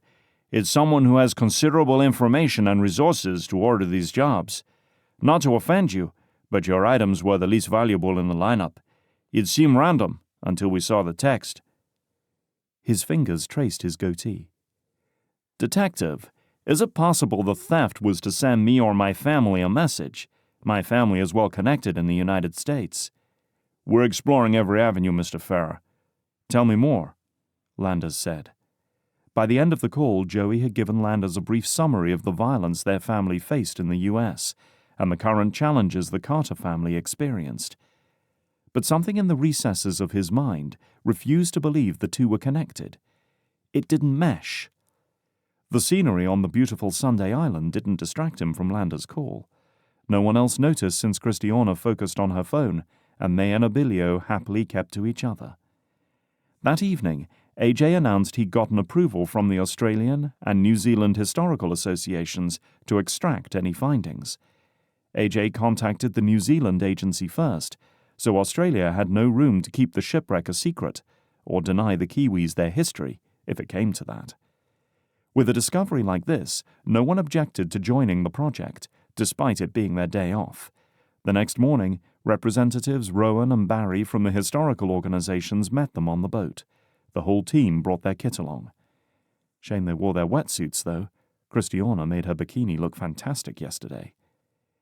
He drove a bigger boat than he'd driven in a while, fitting 8 people, their gear, AJ's bulky equipment, and still leaving room for any findings cost the historical associations a heavy sum on the rental. For 7.5 hours, Joey stayed at the wheel as team members retrieved the buoys filled with findings from the wreck. A long, weighted rope lowered the empty bags to the seabed. The whole process was methodical and well thought out. Obviously, the team had their system in place. Joey documented each step with videos and photos on his phone. He'd never witnessed anything like this. Both Barry and Rowan had a good amount of experience working with shipwrecks. Because the moment the artifacts touched fresh air they began to degrade, the items went straight into plastic containers filled with salt water to keep them in their habitat a little longer. As the sun lowered in the sky, Kristiana boarded the boat and stored her gear. She laid out on the boat's bench out of the way, soaking in the sunlight to dry off. Joey grabbed a bottle of cold water from a cooler and handed it to her. "Is this the biggest historical shipwreck you've encountered?" She sat up, slipping the bottle from his hands. "Biggest in the southern hemisphere. You like forcing hydration on me, don't you?" Half the contents disappeared down her throat before she capped it. She paused, eyeing the plastic with a furrowed brow. "Wait, did you drink out of this one too?" He lifted a shoulder. "Didn't drink, just swished some water around my mouth and spit it back in." With a fake gag, she launched the water bottle at his torso and missed. It ended up in one of the bins of seawater, earning them a squawked, "Oi! Careful now!" May exited next, followed by Abilio. "We can't convince Elaine to stop with her metal detector," May laughed as she pulled off her gear. "The machine lights up every 2 seconds and she's got another hunk she's digging from the sand," Abilio said. A buoy popped up to the surface. Joey hooked it and handed it over. Rowan, the New Zealand guy, an older gentleman with 12 grandkids that he had spent the holidays with, eased the bag open and glanced inside, then extracted each piece one by one. A pistol, tools, a knife, silverware. "Elaine's hitting the jackpot," Joey said as he watched over Rowan's shoulder. "Don't stop her yet." As the sun sank into the horizon, Joey maneuvered the boat next to the rental dock where a man sat in a lawn chair, his feet propped on the pier pile as he drank a beer and fished. In true Australian style, he drawled out some low-key instructions for Joey to tie up the boat. Already, everyone had formed an assembly line to offload the bins and gear. As the rental guy squatted beside the boat to cinch the knots, he glanced up. "Hi, mate. I'd stay down here for a bit if I were you. Got a brawl of journos up there at the gate itching for your story." "Thanks, man." Joey glanced towards the parking lot despite the inability to see the gate from the docks. There, a bikini-clad Kristiana marched up the stairs, a box of artifacts in hand, leading the way. He sprinted after the team. "Kristiana, you forgot your phone!" Joey yelled up the bottom of the stairs, holding up his phone. She stopped and set her box to the side. "I thought I put it in my bag." The rest of the group passed her with the historians in the lead as she dug through her bag. When she reached her side, she yanked her phone out. "Aha!" Joey scratched his neck. Okay, I lied. But I thought you'd probably not want to be the one whose photo got smacked on the front papers tomorrow." Kristiana's lips parted in confusion. Joey tilted his head toward the boat. "Aussie boatman said a horde of press are at the gate, waiting for us." With a squeak, Kristiana fished out her clothes and slid into them. She tied her wet hair in a low ponytail and stole Joey's hat off his head. She yanked it lower over her forehead and stuffed her phone into her bag. Joey grabbed her box and walked ahead of her, his sunglasses still on despite the darkening sky. Sure enough, when they rounded the corner, the Historical Association guys spoke to the microphones in their faces as the team stood awkwardly behind the cameras watching the interview. Bright lights lit up the parking lot. Joey kept walking and Kristiana stayed right behind him. Elaine spoke with someone from the news channel, waving her hands as if to tell him, "No, don't do that." "You saved me," Kristiana whispered as they stopped on the opposite side of the van. Joey rested his backside against the door, the warmth seeping through his clothing, and crossed his arms over his chest. "Are you going to tell me why you're so camera shy, even though you're the leader of this team doing incredible work?" Her hand waved away his question. "Fame brings problems. I'm happy with who is in my life now. I don't need people hunting me down." That got his attention. "Like who? Is someone looking for you to hurt you?" Silence. Then she smiled. "Better not to find out, right?" Her laugh was forced. She traveled to hide. A burning sensation bubbled up in his stomach. Gia had run from an abusive ex-boyfriend for several years, but this life kept Kristiana on the move, never settling, never in one place long enough to develop relationships. She said it herself. She did the leaving. But from what? Or whom? The intensity of his curiosity surprised him. Why did he care about this fierce fighter who'd strong-armed him into her life? The puzzle of her existence unraveled at a snail's pace, and he wanted more, faster. "Elaine's not going to be happy if the news channels publish that we're in Australia. It leaves us open for Snipper to come for us," Kristiana said, peeking around the van. "Who?" Joey jerked towards Kristiana. Her body reacted to him by leaning away from him a fraction. Her lips parted. "I hired a guy a couple of years ago who seduced Elaine into dating him.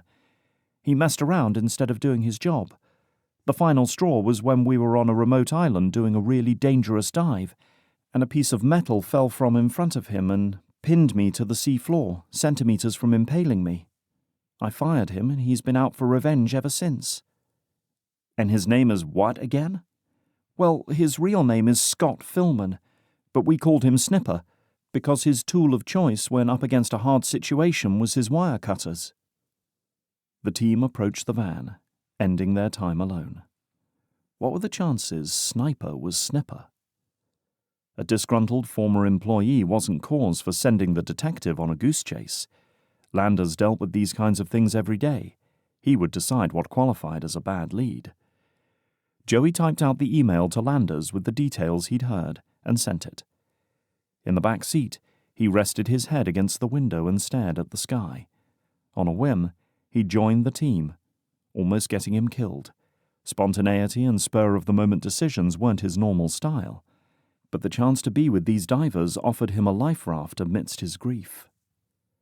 The darkness closed in around him, and in swam this mermaid with a British accent, the most stunning green eyes he'd ever seen, and a past she refused to talk about in depth, capturing his attention the second she came into his vicinity. Kristiana was the first girl in ages to pique his interest. The timing was awful, though. When would be convenient? It hadn't been yet. Love didn't equal convenience. Loving someone deeply only ever meant extraordinary pain at the end, whenever and however that happened. Watching Mama navigate life after Dad's murder heaped more agony on top of the nightmare. But his parents' relationship had been a stunning example of imperfect but lasting love. He wanted that entrenched bond with a person to call home. As the team talked and laughed about the interview and the dive, his thigh pressed against Kristiana's in the dark back seat. "I'm just grateful we didn't find any bodies to fish out of the water this time." Clearing her throat pointedly, Kristiana grabbed his hand and squeezed as everyone in the van roared with laughter. Her casual touch yanked him from his mental lull. He captured her hand between his, so she couldn't pull away. "But I'm arguably the most valuable thing you've ever recovered from an underwater excursion, as your on-demand boat captain." "Hear, hear," Abilio said, raising his water bottle. Her hand felt so small and delicate. Her skin was soft as he ran his thumb across it. "I think my favorite find was the trunk with the antique weapons cache in it. A powder horn, brass ball, muskets, and pistols," AJ said. "They thought we were ready to conquer the unknown." Elaine turned slightly in the front seat. "Kristiana, the press said they would give our team full credit, but not to mention any other details about our time here in Australia. And Rowan and Barry are going to have their social media teams tag our account. Maybe we'll get some really great opportunities out of this." "Rockstar marketing, Elaine," May said. "Good idea to check on that." "The Australian government owes us some leeway now in our explorations to dig up more history without them hovering over our shoulder," Kristiana said. "I think we earned some bonus points." AJ grunted. "That'd be nice to escape the government netting we're trapped in." As the van stopped in the driveway, Joey released Kristiana's hand, but left his leg pressed against hers. And when the lights came on, her eyes met his with a shy smile, sending his heartbeat into triple time. For the first time, he imagined a lifetime with a girl. Kristiana Duvall, to be exact. Inside, everyone retreated to their rooms. AJ was the only one who stayed on the couch. He did a nightly yoga ritual to get him ready to sleep, and it had to be done away from the room he'd be sleeping in. It was strange, but the man snored like a foghorn every night, so clearly it worked for him. After a quick shower, Joey scanned his social media. His cousins blasted his inboxes with Australia's terrifying animal encounters since they found out he was in Australia. Spiders, snakes, crocodiles, saltwater crocodiles. He shivered and checked his room quickly. Nothing visible. He opened his email. An email from Kara had come through earlier, but he hadn't had time to read it on the boat. His eyes scanned the lines as she poured out her grief and heartache. She insisted everyone was being too hard on her in taking her to a rehabilitation center where she'd be in prison with strangers.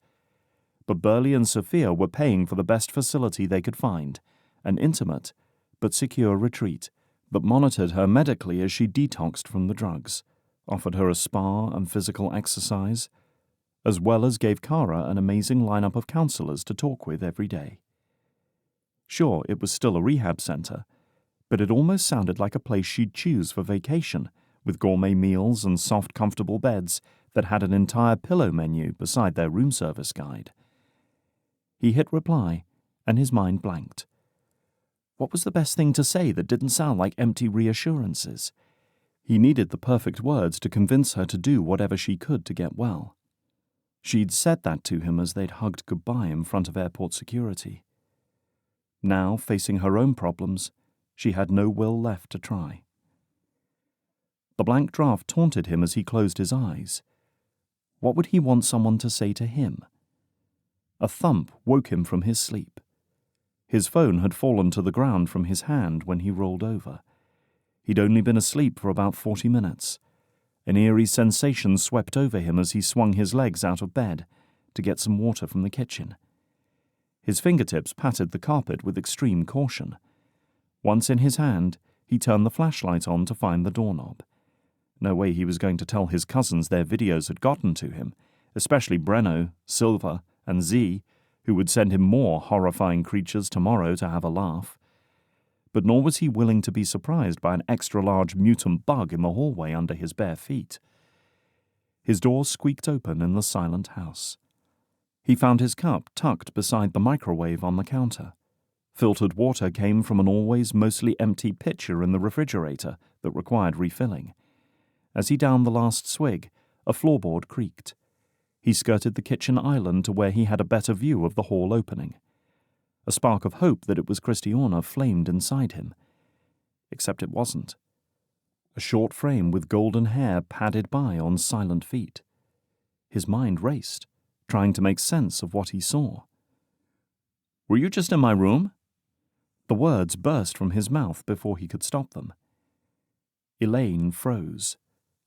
"No, yours isn't the only room in the hall."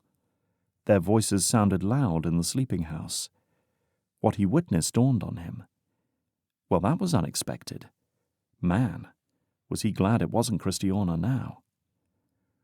"Working late, then?" he asked softly. With a blink, her body unfroze. "I thought everyone was asleep, since I didn't hear any noise. I am headed to bed. I'm exhausted." She tossed her golden hair over her shoulder and gave a short laugh. "Work, yeah, you know how AJ is. A workaholic. He's always thinking of ideas to explore." Joey nodded slowly. "In his bedroom after the team is in their rooms for the night? Seems like a good place for talking over ideas." Her gaze was intense yet unreadable for a second. Then her posture crumpled.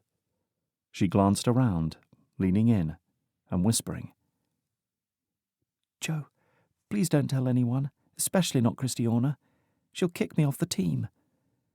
Her words didn't resonate with what he believed about Kristiana. His head tilted. "You are her family, and so valuable, and your happiness is so important to her. Why would she fire you?" Elaine looked miserable. He'd never seen her without her ever-present smile and straight posture. "She's done it before to others, and the whole team suffered for it." Was she saying the team suffered because Kristiana fired Snipper? Had Elaine said she'd go because AJ owned the specialized equipment that boosted the team's value so much? Didn't seem fair for AJ to ask Elaine to risk her career. But another thing stopped him. If relationships on the team weren't allowed, Kristiana grabbing his hand was merely a friendly gesture. Yet it had seemed like more when they touched so freely.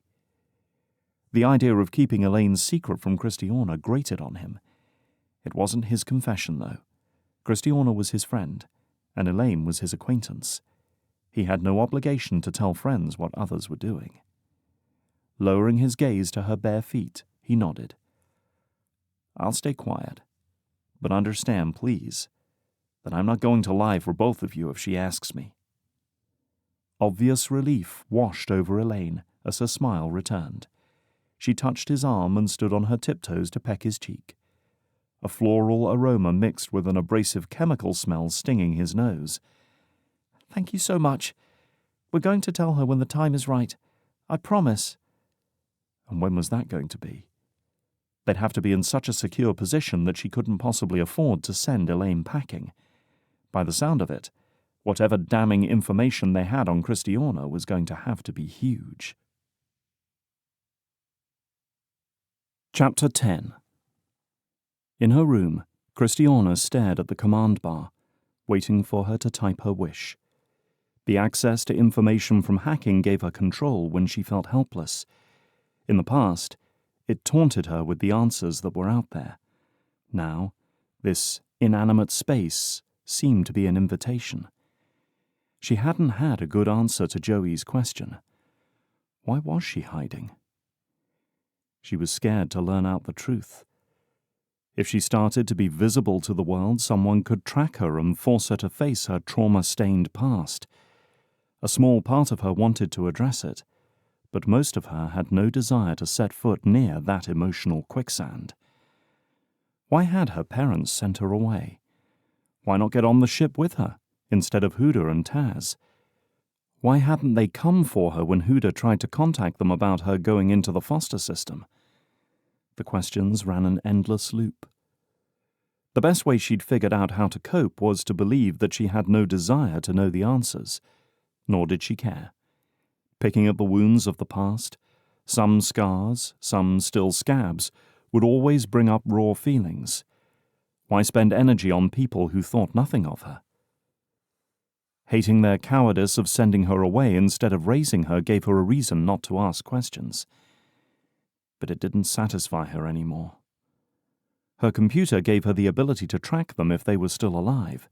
Her real birth certificate went with her everywhere, not just the forged one they gave her in Gibraltar as a child. So she had their full names. Her name, Kristiana Rakin Khaled. Mother, Naima Al-Hamed. Father, Rakin Khaled Youssef. The names were commonplace. There wasn't much interest about being Kristiana Duvall, like her fake birth certificate said. But who was Kristiana Rakin Khaled in relation to her family? Clenching her tongue between her teeth, she typed in her first command and hit enter. As the information scrolled onto her screen, Kristiana counted the cracks in the ceiling, wishing her curiosity away. It was a bad idea. She shouldn't do this after hiding from reality so long. Why break her streak now?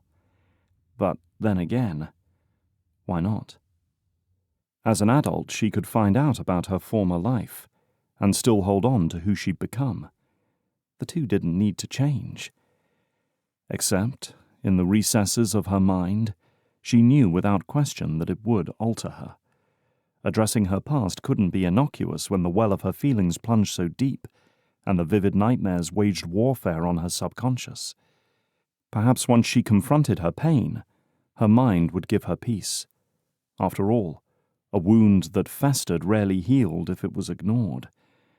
Kristiana set a timer for an hour, and then read her results. Her alarm chimed too quickly, but she had a few prospects for where her parents lived and what they did. A lot of information came up for people with the same names, but she had no idea if any of it was relevant. In that moment, a longing to turn to Aunt Huda and ask a question about her family floated across her mind. But Huda had deserted her as much as, if not more than, her parents had. What had happened to Huda that she couldn't retrieve Kristiana from the foster system like she promised? Kristiana dug deeper. She spent 2 hours tracing Huda and Huda's ex-husband Taz in their current lives.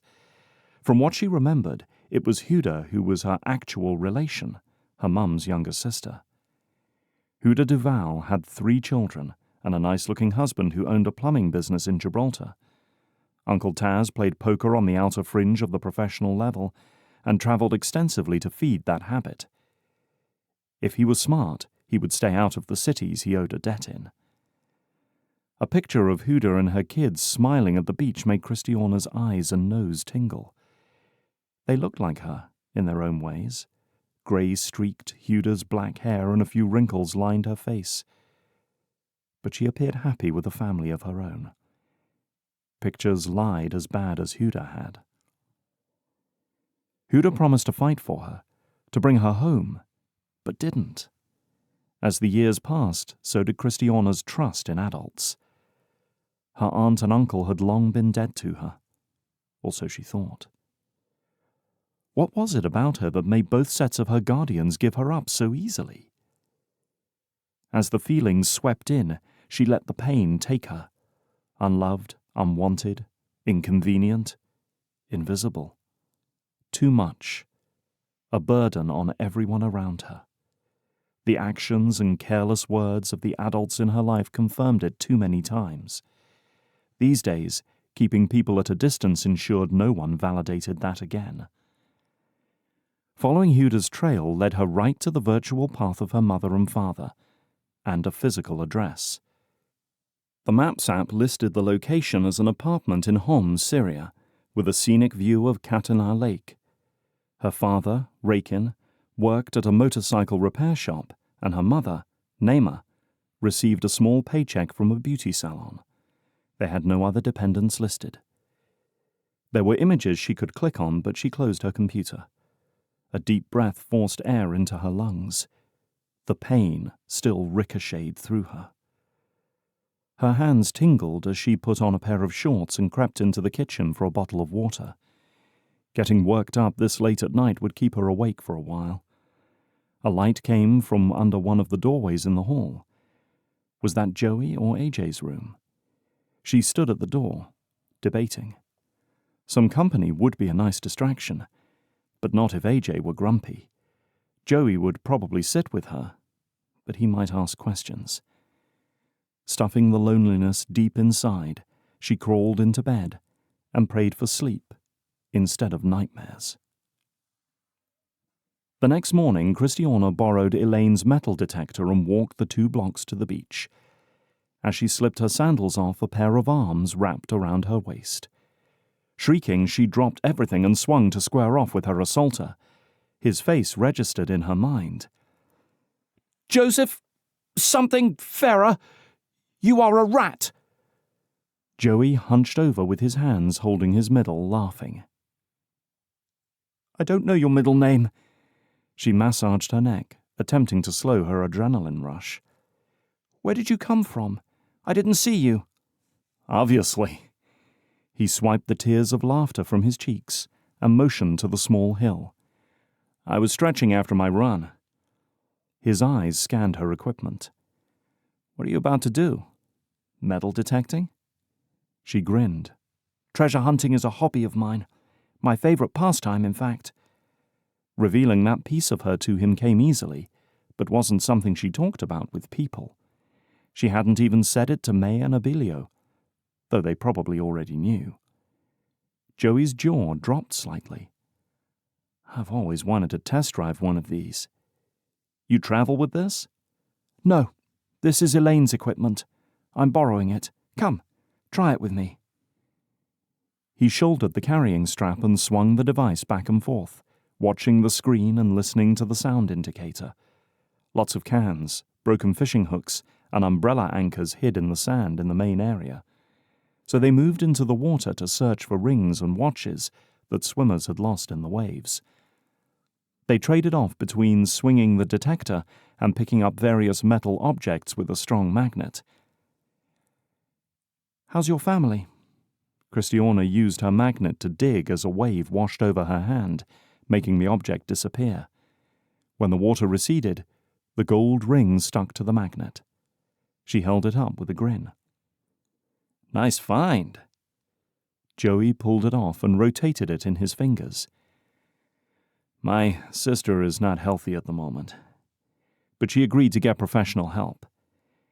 Either it's an appeasement on her part, or a good first step in getting better.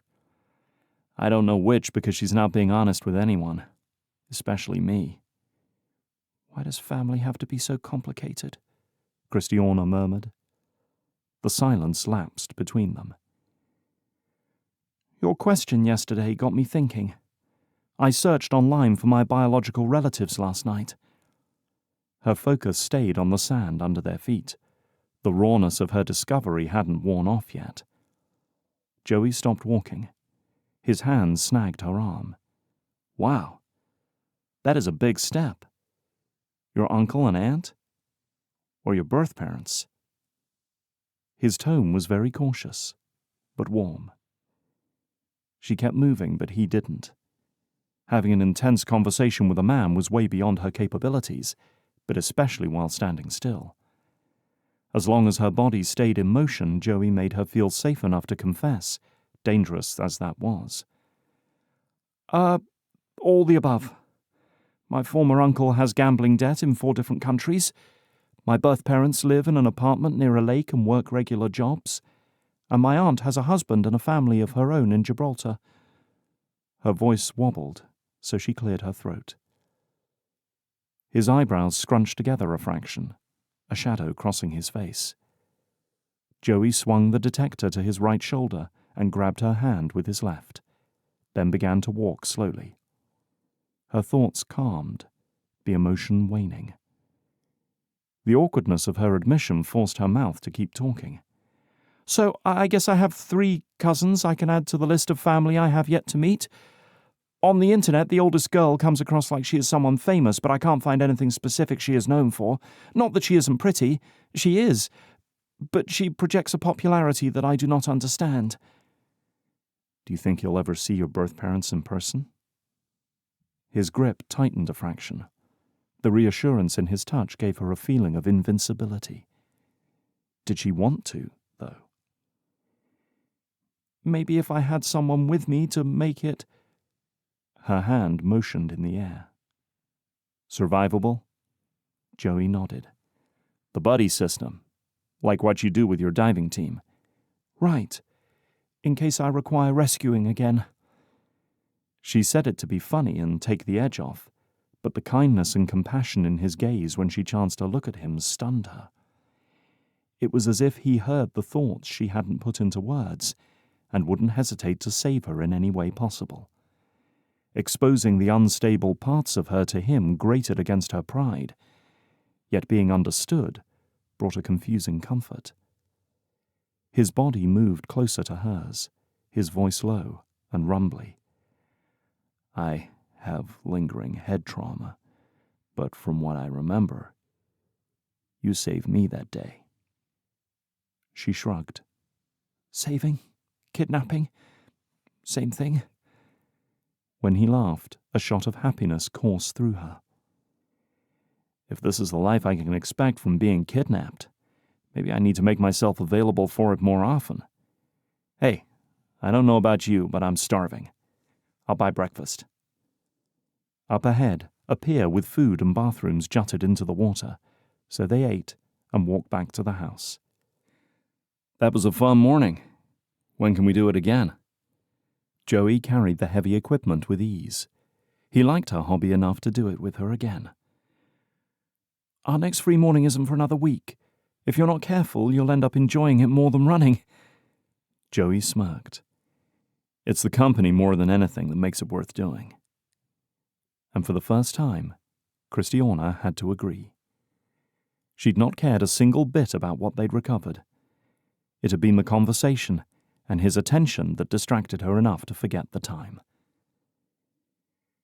2 days later, after the article of their Maori excavation hit the news channels, Kristiana fielded 6 job phone calls within 3 hours. "I don't like how much press we're getting," Elaine said, plopping into the deck chair beside Kristiana's, chewing and snapping her gum. "I thought the story would stay local, but it's gone international. This much attention could lead Snipper straight to us, and we don't need more problems to solve right now." She wasn't wrong about that. Kristiana squinted at her. "We're pretty far removed from the major cities. Getting to us here is probably more hassle than the money it would cost him." Elaine grunted. "He's done it before. Whenever we think he's forgotten we exist, he pops up like that obnoxious whack-a-mole game." She inhaled deeply and let it out. "I'm going out tonight. I'm having withdrawals." "Me too. But from treasure hunting. We haven't got out in a while, just the 3 of us, and the schedule isn't looking promising any time soon." Kristiana faced Elaine's slim figure stretched out in the sun. "Get one of the guys to drop you off in town early to go shopping first." Her forefinger pointed to the sky. "Perusing. Sorry. Go peruse. Then work your magic at the local watering hole as usual. Blow off as much steam as you can, because tomorrow we're stuck working." Elaine hummed her agreement. "I don't know how you manage to find a decent guy every time you step foot in public. I go out and they all look the other way." Kristiana laughed despite herself. Men rarely gave her a second glance. "First of all, I have extremely low standards. The lonelier the better. Secondly—" Elaine lowered her sunglasses down her nose, peering over them with a sultry look. "I can be very persuasive." "Wow," Kristiana clapped. "Teach me your ways, master. But not tonight. I'm too tired."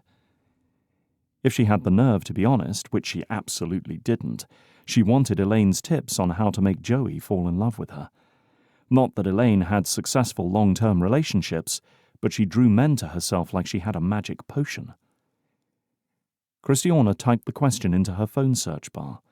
One of the articles suggested she find a fun hobby to have in common. She didn't have space in her life for more hobbies. Love would have to wait.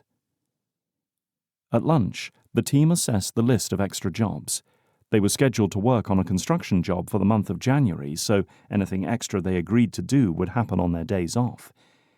Usually they didn't pass up on the easy or interesting ones for the additional income, leaving May, the self-appointed fatigue police, to assess and monitor their physical and mental health. They all loved what they did, and the extra paycheck sure made it a breeze to say yes. The caveat was, the more side jobs they agreed to, the fewer opportunities they had to treasure hunt for the big payday. The Maori shipwreck injected the urge to explore into her veins. AJ already mapped out their upcoming hunts. They hadn't progressed on finding an auctioneer to replace Delance to sell off their findings. Trust came slowly. Anyone might be undercover for Interpol. The next day, the construction work began with a bunch of boring but important meetings. When they finally got in the water to work, it wasn't overly strenuous, and their days involved a decent amount of sitting around. They had plenty of energy to recover a container ship that had sunken sideways in a narrow port channel. Abilio and Elaine accompanied the AUV first. After they secured the site, May, Kristiana, and AJ guided the cranes to the containers waiting to be offloaded. Joey played butler to the team, bringing food and water and helping with equipment checks. He never complained as he baked in the hot sun, with no shade, serving them in ways they didn't know they needed. Whenever she caught a glimpse of him, he wielded the squeegee and the towels to make sure the deck wasn't slippery. When May took a metal bar to the face, he pinched the bridge of her nose while she threw up the blood she'd swallowed. While the fluid poured out of them, the sweat fell in rivulets down Joey's face and back, and he still managed to throw out perfectly timed jokes and sarcastic remarks to make them all laugh. Aoife's departure left a hole, but Joey filled it beautifully with his own personality. Each day he did something for her that was kind, or made her feel noticed, like making her coffee the way she preferred it, filling her empty water cup at dinner, or taking her laundry from the dryer and putting it on her bed. The real trick was how he managed it when she washed her clothes with Elaine's. None of it was technically more than any considerate person would do for someone else. She often did those things for her teammates. But the pursuit of their friendship when he could have ignored her or been a notch on Elaine's post sent a flurry of butterflies through her. He was safe. Yeah, he'd leave when Aoife returned, but she valued his companionship while she had the chance. And he set the bar pretty high on how new teammates should act, especially males. But she never missed anyone so badly that she stayed sad for long. It'd probably be the same with him, or so she told herself. He'd be a great memory, and a fun story to tell in the end. And there would be an end. Chapter 11. The flight from Australia to Sicily was nothing like the last long international one. This time Joey spent the majority of his trip sleeping and having weird dreams, thanks to a heavy-duty sleeping pill. He'd worked hard to earn his keep in Australia. When he awoke, Kristiana stopped by his cubicle with drinks in hand to chat. She curled up in his footspace. Her arms hugged her knees. "You've spent a month with us. Tell me what you've learned about the team." Joey snorted. What he learned, others didn't want her to hear. Let's see. Abilio always orders sparkling water with lime. When he's done inhaling his food almost without chewing, he sits back and groans. AJ uses his age to get what he wants. He claims the biggest ensuite room in the rental houses because of his bladder, even if that leaves Abilio and May with small or separate beds. May recites her rosary beads before each dive, but cusses like a sailor when her meat is overcooked. He laughed to himself.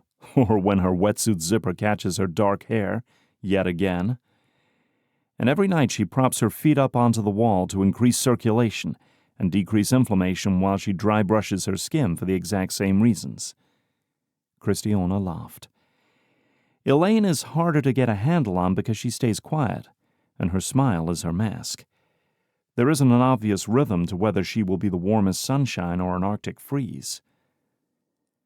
Now that he watched for it, he noticed her sidling up to AJ to press her chest into his arm, or she'd ignore him entirely some days, which put AJ in a terrible mood. On several occasions, he caught May exchanging glances with Abe when Elaine ignored AJ. Couples code. Not that he would say that to Kristiana. He probably read too much into the whole thing. Gia and Kara assessed social situations better than he did. It dawned on him that calling co-workers family might be the only way to keep the peace when someone else had annoying habits they wouldn't change. "And you, Kristiana." Her hands covered her face when he said it. "You are your own study in female mystery." "How so?" "Your food preferences vary. You don't like spending money on yourself or non-essentials, but when you do, it is researched and well made." He held up a finger. "Except sunglasses, which you lose, damage, or forget. Your emergency credit cards in your wallet never see any action because you are methodical and a planner." He leaned his elbows on his knees, so their faces were close.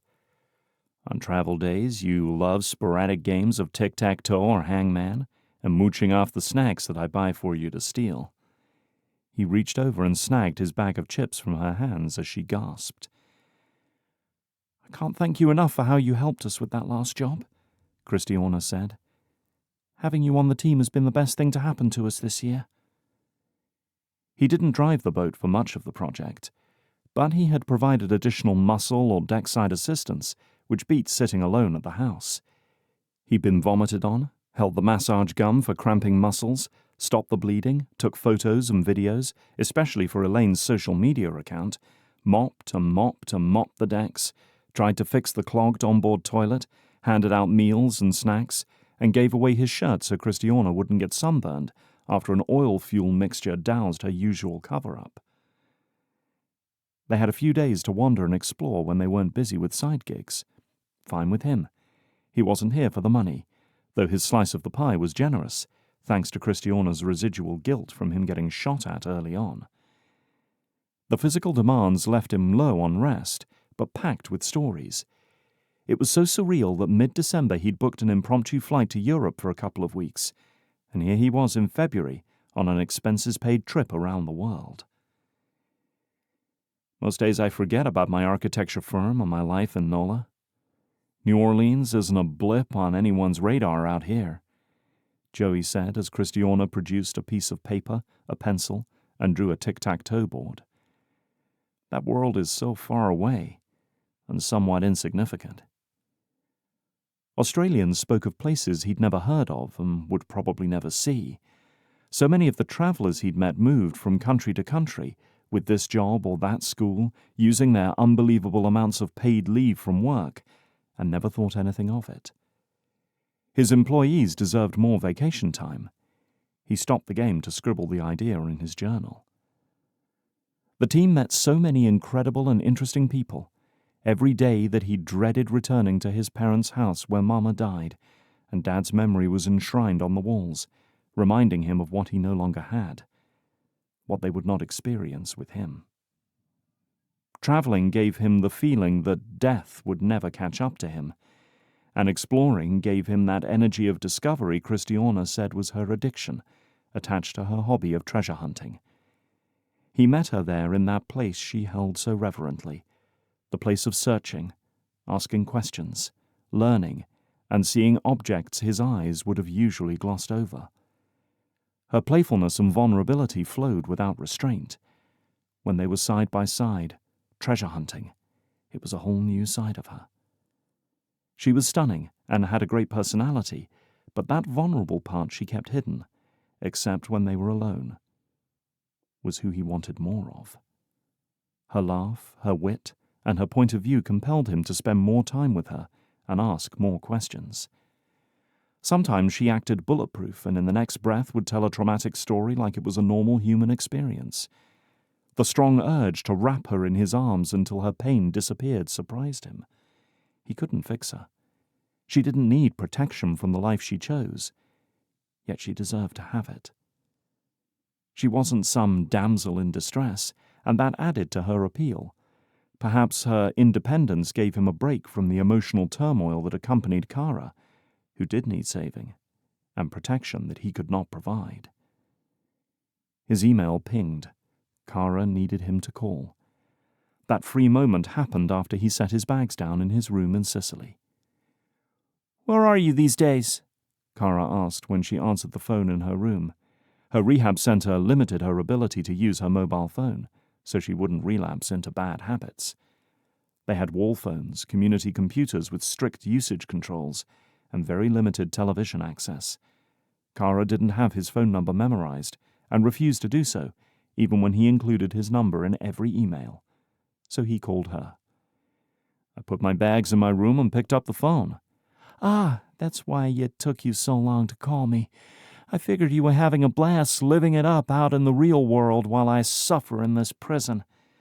Thought you forgot me." Kara's tone was sassy and annoyed. Rehab was no vacation. "I could never forget you, Karabina." "You'd never let me." She snorted. "Listen, what if I joined you on that holiday of yours like you asked?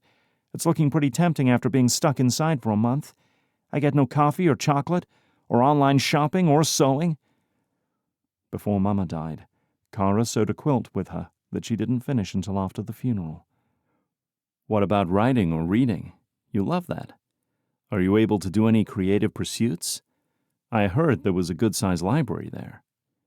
Working as a journalist had been Kara's driving purpose until she put it aside to be Mama's caretaker. It might speed up her recovery to have the healthy diversion. "I've done a little. They are making me journal my journey, which takes away the fun in writing. And the library has a bunch of woo-woo books in it, no real stories. The colors they have painted these walls make me feel like vomiting. And everyone is so peaceful and soft-spoken and sweet. It's a scene from one of those movies where the women are brainwashed and are basically robots. It is not helping my process. I want to heal by being with my family, with you, talking about Mama and Dad. To listen to music on our record player that isn't elevator trash. Go to work and come home to eat crappy ramen in the hot tub. I talked to a program director and she said that if my counselor gave his approval, they would release me to your care." "Did you now? And do you think your counselor would sign off on it?" He tried to hide his skepticism. "Oh, 1,000%. He said he doesn't think I need to be here. I'm not showing any signs of withdrawals like they usually see with drug addicts. I tried to tell everyone that I'm fine, but they insisted I wasn't. Gia overreacted. I mean, she gets it from her parents, the ultimate overreactors. It's the Ferra family trait. Once they've made up their mind, there is no changing it. Burley is especially bad. He told the staff to watch for my slippery behavior. I can't walk out my door without getting questioned. I think 1 month of tolerating this ridiculousness is enough for anyone to see that I'm open to getting help. But an indefinite stay here is extreme. You said you'd always be on my side and fight for me, and I'm telling you, this is what I need." The problem was that he'd not seen Kara buying drugs, doing drugs, strung out, or attempting suicide. She'd always sounded perfectly healthy and normal when they talked. He had no authority to make the call, being so far away. Maybe he was being selfish by continuing this trip, when she would benefit from an ally at home. "I did say I would support you, Kara. And I do. I support everything about you being healthy and whole. No suicide attempts or drug house emergency pickups. All of those things pointed to you getting some time away as a necessity. I'll make a few calls and see what I can find out, okay?" "Really? Thank you so much, Joseph. You are the very best. I told Detroit, my counselor, that you were. I knew you would understand." "Detroit? Who names their kid Detroit?" Kara laughed. "Oh, that's not his real name. That's where he is from, and all I remember from his introduction, so I stick to that. I think he secretly likes it." Joey seriously doubted any counselor in a rehabilitation center would love nicknames from clients. He envisioned them as authentic but straight-laced people. Kara having a male therapist seemed like a bad idea. She was fantastic with pulling the wool over male eyes and finding what buttons to push. It wasn't that she was always manipulative. She had an innate knowledge of how to work men to get what she wanted. And a bad feeling told him that was exactly what she was doing to him. Nevertheless, he promised to make the calls. First, he would call Burley to feel out what he and Sophia were thinking. Then, if necessary, he'd call the rehab center to get their update on Kara's health. Staying a little longer in a safe place wouldn't be damaging if it came to it. On his computer, he searched for tickets that would get him home to New Orleans this week. He had a few options each day to choose from. Overwhelmed, he called Burley. Unfortunately, Joey, if you take her home today, she'll be back in there within a month or two and not on her own terms either. This is one of the toughest parts of rehab. The newness and admission of an issue have worn off. The cravings and quiet make her need an escape so badly she'll do anything to get it. It's part of her healing process. Gia and Sophia have gotten similar calls. Except with them, I've been the bad guy all along. She makes up things I've told the staff about her, but I'm not taking it personally. I suppose having an enemy to defeat keeps her distracted. Her counselor's not signing off on her leaving. He told me the opposite 2 days ago. He said she needs a longer stay, not a shorter one. She's resorting to manipulating and playing on sympathies to aid her campaign. His characteristic objectivity allowed him a solid overhead view of situations, and he wanted fair treatment as much as Kara did. 1 second he hurt for her and hated that she'd ended up hopeless and broken. But he also considered to call the counselor to warn him about what Kara told him, except the whole staff had seen it play out with plenty of residents before her. They were experts, thus the reason they worked there. Her manipulation infuriated him. When he opened his email, another email from Kara waited for him. "Thanks so much for coming home to help me. Can't wait to see you soon. You're the best." With a string of heart, wink, and celebration emojis to finish it off. Sure, he was the best while he did what she asked.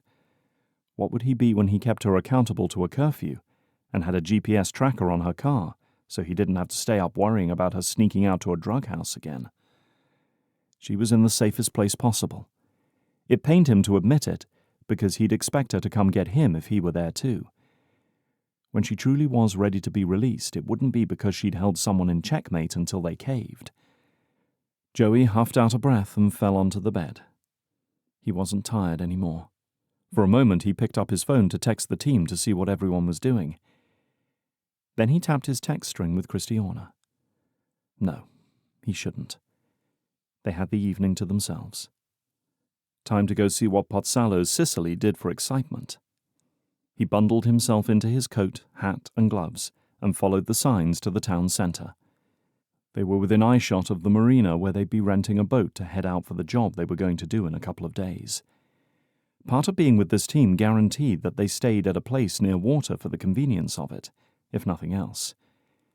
A lot of the shops were closing for the afternoon. The town centre had a giant screen hoisted up in front of an old building to show Italy's friendly football match against Spain.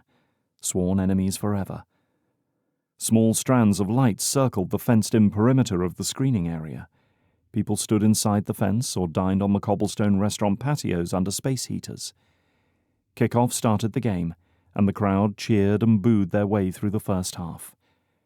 At half-time, Joey wandered to a bar to order some water. His stomach was a mess from traveling, and his circadian rhythm mixed up night and day. As the bartender set a cup in front of him and filled it, Joey looked around the restaurant. The diners were the usual fare. On the TV screens, the game began as Joey paid for the water. When he walked out, he recognized a familiar laugh. One patio over, Kristiana sat at an outdoor restaurant, chatting with a guy on the stool beside her. His arm draped over the back of her seat. His one foot rested on his stool and the other on hers, essentially cornering her into her own seat. His body language screamed that he claimed her. A streak of jealousy coursed through him. Who was this joker? The man kind of looked similar to Joey, except he had a very large nose. Kristiana didn't say she had friends in town. If she was meeting up with him, wouldn't they be seated at an actual table instead of at the bar where solo diners sat? He opened his texts with her and typed out a message. "Hey, want to grab dinner?" and sent it. According to Kara, girls liked having an escape route if they needed one. Like a stalker, he watched her check her mobile, frown, and in a few seconds laid it down. His phone buzzed. "Already ate. Enjoy the night off." No, he didn't appreciate that response, especially not when she laid a hand on the dude's arm and laughed again. The signals she gave this guy made it appear as if she were off the charts interested, when she was probably being nice because he bought her a drink. Did she laugh at Joey's jokes the same way? It took great self-control to quell his urge to interrupt their evening and keep his girl safe. His? Yeah, that felt right.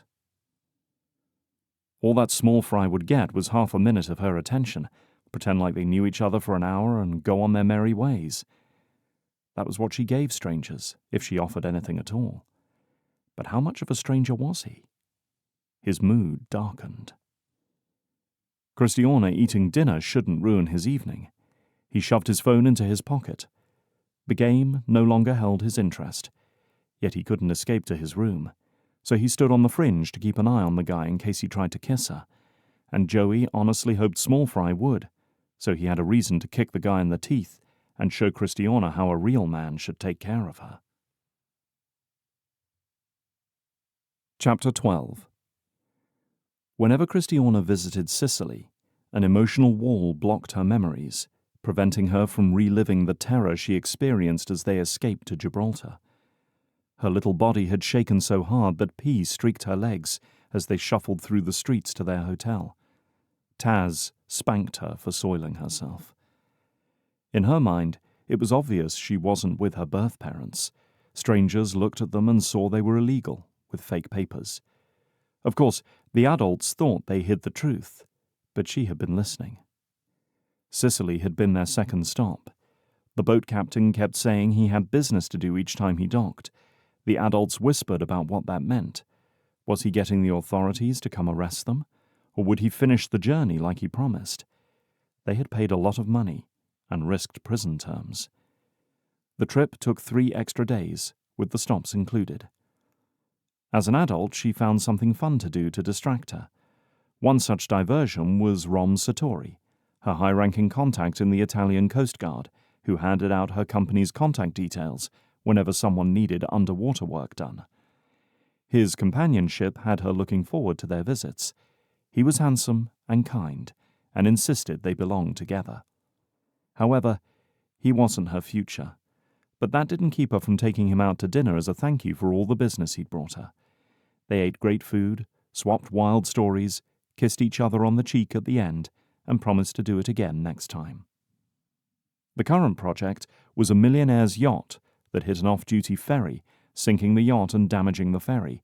The millionaire threw money at everyone involved to keep the incident off the record, and hidden from the media. Thus far, the ferry company had stayed silent about the mess. The millionaire's passengers were very keen to recover the valuable jewelry, silverware, and a few other items. Never would she understand why people would bring such expensive things on a floating piece of metal and wood. But their bad luck was her good fortune. Joey drove them to the approximate coordinates where the yacht owner said they had sunk. AJ dropped in his AUV and searched for it. AJ's equipment won them so many contracts over the years because he uncovered what ordinary diving teams couldn't. The AUV reduced their time in the water by hours. They all loved diving, but being above the water cut the risk of accidents and diver fatalities. She had been to a fellow diver's funeral before and never wanted to attend one for her teammates or make them go to hers. "I found it," AJ called. They were a few hundred yards off the stated point of loss. "Abe and Elaine, you secure the lines. My sensors are throwing a huge fit over chemicals in the area, and something else." Elaine and Abilio put on their gear that covered every speck of skin, shouldered their tanks, and dropped in. May lowered their heavy hazard kits beside them, where Elaine detached them and let them sink. They always approached any potentially hazardous site from a distance to get a read on what they were swimming into. AJ still maneuvered his AUV around the yacht for a better look. While May focused on her rosary beads, Kristiana stood over AJ's shoulder watching the camera feed. "There! What's that?" Kristiana pointed to a blob of shapes on the screen. AJ took a screenshot. "That is what metal shows up as. Might be kitchen pans or something we're not supposed to see." He murmured the last part. It appeared to be more like the latter, but they wouldn't know until they got there. AJ panned out and his camera followed Abilio and Elaine until they gave him the all clear. AJ taught Joey how to work his equipment, but it probably would have gone faster if Joey hadn't made a joke about it being like playing video games right at the start. As a man of science, AJ did not appreciate that. Joey jumped on the controls, keeping the AUV steady so he'd have eyes underwater. As she sat on the edge of the boat, about to put her goggles into place, Joey's gaze found hers. He gave her a salute to tell her to have a safe dive. Her mouthpiece was already in her mouth, so she held up a thumbs up and took the plunge. His care for her and attention to her had filled a void that ached in a neglected part of her. It had been years since someone new came into the team, and she let them in to her blessedly small circle of trust. One thing that struck her about Joey was how easy he was to get along with, and how quickly she'd taken to needing him nearby. She enjoyed hearing his opinions and stories. His was the first company she wanted when she was lonely. Sharing a house in Australia for a month had given them the chance to hang out in the evenings, seated around a fire, or watch the sunsets on the beach. As AJ and May descended beside her, Abilio and Elaine's lights flashed on and off below them.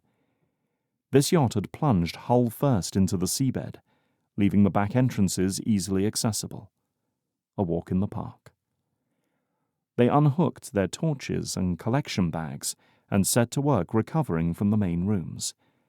Then they headed into the staterooms where the passengers thought their jewelry might still be.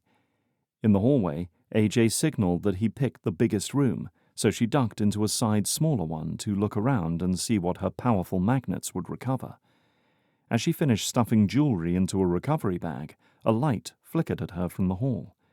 She followed AJ into the captain's quarters. AJ handed her his light, and he worked a box with his metal cutters. It didn't budge.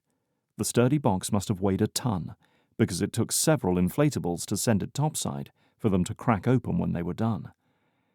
They double-checked each room for items they missed. Abilio grabbed a preserved bottle of very expensive gin, and AJ chose some whiskey before leaving. Joey had already brought the AUV on board next to the bags they'd sent up. "That box was crazy heavy, especially waterlogged," Joey said as he and AJ dragged it from the stern into the main deck area. AJ tried again with his cutters, this time prying a lip of the box and wedging in a lockbuster. "Hope they didn't ask for it undamaged," Abilio murmured as he watched AJ mangle the metal. "That's the odd thing. The owner said nothing about a box of this size," Kristiana said. "Must not be anything of value." "Likely his well-protected snack bag," May laughed. "A very expensive toupee collection?" Elaine said. AJ opened the wedge, grunting. It sprung open. Everyone gasped. Guns, mean-looking ones, filled the case. Joey said something about automatics that did heavy damage and lots of rounds of ammunition. AJ set the guns to the side and pulled out the pad they rested on. "No," May said, shaking her head. Sealed blocks of white powder, plastic bags with little bottles and accompanying needles, and strands of ammunition lined the bottom. What were they going to do? "I don't think we were supposed to find it," Kristiana said. After the words left her mouth, she realized how ridiculous she sounded. "The owner didn't include any comments about leaving everything else alone. I wonder if once we handed over the exact wreckage coordinates, he would send another team to retrieve it." "Do we tell them we found it?" Abilio asked.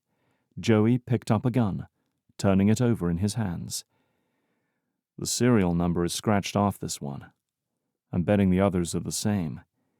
Law enforcement might not assume a millionaire was smuggling illegal items in his yacht." "What if we documented it as insurance but dropped it elsewhere? No way any of this is legal in Europe," Elaine said.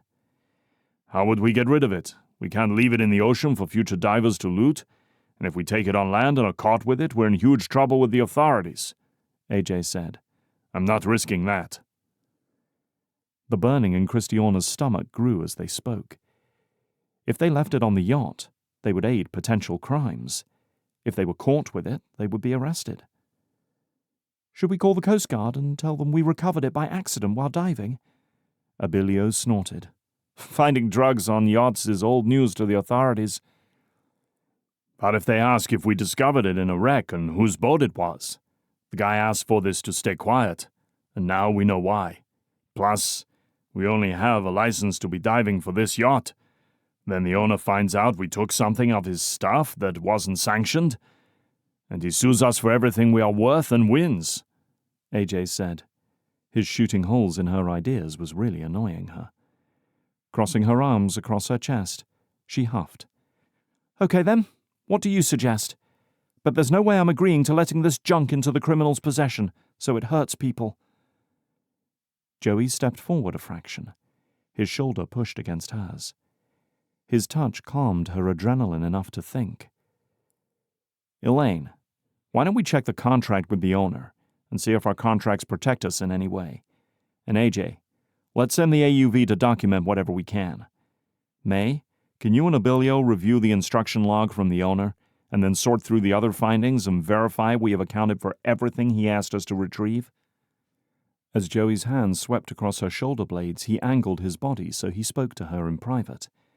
His delicious cologne overpowered the briny smell of seawater. Let's see what other secrets this guy is hiding. Then you can make the call as to what bridges you want to burn. His words gave her an idea. While AJ and Joey put the AUV in, Kristiana grabbed her mobile phone. She texted Rom a hypothetical situation, asking that he keep it off record. She bit her cheek as the bouncing response bubbles popped up 1 second later. How bad was this going to be? Rom was not someone she cared to make mad. His reply started with, mi amor. She grinned. It was always about love with Rom. Kristiana, you need to come see this. Joey's voice snapped her back to the boat. Leaning over AJ's shoulder, she scanned his screen. Around the captain's quarters, metal blobs showed up in chunks. AJ circled a section with his middle finger. This is the engine over here. An item shift when wreckage hits bottom. But this entire area shouldn't have metal from the plans I pulled off this yacht. I'll go inspect with our megawatts. Kristiana nodded. Rom said that, hypothetically, he'd come himself with a small, trustworthy team to meet them when they docked to collect the findings to keep it out of the media, as they had promised. She texted him back. Stand by, please. I'll have another hypothetical update for you in about an hour. The team quietly stopped what they were doing and geared up. No one laughed or joked around. Hey, yo! Joey shouted. Boat approaching from the south, moving fast. AJ jerked to face them as Joey started the engine and circled in place. Kristiana's heart dropped. She hadn't told Rom where they were. Wasn't the Coast Guard? The boat closed in enough for her to count about 8 people on board. On her mobile, she texted Mayday to Rom with a pin of her location. They would learn how accurate the location pins were based on whether Rom found them. She had little faith in phone technology this far offshore. Elaine swore. Drive, Joey! It's Snipper! Joey moved the boat. No, wait! AJ held out an arm. Let's ask what they're doing. Coming to kill our team with a band of pirates is what he's doing, Elaine hissed. The boat closed the distance. Kristiana's stomach twisted. AJ had better know what he was doing. Well, what do we have here? Snipper asked with a laugh. What are the odds that I'd run into my ex-teammates on the water today? Hi with a stalker, Elaine muttered from her place huddled on the floor. May sank next to Elaine, her rosary beads in hand. Why are you out here, Snipper?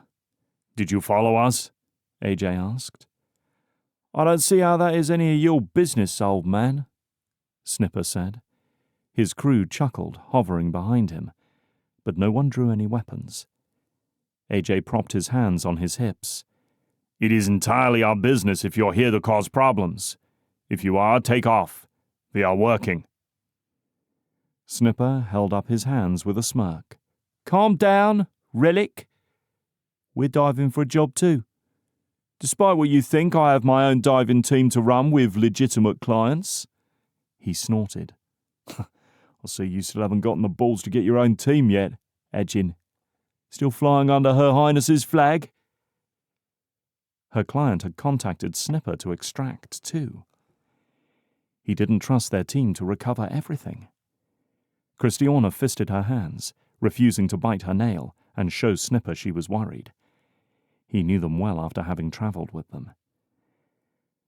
"We've already cleared the wreck below. Nothing of value left to get," Abilio said. "Tell the owner we don't need babysitters monitoring our work ethic," Kristiana said. Snipper laughed and waved them off. "Like I said, what we're here for is none of your business, and something I can't disclose thanks to my strict non-disclosure agreement. So if you're done, my team will get to work, and you will return to the hole you crawled out of. We have a few things to do before we can leave this site, but we'll move aside." Kristiana signalled to Joey to move the boat. They breathed a sigh of relief when Snipper didn't pursue them. "He must be working on the black market these days," AJ said, moving his hat and scrubbing his head. "Our client sent out Snipper's team to get the illegal items. I bet you this box of drugs on it." Snipper's team splashed into the water, taking their heavy-duty equipment along with them. "What are we going to do with the box we have? Shouldn't we get lost in case they find out they're missing a box and come for us?" Abilio asked, his tone pitched higher. "We aren't supposed to know it exists." "What about closing it up and ditching it?" May said. "If they search for it, it wouldn't be a stretch for objects to have travelled from the wreck." Kristiana pulled out her phone. Rom needed to get out here. They weren't escaping from this without a fight when Snipper found out. But Joey interrupted her text. "Here comes the Coast Guard."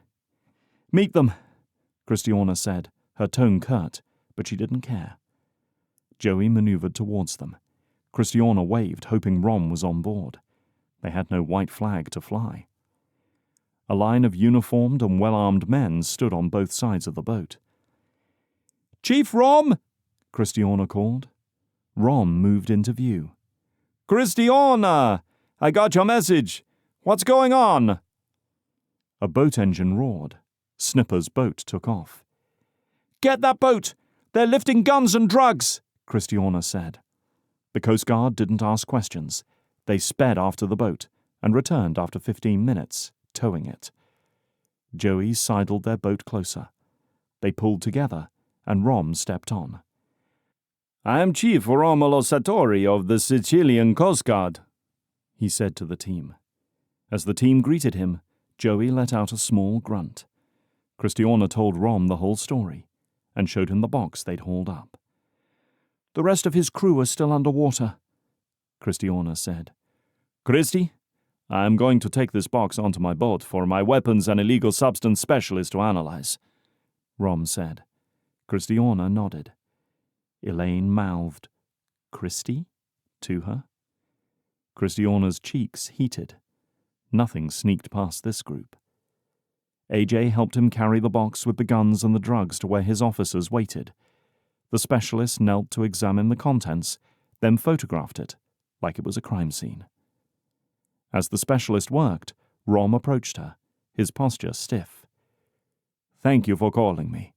If you had left these in the wreckage, we'd never have known."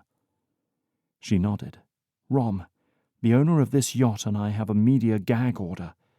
But according to the contract he signed, we aren't under any obligation to keep legal violations to ourselves." Elaine checked the fine print. Her hand waved at Elaine. "Pleased to introduce you both." Elaine flashed Rom a flirtatious smile. Rom offered her a polite smile, but didn't flirt in response. Too bad. Rom was an Italian stallion, and Elaine was gorgeous. They would be cute together. "I don't want any legal blowback because of this, Rom. Do you anticipate there being a problem?" Kristiana asked. He shook his head. "We'll take your statements, any images you captured with your very cool equipment, and my specialist has the rest documented. What is on the boats and ships in Italy's waters is subject to search and seizure if it violates our laws." "Chief!" the boat captain called and rattled off something in Italian. Rom answered and then sighed. excuse me. I need to take care of this for a moment. A boat called in an emergency nearby that has undocumented immigrants in it." Here she thought she left her past behind her. Kristiana stiffened. "In this cold water? They won't last long. What happens when you rescue them, Rom?" He looked off into the distance, his expression pained. "Same options we offer with everyone. If their boat works, they refuel and sail for where they started. We see so many migrant boats each week." She moved a fraction closer. His nostrils flared a bit, appreciating her proximity. "And if they make it to shore without you knowing? What then?" "Hopefully they blend in and have the life they came for. Otherwise, they are registered in refugee camps until the government can process paperwork for asylum." Rom's chin lowered. He was trying to figure her out. "I'm sure you've heard stories. Reality is worse." Her migrant journey hadn't been too far from the same catastrophe. "Rom, I know this is an unusual request, but please, can my team save them?" Kristiana whispered the final words. His head cocked as his gaze roamed over her expression. "You have compassion for them?" She nodded. "I was one of them once, a child with my aunt and uncle staying the night as we passed on to Gibraltar." Rom set a hand on her arm. "You have given us a gift in getting these boxes out of our waters today. So for you, mi amor, I will give you the gift of a short head start. I warn you, you cannot save them all. If that will haunt you, do not go." Would it haunt her? It might. "I'll talk to the team." Kristiana bit the inside of her lip. She worked out the potential logistics with him, and then they split to talk to their teams. Rom was an amazing man, and would make a fantastic husband for someone one day. The Coast Guard planned to arrest Snipper, the divers, and bring the boxes out of the wreck. Rom leaned over to talk to his boat captain. Kristiana gathered her team around her. The nerves hit her full force as she exposed this part of herself. "There is a migrant boat that needs help close by. Rom's agreed to give me a head start to help them. If you aren't comfortable with it, I understand. Rom will take you to shore. AJ, Rom would like to use your technology to verify that the divers retrieved everything possible, so you'll be staying with them while they order Snipper's crew out of the water. Does anyone want to go with me? Please. This is very important to me." A moment of silence sank her hopes. She would do it by herself then. May spoke up. "We can rescue more people if we aren't hogging the space. How about you, Abilio, and I go and everyone else returns so we can have more room without our gear?" May asked. "Sign me up. I'll drive the boat," Joey said. "My name's on the rental lease." "The Coast Guard will keep Snipper from hurting me, and I'm curious to find out what happens to him," Elaine said. "It'd be a pleasure to watch him get what's coming to him." Kristiana let out a breath of relief. She'd never loved her team more than in that moment. Chapter 13. Face punch, gut punch, or knee to the groin first, and then the other two. Joey gritted his teeth to keep control of his burning desire to punch someone. The way Rom looked at Kristiana left no doubt he worshipped the water she swam in. The guy was in love. Kristiana hesitated, moving away slightly as he approached. If Rom would pick up on her hint, she didn't need to say anything else. What happened last night between the two of them when they were at the restaurant? It was none of his business, so he kept his cool, stayed mature, and acted like the friend he promised to be. Didn't grab Kristiana, throw her over his shoulder, and say, "Mine," like he wanted to. She wasn't his. But he really did not like the idea of her being someone else's. Admitting that scared him a lot. As part of the team loaded onto the Coast Guard boat, Rom handed him the coordinates of the migrant boat written on a piece of paper. "Please take extra care," Rom said. "They will all try to get on. And that will sink you as well. Kristiana nodded, and Joey typed the coordinates into the navigation system. When they parted ways, Joey breathed easier. As they sped towards the migrant boat, May brought out her rosary beads again, and Kristiana sat at the front, watching. No one said a word. Today turned into a dumpster fire, and it had the potential to get worse. They had no way of protecting themselves.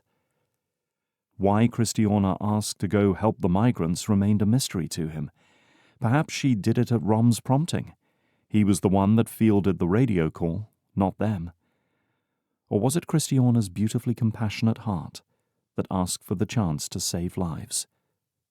Or both? As they approached the coordinates, he lowered their speed. Look out for swimmers! May relocated to the front to peer over the side. Do we have an idea of how this will play out? We can handle a maximum of 15 adults, Joey said. We'll take the frail and the children with their caretakers, Kristiana said. I sure hope we speak the language they do. Boat sighting, Joey said. The boat had flipped on its side. Heads bobbed in the water. A handful of people balanced on top. No wonder the boat had trouble. It carried far above its capacity, and its discolored bottom appeared to be ancient, too old to attempt a long crossing. A spark of fear shot into his heart. The group outnumbered them by dozens. He steeled himself for an onslaught, but prayed for calm. When some swam at him, he scooted the boat around in a circle. She called out to them in English, and then said something in an unfamiliar language. What language do you speak? They responded. Arabic, Kristiana said to May and Joey. Kristiana and May called out the phrase, families and children and sick in Arabic, before Joey idled. The first of the children and parents waved to them from the top of the boat. Joey counted the number of people boarding. Where is the captain? The family's loading pointed to a man sitting on their boat. He'd snuck on. Where are you taking them? Joey asked through his phone translator. Italy, he responded in English. Was someone meeting them to help them? The man shrugged, as if he didn't understand. Joey stepped in closer. Is someone getting paid to help them when they get ashore? Again, the man dodged the question. Tell me the truth. Were you selling them? If you do not answer, I will inform the Coast Guard that you are a criminal. The man raised his hands. Okay, I take them to a man who pays me money for them. That's my business. Joey leveled a glare at the man. Return to your boat, Captain.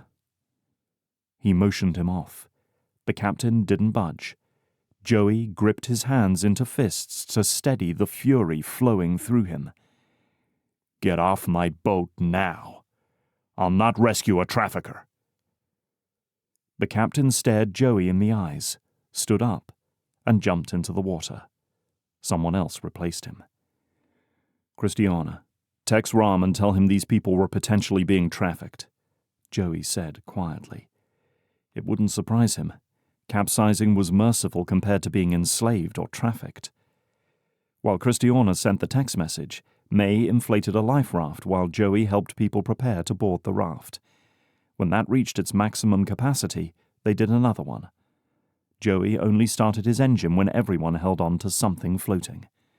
It was a horrible scene. No life jackets, no life rafts. How many passengers had they already lost? The anger welled inside of Joey, but he tamped it down.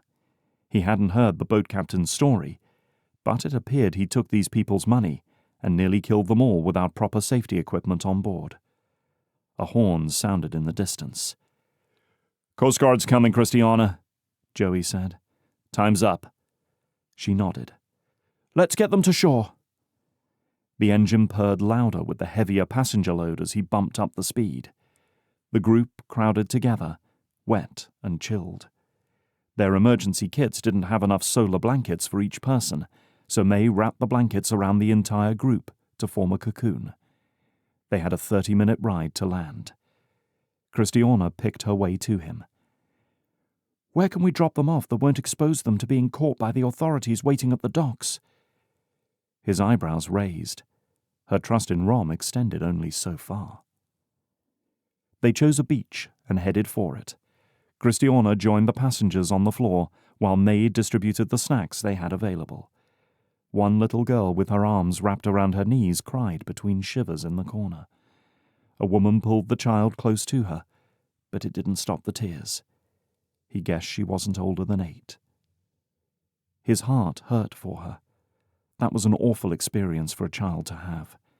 No one would blame her if it spurred a lifelong fear of boats. Joey motioned her over to him. Her eyes widened, but the crying stopped. As he stepped aside, he pointed to the wheel. She clambered to her feet, and Joey lifted her onto the captain's chair. Her little hands grasped the wheel with tight fists. A slight movement of the wheel jerked the boat, scaring her, but the other passengers laughed. His hand rested below hers to keep them steady. His finger touched his chest. Joey. Then he pointed to her. Name. Her tongue wetted her lips, her eyebrows scrunched.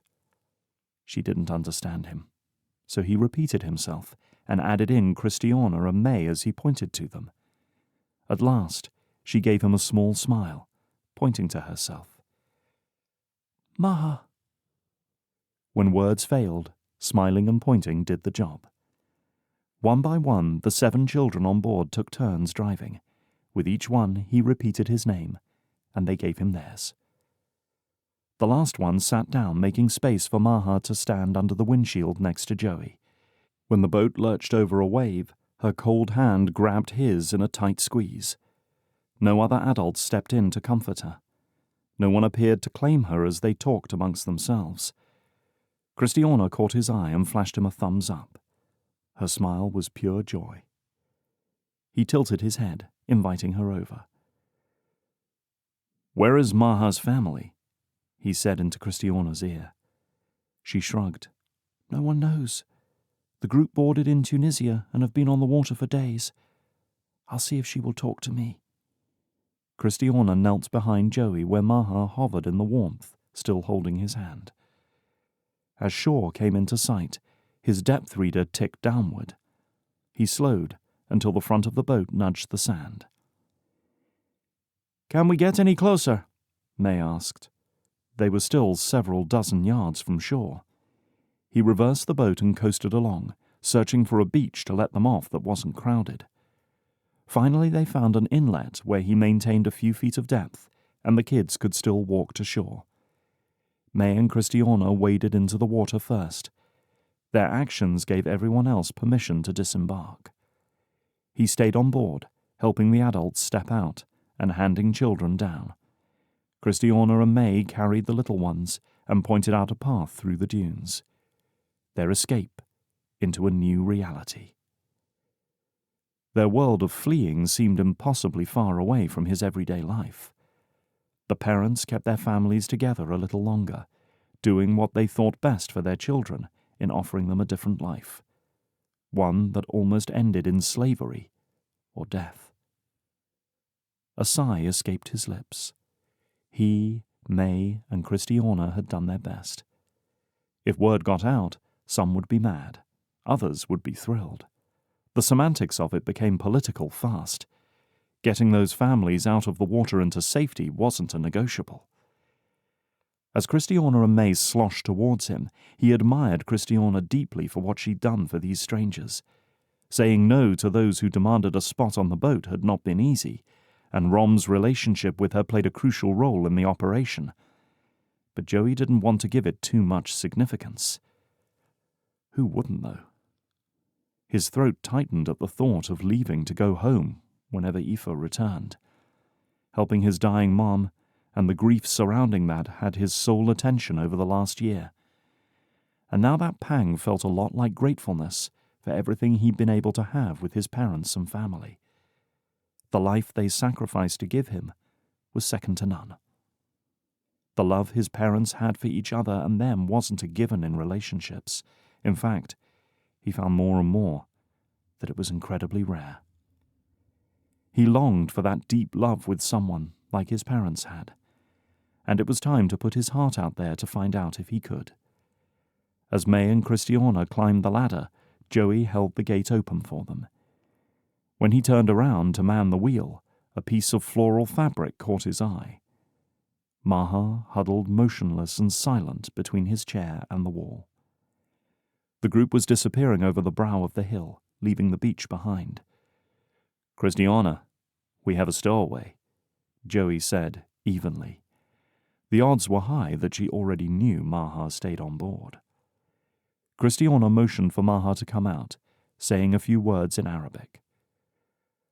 "I'm going to help Maha find her parents, who are waiting for her in Sicily." May let out a soft gasp. "I love your beautiful heart, Kay, truly.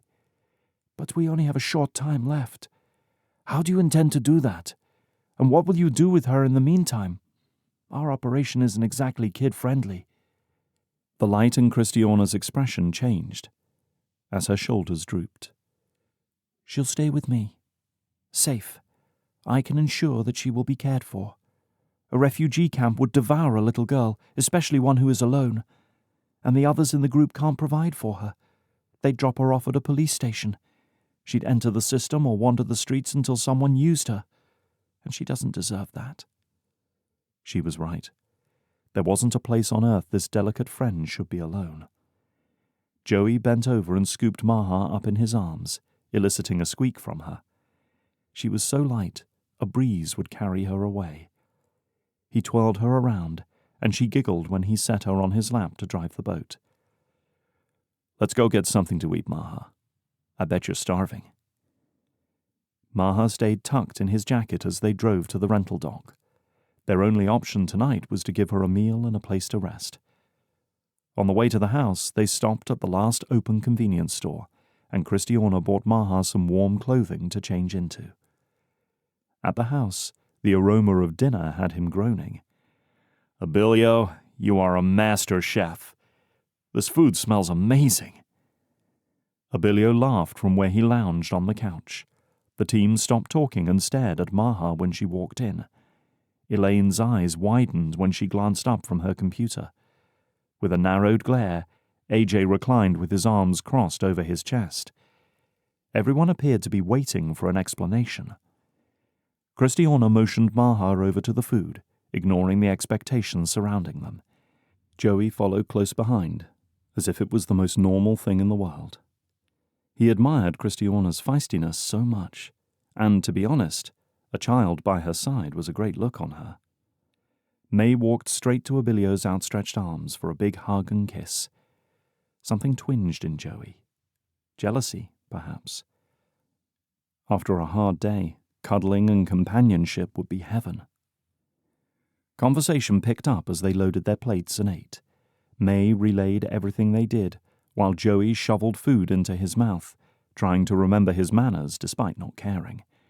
He needed to learn how to cook like Abilio, because the man was a genius in the kitchen.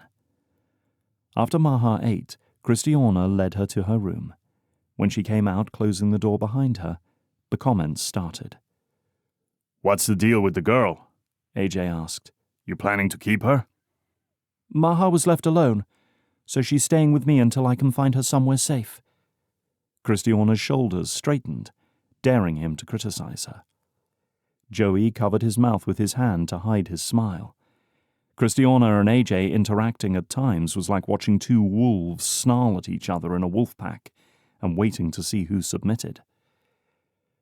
"I think that's amazing," Elaine said softly. "How are you going to do that before we leave?" The question wasn't accompanied with doubt as much as they were being realistic about the mountain in front of her, and weren't afraid to mention the very short timeline. With each comment, Kristiana's resolve hardened a little more, if the thinning of her lips was any indication. "Ron texted me a few names of resources that assist refugees. I passed that on to the group, but I'm going to take Maha around myself. I want to ensure someone gives this poor baby a chance to find her parents." "Ron was very kind. A real gentleman," May said. "He seems like a great contact to have, And the uniform doesn't hurt his chances with the ladies either. She winked. Abilio snorted a full-body huff. Yes, girl. A very fine contact. Elaine danced in her seat. They laughed. Elaine, you should text him and go on a date with him. He is the whole package, but Rom is not for me. He's a really wonderful guy, as you saw today, Kristiana said, picking up her phone. I'll send you his number. Relief coursed through Joey at Kristiana's admission. I just might. Your loss is my gain. Elaine arched an eyebrow. He isn't my normal type, but getting wined and dined in Sicily sounds like something I would adjust to over the years. Maybe he could make an honest woman out of you, Kristiana said, with wide-eyed innocence. Everyone erupted in loud laughter and disagreement. Elaine's reputation was that of a sailor's, a love interest in every port. Since he'd joined the team, there were a couple of nights he went to the bathroom in the early morning hours and her room door hung open. A solid front to keep up, and no one would suspect the truth. Joey watched AJ as Elaine put on her show. He smiled and laughed like the rest of them, completely relaxed. Either he didn't care, or Rom presented no actual threat. Maybe he should encourage Elaine to confess to Kristiana sooner rather than later. A long-kept affair might get Elaine kicked off because of the breach in trust. Keeping the secret wasn't fair to the team. What they didn't know would hurt them, eventually. He'd hoped his employees would be up front. At least Kristiana clarified her stance with Rom. Joey longed for a chance at what his parents had, what Abilio and May had. 1,000 times a week, he questioned if he had a camp crush on Kristiana that would fade at home. But in the toughest circumstances, she showed the incredible person she was, and he'd be impressed with her all over again. What would it take for them to survive as a couple? He could keep the architecture firm on his payroll and under his ownership and travel with Kristiana, if that's what she wanted. He'd held out a long time for a girl that captivated him so entirely as she had, to the point that he'd half given up. Sure, this wasn't great timing, but when would be? If he waited for life to be less messy to pursue loving someone, his days would be empty. Traveling with her gave him a front-row seat to who she was. Their proximity was mandatory. Flaws and strengths hung out in the open with nowhere to hide. She'd already proven herself capable of smart business decisions, good morals and ethics, strong character, and a willingness to do what was best for someone else, even at her inconvenience. He wished for a shot at being her boyfriend, and this was his chance. Now, he needed a plan on how to make it happen. Chapter 14. Helping the terrified refugees on the migrant boat was the right thing to do. Thousands died in unsanctioned crossings each year, but Kristiana didn't realize how foundation-shaking it would be. It split the ground under her feet into a huge crevice, and she had the choice to fall in or pick a side. Memories she'd long suppressed of her journey to Gibraltar flooded into her mind's eye. The constant lurch of the boat over the waves, the drone and heaving of the engine, the stench of the other passengers packed into the small space, the bucket they used for the toilet needing to be emptied over the railing, men offering money to Huda and Taz for the chance to get Kristiana alone. How Huda didn't let her drink much water because she'd have to pee more, and others deserved some water too. Huda and Taz gave her enough food when others had no money for any. Sleeping had been fitful, and the belly of the boat had no windows. The stench of vomit made her retch. Anyone who was seasick went up to the deck for fresh air, regardless of how cold or wet it was. They didn't always come back. The fear heightened her senses, magnifying everything about their trip. With every sway of the boat, Kristiana wondered if they were going to sink right there and drown in the ocean.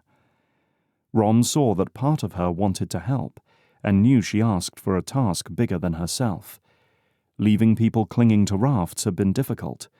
Worse was seeing the terror in the children's eyes, and placing herself in their frozen, soaked clothing, afraid to move, lest they fall in and die.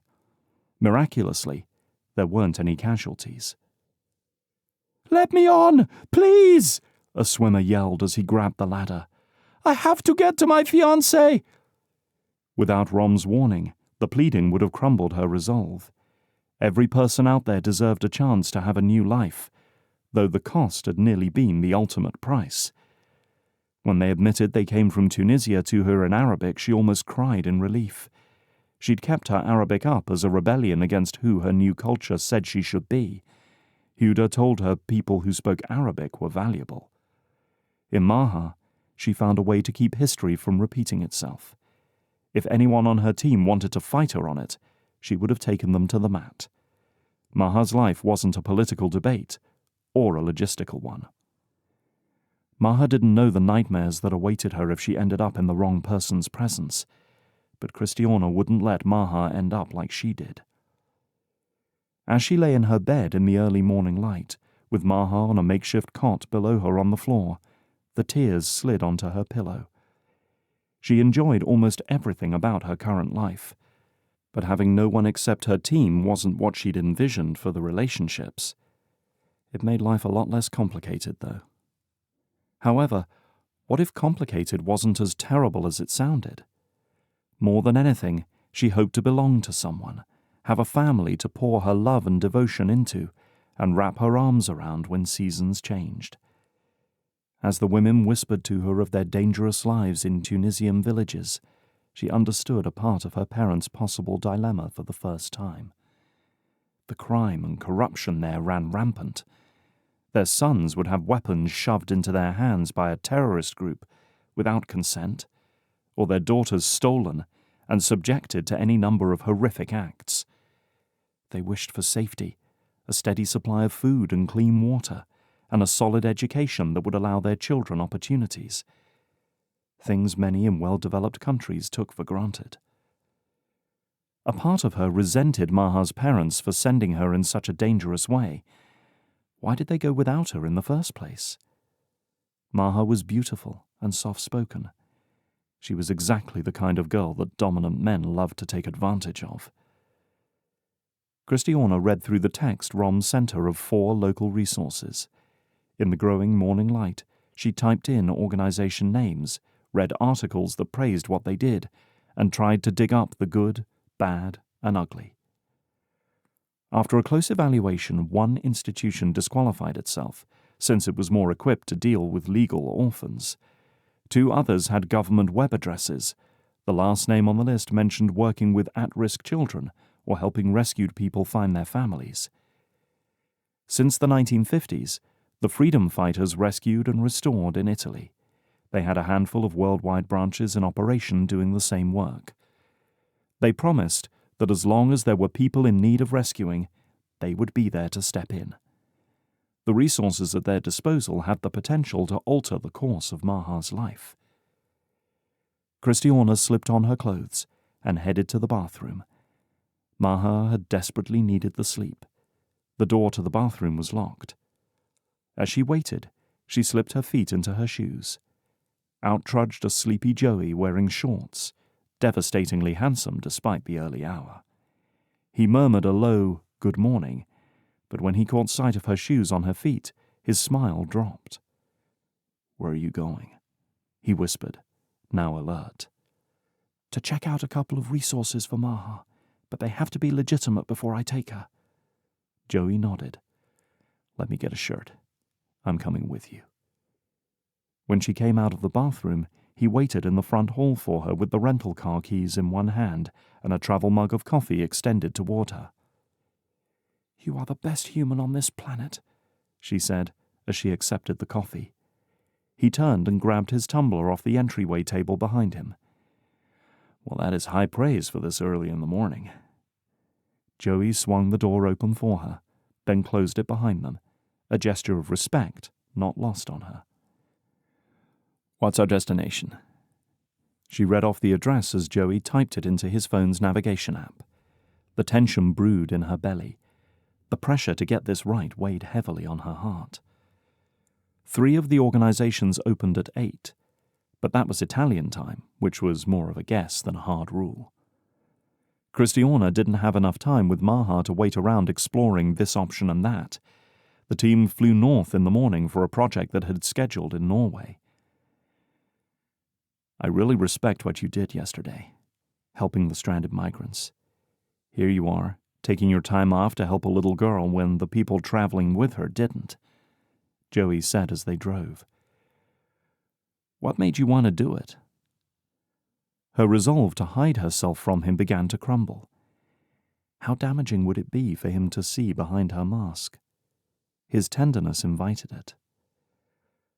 I suppose I view it as my duty to be a first responder in the water, like I did with you. We have the knowledge and safety protocols to guide us. What other civilians would be more qualified, you know? I almost didn't believe Rom said yes. You're hard to refuse. Joey chuckled and cleared his throat. To his credit, he seemed to be the kind of chief that his subordinates would do anything for. He sees a lot of death on the water. I don't envy his job. It infuriates me that those migrant captains overload the boat and endanger everyone. His greed about killed them all. I wonder if that captain will get put in jail for attempting to traffic them. Who knows how long those families had to save up to pay for that crossing too. Imagine your life being so awful that potentially dying in a boat seemed to be the better option. Those precious people risked a harrowing passage in hopes of a future worth looking forward to. And at day's end, she returned to a soft bed and a warm meal. He grunted. A nearly impossible position for those parents. That decision must have killed a part of them. Is that so? Kristiana studied his profile, his day-old stubble, his straight nose, and long sideburns. You don't think it's cowardly to send your child away? His response was silence, as if he weighed his words. I can see how that might be true for some. It would depend on the parents, but if I had a kid, I would think it'd be hard to let her out of my sight for an undetermined amount of time. What would it take to send your child? Poverty? Or something bigger? Like a war? I met kids in high school whose parents sent them to a boarding school. As a kid, I didn't think much of it. But as an adult, those teens are too young to be out on their own. I guess truly loving someone more than life requires a lot of sacrifice and courage. She'd never loved someone enough to require sacrifice, and she'd never thought of her parents as having loved her so much that they sacrificed for her. His words reframed their actions in a heroic way. They weren't heroes. They deserted her. The closest resource office wasn't open when they got there. The office's exterior was drab and dark anyway, not a welcoming atmosphere for a terrified child. Another organization on her list said that they required official immigration papers to help Maha. No chance of that. Her hope of finding care for Maha in time waned as Joey drove along a gravel forest road to the Freedom Fighters' Sicily location. Freedom Fighters sounded too militant. When the trees thinned, the main office appeared to be a small cabin of sorts. Behind it sprawled green pastures with horses and goats. For a second, she set a hand on Joey's arm to tell him to turn around. They'd obviously gotten the wrong address, but Joey pointed to a sign that said, "Welcome to the Freedom Fighters' Cabin." Well, that was the name Rom sent her. This is odd. Joey hunched over the steering wheel. It's quaint. Flowers outside the door, smoke coming from the chimney. There are cameras around the property for surveillance.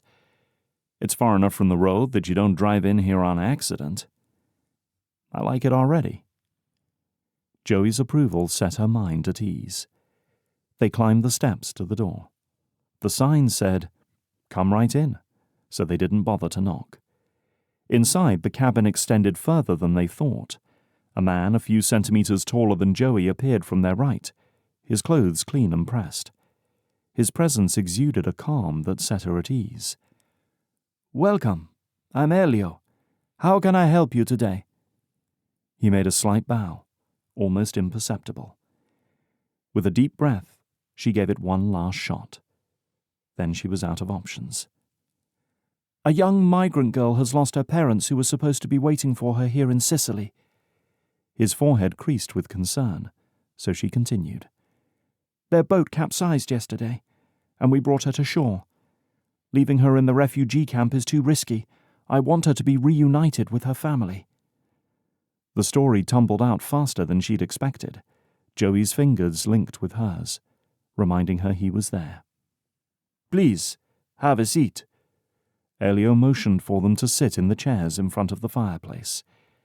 When he joined them, he handed out bottles of water while he settled in with an electronic tablet in his hands. "From what you've described, her situation sounds exactly why we are here.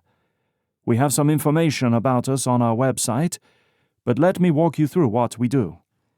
What may I call you both?" Kristiana and Joey introduced themselves, and, for the next 5 minutes, Elio talked through the freedom fighters' beginning, what types of cases they would take, and how they worked to reunite families. The more Elio spoke, the more hope blossomed in Kristiana's heart. Kristiana gave Maha's name and age. Country of origin was Tunisian, that she spoke Arabic, and had no legal papers. "How much do your services cost?" Elio shook his head. "Free. We receive funding from other sections of our organization in order to provide assistance to individuals in Maha's situation." Rubbing at the tingling behind her eyes, Kristiana stuffed her emotions deep inside. An all-female staff would watch over her in a cabin further along in the property. They would search for her parents and, if they didn't find them, eventually, she'd be placed with a fully vetted family for adoption. Not foster care, where they would pass her around like an unwanted dog. The adoptive families received a variety of forms of assistance from the freedom fighters, as well as regular well-being checks to make sure that Maha was being treated well and adjusting to her new life. Kristiana reached for Joey's hand as they toured the property and facilities to see everything that would be available to Maha. His steady presence grounded her. Try as she might, Kristiana couldn't clear the lump from her throat. If only she'd had these people fighting for her as a child. How different her life would have been.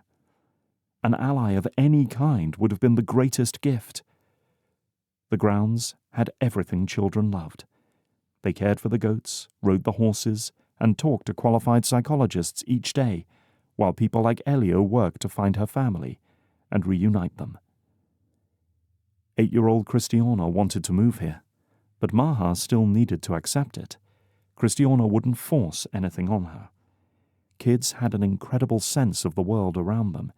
She certainly had as a child, and after years of training, she trusted her gut without question. Her gut told her this place was a priceless gem she'd discovered. That afternoon, they walked up to the cabin with Maha clutching her and Joey's hands tightly. This cabin exuded a peace and a warmth that the government building sterility couldn't broach. Kristiana leaned down to meet Maha's eye. "You choose if you are safe here. If you don't, we will walk right out, okay?" Maha listened, then nodded. She'd not said but a few words while they were together.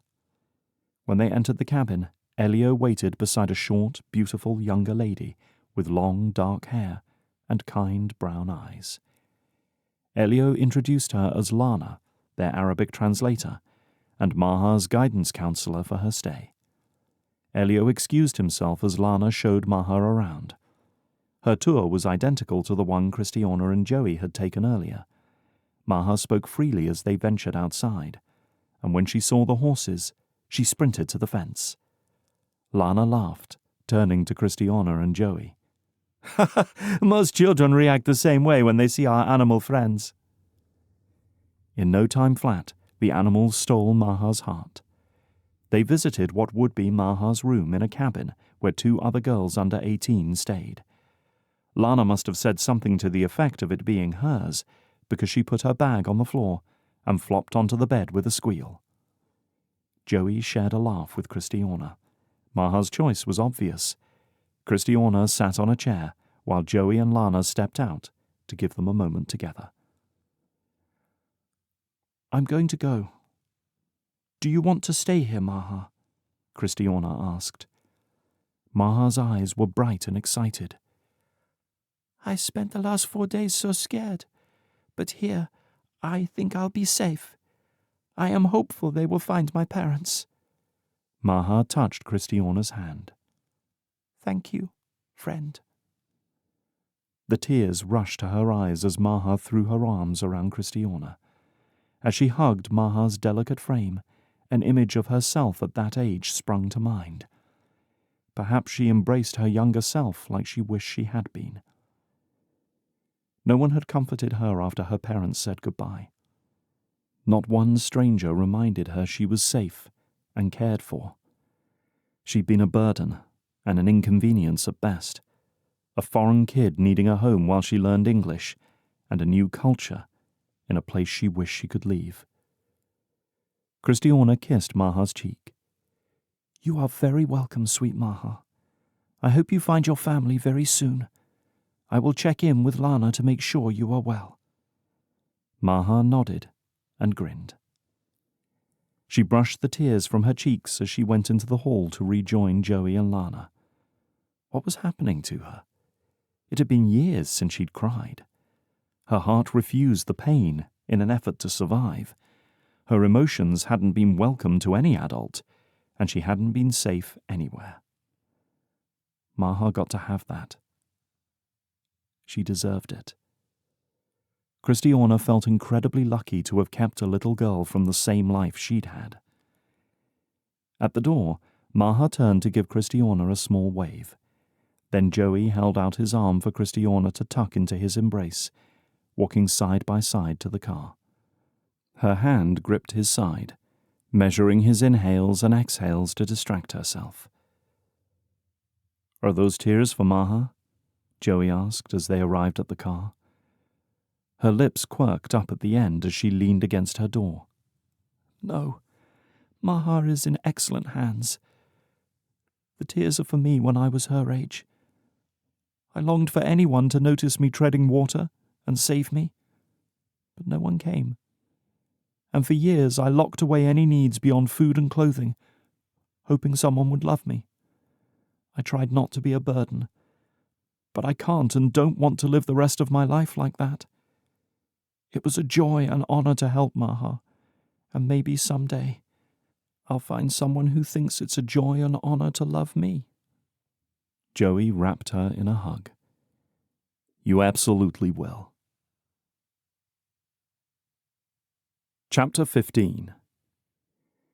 With Maha safely at the freedom fighters' cabin, the team's interactions had a lighter air to them. They ate dinner at the house and left for an evening on the town. On the square where Kristiana ate with Rom on their first night in Sicily, a little band played instrumental versions of popular songs. Smiling couples already spun around the open space, so Abilio and Maid disappeared straight into the fray to show off their classical dance moves. There wasn't anything those two couldn't do. Joey had no special moves, but that didn't stop him from snagging Kristiana's hand and dragging her onto the floor. No, I swim. I don't fancy dance," Kristiana giggled as Joey swung her into his arms and they swayed back and forth, though the music called for a much peppier dance. "Where did you learn to dance?" Joey grinned. "I had to learn to dance, because we attended a lot of formal events for my aunt and uncle throughout the years. My cousin Gia needed someone platonic to dance with, and I was her easy out when she got stuck with someone less than desirable." Kristiana grunted. "Sounds like your world revolved around her a bit. Is that how it was?" "Fair question." "Actually, the opposite. She followed me around like a lost puppy for most of our lives, because she never had any siblings to play with, and she became a sibling to us. Her parents stuck her in self-defense classes when I got bullied at school, and mine signed me up too. We started running as middle schoolers so I could be on the track team. She even got into golf because I started playing with my friends, and then learned to love doing it by herself. I would have adored you for that too. Some girls love to be rescued," Kristiana said with a grin. Most of the girls he knew rescued him more than he rescued them, though he did find the independent type extremely attractive. My parents were very good about teaching me how and when to step in as a man. Showing up was a key component in loving my big, extended family. A lot of times, with a big family, you can lose yourself in the crowd. So we talked a lot about how to notice people, ask good questions, and anticipate their needs. He spun her into the middle of the dancing space, his hand at her lower back to keep her with him. She tripped a lot, but he kept her upright. The song merged into a slower one. The crowd exhaled as they were given the chance to slow the pace. "Well, that explains why you're so talented," Kristiana said as she peered up into his face. Her green eyes had flecks of grey and orange in them, a breathtaking array of colours. The flowery scent of her hair had him breathing deeply. He wanted to know everything going on inside that beautiful head of hers. So good at what? Reading me, knowing what I need, and being there for me. As she spoke, she put some distance between them, telling him what she wasn't saying with words. His hands pressed her close as his cheek dropped to hers. "You're right, and you're wrong. I do those things for you because you deserve someone to watch out and care for you the way you do for others. You're fiercely independent, which is admirable, but I know it's tiring. I also do those things for you because I like you a lot." He waited for her to flinch or pull away. She did neither. In fact, her body melted a bit more into his touch. There was so much he wanted her to hear him say, if she would allow it. He didn't push further, afraid to upset the delicate balance they'd found. She twirled away with a flourish and returned, stopping her face dangerously close to his as she stared at his lips. "I like you too, Joseph Ferra." As he leaned towards her, he waived the cost of kissing her right in front of everyone. No, it was too soon to take their relationship public. He brought her hand between them and interlocked their fingers over his heart, her palm pressed against his chest. His heart beat wildly against her fingertips. Her caress set his skin on fire. She wrapped her arms around his ribcage and hugged him. Her head rested against his sternum this time. "Hey!" Elaine called from behind Joey. Kristiana scooted away as Elaine danced over to them and nudged Kristiana with her hips. "Can I dance with you guys? AJ is a giant party pooper with dancing, and no one else is looking invitable." Joey opened his mouth to ask her to give them 5 minutes so they could finish their conversation, but Kristiana jumped in before him. "Yeah, okay." They moved apart and formed a small, bouncing triangle. The girls didn't seem to mind. When the song changed, Joey leaned over to Kristiana. "I'm going to get us waters." She nodded, her long brown hair swaying with the music. Elaine said something in her ear, which made her throw her head back and laugh. 7 minutes later he returned with water bottles, and the girls were ready to head to bed. They told Abe and May they were leaving, and Joey and AJ walked behind them to the house in the dark. The next day, the house switched into business mode, getting everything packed for their flight to Norway. Everyone loaded their bags and equipment, then did several full house checks looking for anything left behind. They were professional packers and leavers. Their flight landed around 4 p.m. to an already dark landscape. Night came earlier this far north. When they walked outside with their bags, the very crisp air filled their lungs. AJ took a deep breath and sighed. "Ah, the fresh air of heaven on earth purifying your inner self." Elaine wrinkled her nose. "It smells like bus exhaust." It reeked of exhaust, in fact. They sputtered and coughed as AJ scowled and marched across the crosswalk. They rented a car, drove an hour and a half more, dropped their equipment off in their hotel rooms, then headed out for something to eat. Norway knew how to do cozy with their bright evening lights, huge fireplaces, and menus full of fresh seafood. AJ speaking Norwegian gave them a huge advantage, since the area they were in wasn't fluent in English. Joey slept better than he had for the last few days, with his bed being warm and his hotel room cool. AJ wasn't wrong about the fresh air, but he'd never give AJ the smug satisfaction of hearing him say that. The morning of their job, the team woke up early, so they would be at one of the world's strongest tidal pools in Saltstraumen. They buzzed with nervous energy. AJ had been wanting to get to the whirlpool for a long time with his equipment to test it under the turbulent conditions. This was his one big chance. Kristiana explained that there was a potential documentary in the works about the maelstrom. The team's findings would be the catalyst for the huge undertaking and would guarantee them a spot as the filming project's expert dive team. Depending on the network that picked up the documentary, the world would find out what AJ's equipment was capable of, and their team would be more in demand than they already were. The pressure mounted when Kristiana casually mentioned that AJ asked for Joey to be on camera duty. Tides ripped through the strait at astonishing speeds, so they'd arranged with the Norwegian government for a local expert, Dagfinn, to be the boat captain. Crushingly strong currents kept skilled divers cautious about getting too near the maelstrom. Since the government was unwilling to sacrifice humans to their curiosity, they requested AJ's equipment to uncover what was hiding under the whirlpool. Local legends said treasure troves lay in the trench, but no one knew for sure. At the mention of treasure, Elaine and Kristiana were way more enthusiastic than May and Abe, who stayed quiet. May working her rosary beads as her lips moved silently. After AJ sent the equipment in for a closer look, everyone else would dive, and Joey would operate the camera to monitor diver safety and capture their discoveries in real time for a video later. His ability to navigate the AUV determined what the world would see, long after the divers resurfaced and told their tales. For over an hour, Dagfinn briefed them on the science of the strait, its currents, speeds, timing, and what other divers had encountered over decades. AJ swore the AUV would hold up under the pressure the vortex created, and since most of the team's dives relied heavily on what his equipment revealed for them, it would be a catastrophic loss if it shattered to pieces. Joey kept those thoughts to himself. With substantial risk came extraordinary reward. After the briefing, they headed straight out to the boat.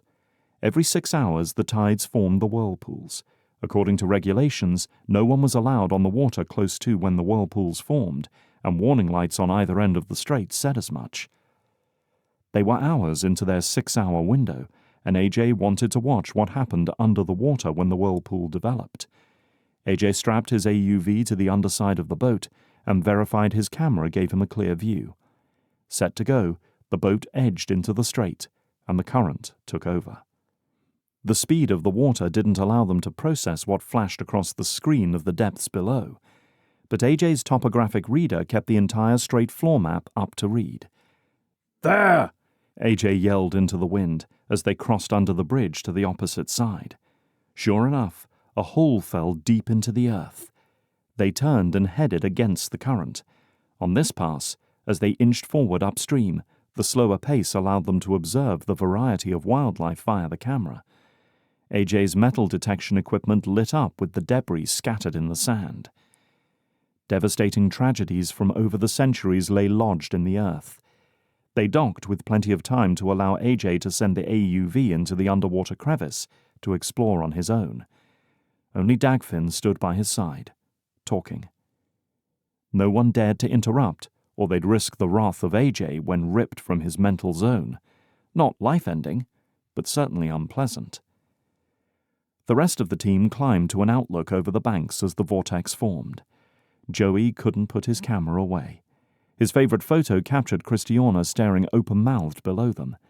Her flyaways blew in every direction, but the beauty of her profile against a blue and green backdrop captivated him. It sounded immature in his head, but she was the most beautiful girl he'd ever seen. Angelic. After the whirlpool settled, they headed to the dock. Dagfinn gave the team the green light to get in the water and explore. They needed to descend as low as possible before they hit the strait, so they didn't shoot to the other end like a slingshot.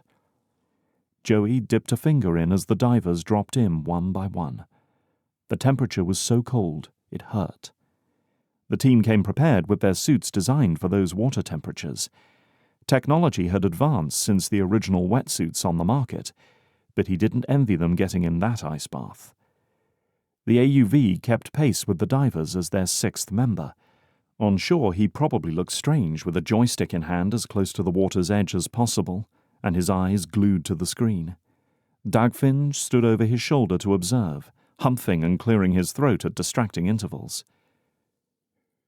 "Joseph, can you dive a touch deeper, please?" Dagfinn asked. His words surprised Joey. Until then, he'd not addressed anyone except AJ. Over on the third screen, a pile of metal splashed red across the grey. "Hover there!" AJ noticed the AUV stop and signaled. Elaine dove with her metal detector, motioning them over. The AUV stayed above them as Joey tried to catch on camera what they uncovered. Dagfinn pointed to an area further along. "Guide them there next." They continued until they reached the mouth of the pit.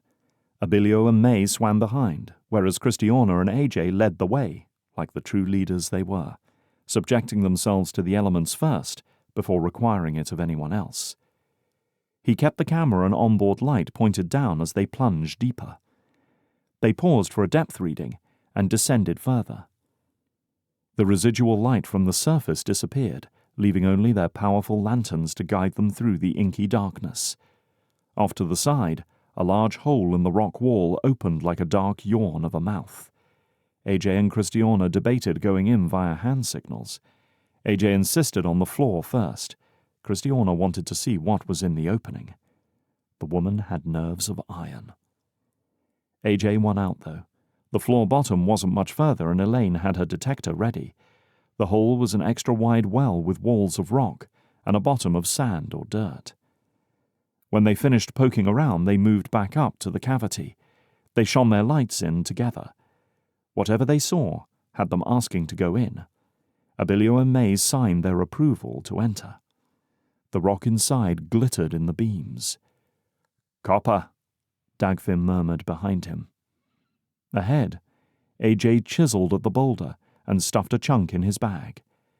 As they kept moving, Joey expected at any moment for Kristiana to signal the end. But she didn't. So he ensured May's fins stayed in front of him. Finally, they ducked under an eave. When the camera adjusted, Joey gasped at what appeared on the screen. The sun's rays at the surface lit the aqua water into a cave opening. Dagfinn spoke behind him. "What are the GPS coordinates?" Joey held a button and overlaid the aerial map. They'd found a massive underwater cave that opened into the forest behind them. "Impossible." The team surfaced, resubmerged, and then dove to the cave bottom. There they uncovered a host of old artifacts they scooped into their bags. The rocks bore carvings of letters and names. Joey sensed from Dagfinn's comments that the team earned themselves that role in the coming documentary. By the time the team pulled themselves out, panting through their blue lips, Dagfinn had made 7 calls, read out coordinates, and assembled a small crowd of onlookers to cheer for the team. Their findings, with the help of the AUV, were slices of history, handed to the local government in divers' collection bags. As they exited the water, the team stripped the wetsuits off and wrapped themselves in blankets. Inside, they changed into the warmest clothes they had and thawed out in front of the roaring indoor fireplace. Between the current and the cold, their bodies needed a longer recovery. Dagfinn ordered a mountain of food and hot drinks. They rode their discovery high until a grinning AJ motioned them into their team van. In the dark, they bumped along an unpaved forest road, jolting their insides. The trip was straight from a horror movie, right before they're attacked and never seen again.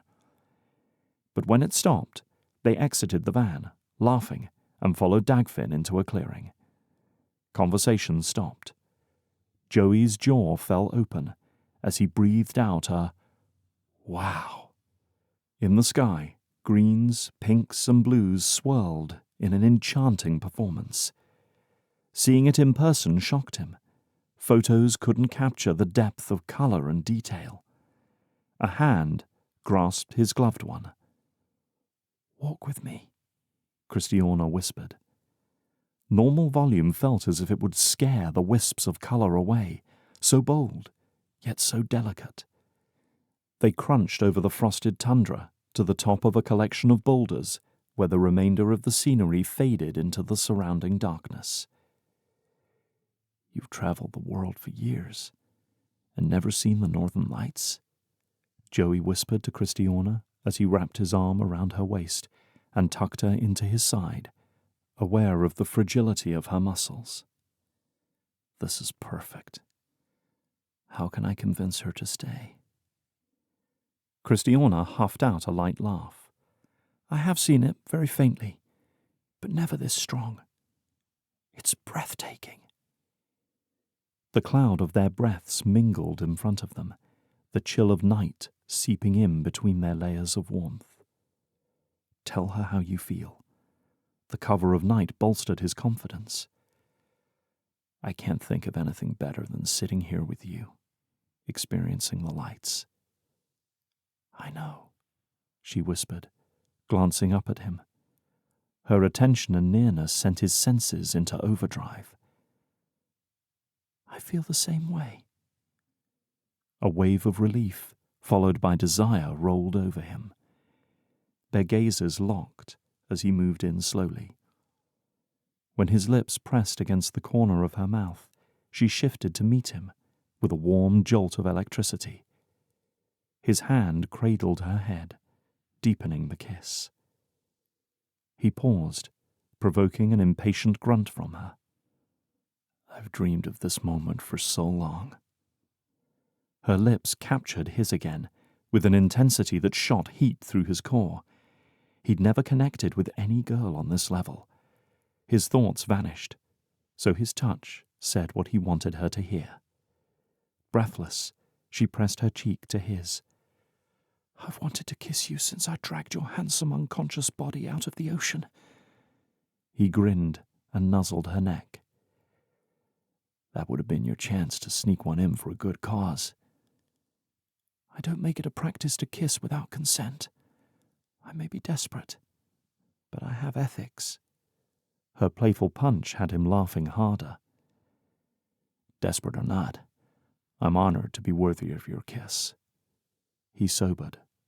"Hey, I heard you don't allow relationships on the team. Is this going to get me kicked off?" She sighed. "Your status is temporary anyway, unfortunately, so I think this can be an exception. How's that for a boss with a double standard?" Her eyes shimmered in the sky's light. "Besides, to miss an opportunity at loving you would be a lifelong regret, in my humble opinion." He kissed her again. "Then let's live with no regrets. Kristiana Duvall." Chapter 16. Fire. Chills. Floating. Throughout her lifetime, she'd waited to kiss a guy she really liked, and who genuinely liked her in return.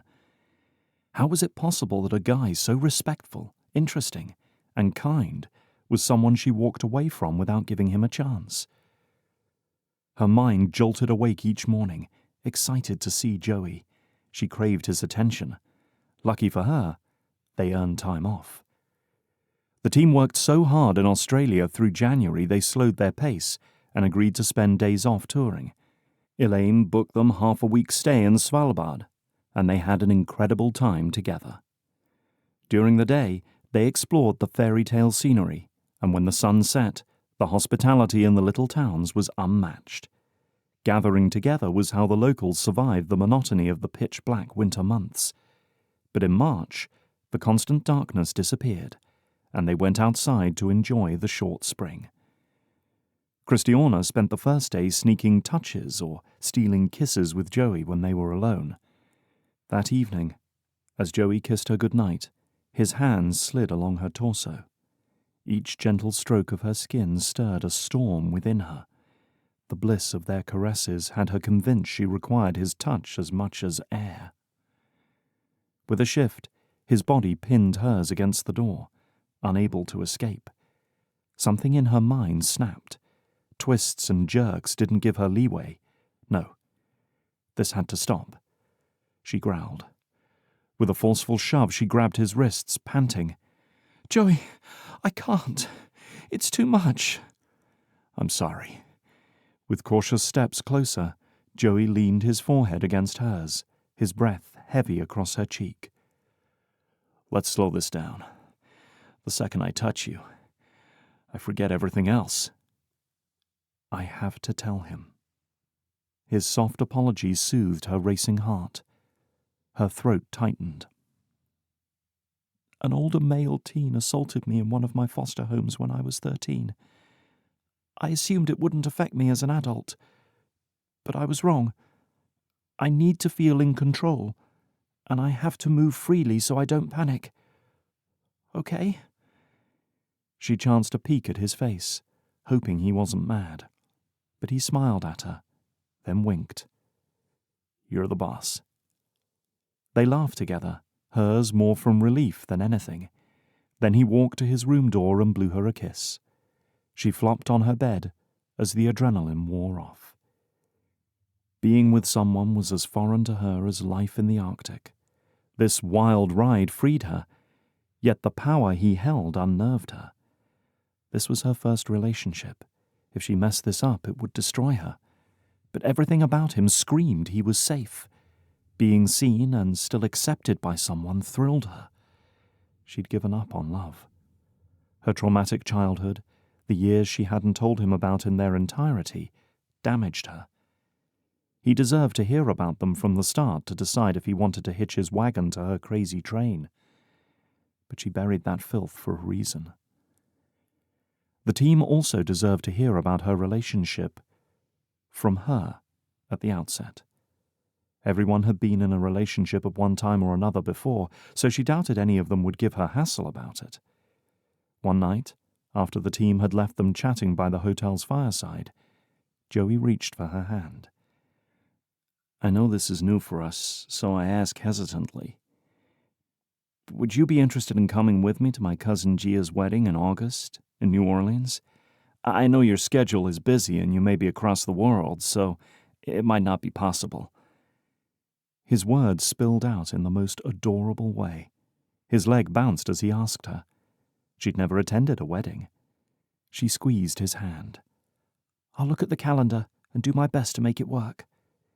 It'd be really amazing to meet your whole family in one place." Joey's lip lifted slightly. "Not my whole family. The family that lives in Rio can't come, but Gia and Xander will have a big party when they move there after the wedding.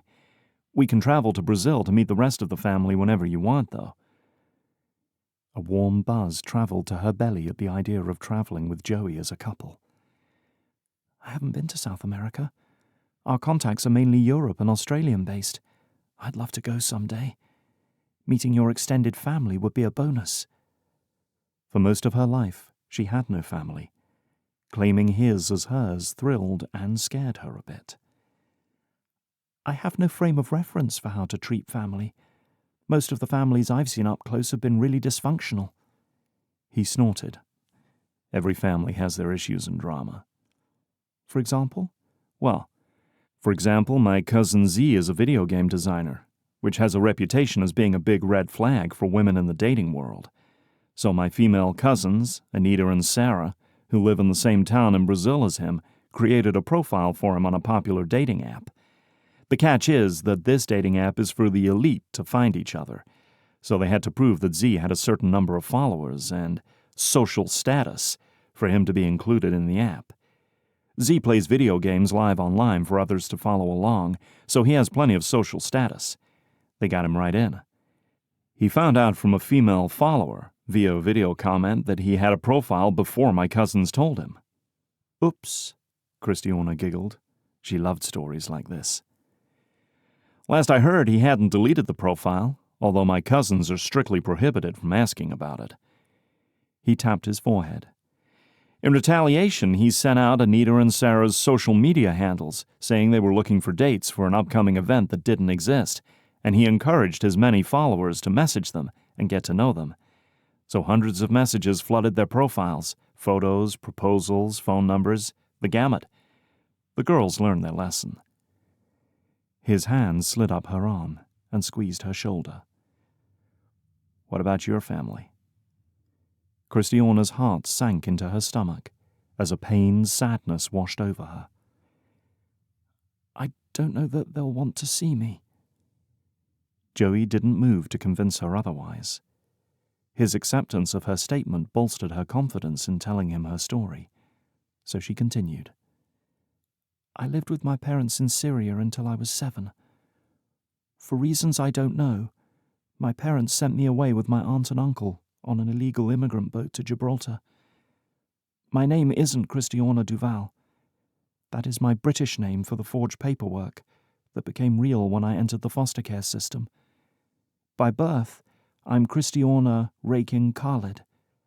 My parents live in Homs, Syria, from what I can tell. They never tried to get me back. Huda said she contacted them to tell them what was going on. I remember the day Huda gave me up well. The rainy day was vivid in her memory.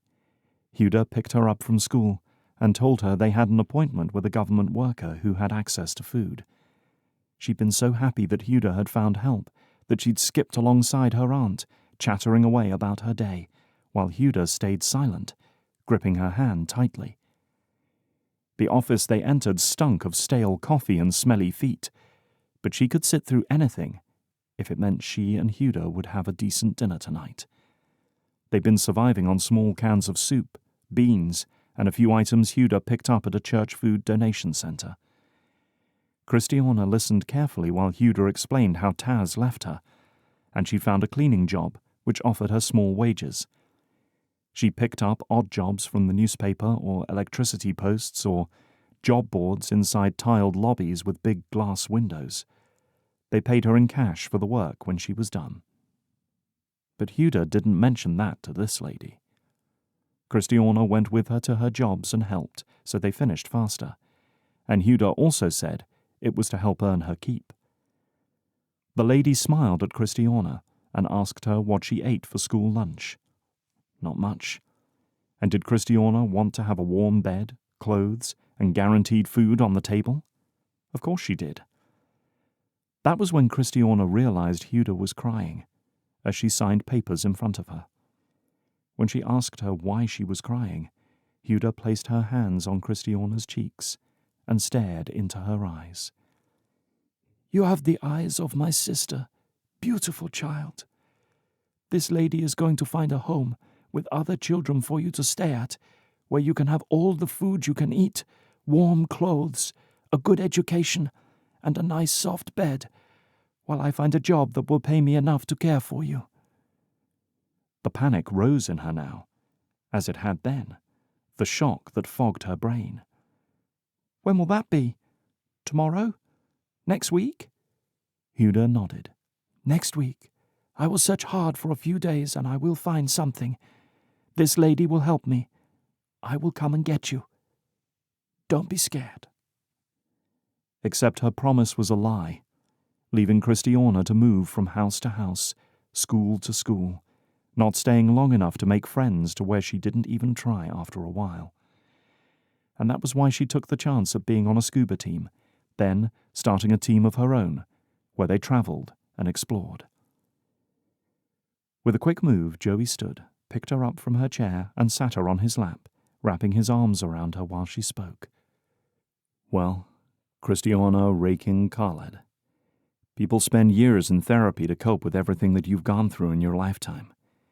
Your resilience makes you that much more amazing, Anyo. His lips pressed against her neck.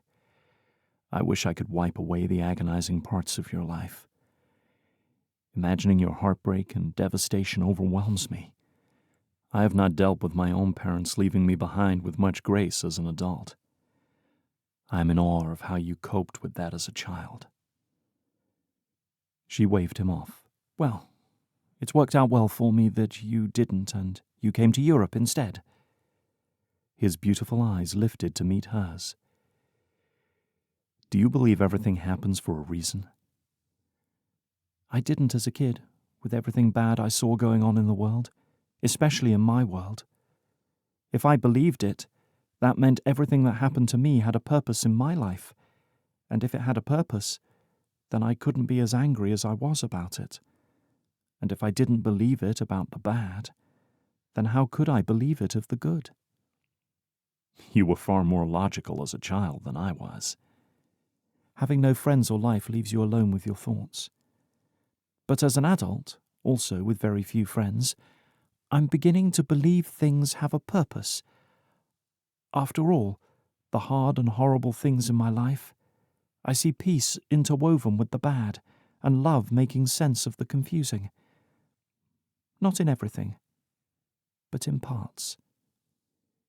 His goatee's scruff bristled against her cheek as he hugged her. "It's a gift to see the good that redeems the bad. Just when I'm making progress, something else happens to me and I start back with the questions and anger and the devastation." "So, you're not perfect then?" Kristiana winked. Joey laughed. "We'll be here the whole week if I have to list every one of my faults. But I'm willing to grow and learn and change. And that's the best I can offer my future wife and myself." Chills scattered across her skin at the mention of wife. Something inside her longed to have a name of endearment and commitment beyond being a friend and boss. To be claimed and defended by someone who cherished her existence. To trust and be trusted that he would not leave at the slightest inconvenience. That was what she dreamed of someday, and likely far too much expectation to put on a single human being. A trickle of hope sprouted into a stream that perhaps she might have that with Joey. He knew most of the low points of her life story and hadn't pushed her away. She'd heard some of his story in their time together. This gracious acceptance of her life experiences, the good and the horrible, felt foundational to their relationship. Tucked in bed that night, she looked at the calendar. The weekend dates he told her were free, so she put the August wedding date on the calendar. The team would probably appreciate a weekend off anyway. She determined to ask May sometime about what she should expect with a wedding. She'd never been to one. About 3 days later, on a mountain peak in Svalbard, May pulled up beside her on a snowmobile and grinned. "How long have you and Joey been together?" May shouted the question over the growl of the engine. The question came out of nowhere. They'd been snowmobiling for hours as a team and having a great time. She and Joey had barely seen each other. "What?" Kristiana struggled to process the question. Together? Were they considered dating? They were right? "Come on, girl. I'm a married woman. I know attraction when I see it. Be straight with me." Yeah. We like each other. A few days since he told me." May reached out and fist bumped her. "Get after it, chica. You deserve all the love, joy, and peace a good man can offer." She revved her engine and tore off. What was she doing? She admitted to someone she liked Joey. A grin spread across her face. The freedom in that made her chest explode. May was excited for her. She was so relieved that she wanted to kiss Joey right there and then. But they were new and fragile. The danger of telling others lurked in the back of her mind, but she shoved that aside.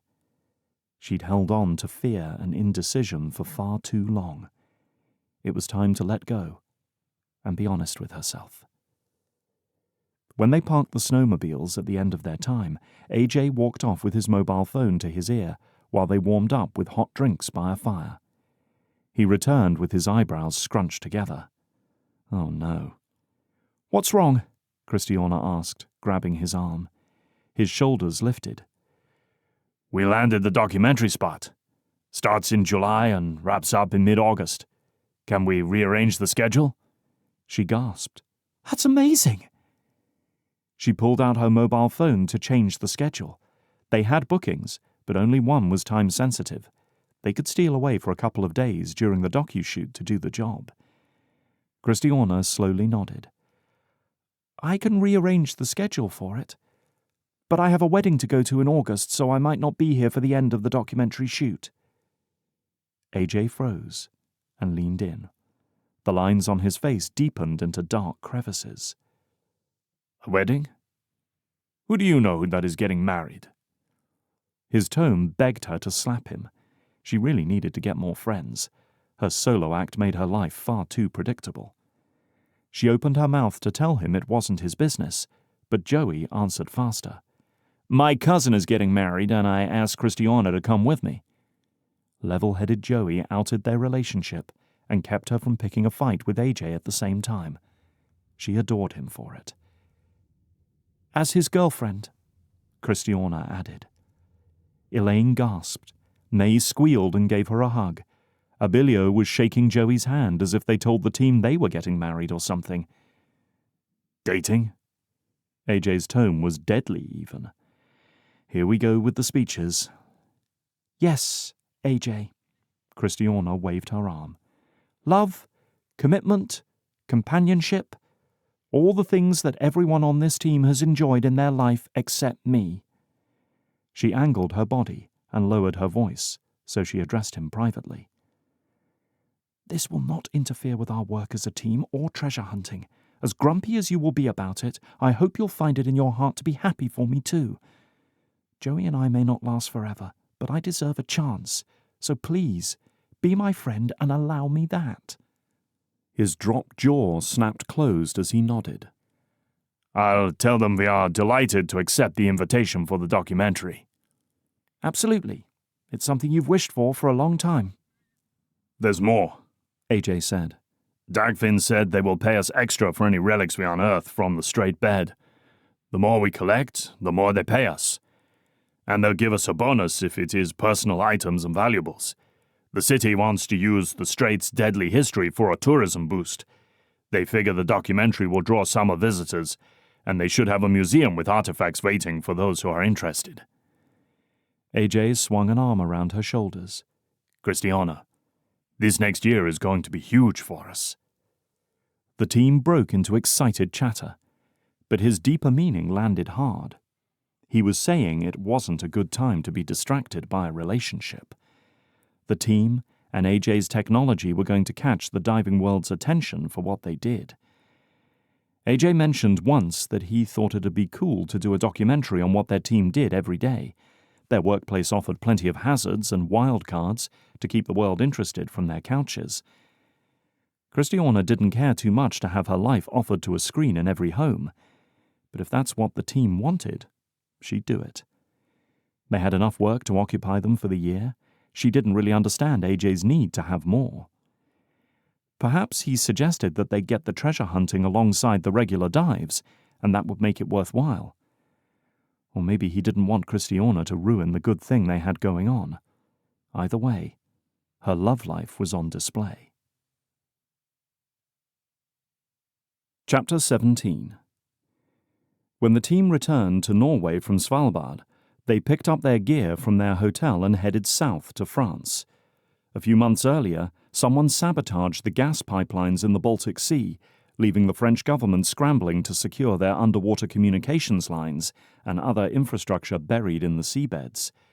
Since France's military didn't own an AUV, they called in AJ to use his equipment and the rest of the team to make sure their telecommunications weren't damaged. Attacks on underwater infrastructure as a method of terrorism had gained popularity since 2001. Terrorists used drones, divers, trained dolphin pods, homemade bombs, and submarines. Miles of pipeline needed checking for small fractures or punctures, and the obvious severings. It was impossible to safeguard every inch of buried cables and pipes that kept a modern country ticking. AJ's AUV sped the operation up, but the line that their team was called in to check would take them most of April to accomplish, maxing out their dive time each day. According to Kristiana, the French government employed hundreds of dive teams throughout the year to keep their infrastructure in good condition. They wanted to test run the capability of AJ's AUV to potentially invest in him making some for their military. AJ drooled over the monetary opportunity. Norway had already expressed an interest in him building them some, a comment AJ had casually dropped in their time in Svalbard to him, and Abilio. If national budgets backed AJ's equipment, he would be a millionaire with the sale of 2 or 3. Pretty soon, every buyer who could afford it would be jumping on board to have that type of advanced technology at their disposal, if they didn't already. In addition to the technology purchases, he'd have training courses he could charge for on how to use the equipment to its fullest ability. He wasn't calling AJ's character into question. The man had worked hard his entire life to get where he was. The very nature of him developing a genius technology spoke for itself. If that brought him millions, he earned it. No doubt he'd follow where the money trail led. He'd pushed Kristiana on the Norwegian documentary because of the international accolades for the team, but his AUV would come out as the star of the show. On the flight to France, Joey and Kristiana switched between their first-class cubicles, watching movies, chatting, and snacking. When Kristiana napped, Joey stopped by the bar for another bottle of water. There, AJ sat with his laptop. He'd been trying to find a time to corner AJ for a talk. This seemed as good a time as any, and having the talk in a more public setting might keep AJ from flat-out denying him. AJ, I've been thinking about all the work you have coming at you with your AUV development for the countries who want to buy it, and I would like to invest in the ground level of your company. AJ cocked his head, his brow furrowed.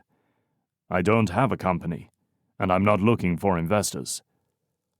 His dismissive tone made it clear what he thought of Joey's proposition, but Joey clicked his tongue. You should be. See, you have countries paying attention to what your AUV can do. You need to patent your ideas. Once that's done, how do you duplicate this equipment on a growing scale? France might ask for 1, Norway for 3, a private buyer for 5. Once the AUVs ship, you'll be hiring training staff, support software, cybersecurity to keep your AUVs from being hacked, technical support, quality control, hardware support along with trained technicians, bookkeepers, hiring managers, dispatch packaging and shipping. If you want to go big time, you need a sales team, a website, a variety of packages to buy if people want your AUV with select capabilities. You're on the verge of disrupting the technology industry, and you don't have your infrastructure ready. So I want to be an investor, be on the board, and help you prepare for it. The gloss in AJ's eyes said he'd lost him during the list. Joey patted him on the shoulder to bring him around. I don't have any desire to do all that. AJ shook his buzzed head. I'm an inventor and a diver.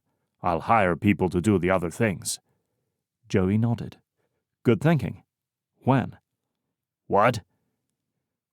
When are you going to hire someone who intrinsically knows all your equipment and how to set up the business? With what money? What's preventing that person from stealing your idea and making it their own? The exhale came with a look of defeat. AJ was one of the smartest guys Joey had met in a long time. He connected dots quickly and was no simpleton. I don't know. You have far more business experience than me, as you have your own firm in the United States. You seem to have an idea for me, so what would you suggest I do? Joey beamed. I'm glad you asked. Besides me being an investor, I have very influential and trustworthy investor contacts in the United States that could invest in your product, as would I. This investment team has a lot of business acumen, infrastructure knowledge, and a host of international lawyers to shore them up and cover every angle. If you agree to cut me in on your deal, I want that in writing and with your signature. I'll pitch your idea to them and set up a meeting. They'll have a better idea of what you will need, and they'll do right by you and your equipment. If they work the back end of the business, you can dive into your coin coffers each night counting your millions. Okay. AJ opened a new document and typed out a few sentences, agreeing to allow Joey in on the business, pasted his signature, and emailed it to Joey. Good? That seemed way too easy. Joey slapped the bar top. You're a smart man, AJ. I'll set the meeting up with my contact right now. He pulled out his phone and sent a Wi-Fi text to Burley and Sophia. They'd eat this opportunity up. Allowing you to be in on my business doesn't mean I'm okay with you and Kristiana dating, AJ grumbled. There it was. When the text sent, Joey pocketed his phone. What's your objection? Plenty. What happens when you break up with her after you leave the team and her heart and attention are fragmented? Our job is dangerous enough as it is, but add to that a distracted teammate who won't eat, can't sleep, and is depressed, and you're risking the lives of these incredible people who have welcomed you. Are you afraid for her, AJ? Or are you afraid for yourself? Kristiana has assembled one of the best dive teams in the world to complement your equipment's capabilities. Without a dive team, your AUV is only useful for information, not action. Joey shifted closer. You're afraid she's going to break up the band before you've got your solo act ready. The one I'm happy to help you get up and running. Yet you're treating me like the bad guy. AJ's lips thinned. Joey had hit a nerve. How much longer do you think you'll be on this team? Once you get your first AUV order, you're going to bail and follow the money trail. AJ said. Joey held up his hand. It's not an accusation. It's business. Most people would. His body slumped in his chair, his face weary. Reality set in for AJ. His voice was quiet when he spoke. I love these people and what we do. It has brought me some incredible experiences and opportunities. But you haven't answered my question. I have no intention of breaking the heart I long to keep safe. I'm an adult, with no interest in starting something that I think would only be temporary. But the long game is staying together for life. That requires us to find a middle ground. I'm an architect by trade, and my firm is well established in New Orleans. She loves traveling the world, diving, and treasure hunting. We haven't figured out how to reconcile that yet, but we will. AJ crossed his arms. Relationships don't last, not with people who travel for a living. She'll be throwing away her career, believing you'll be her true love forever.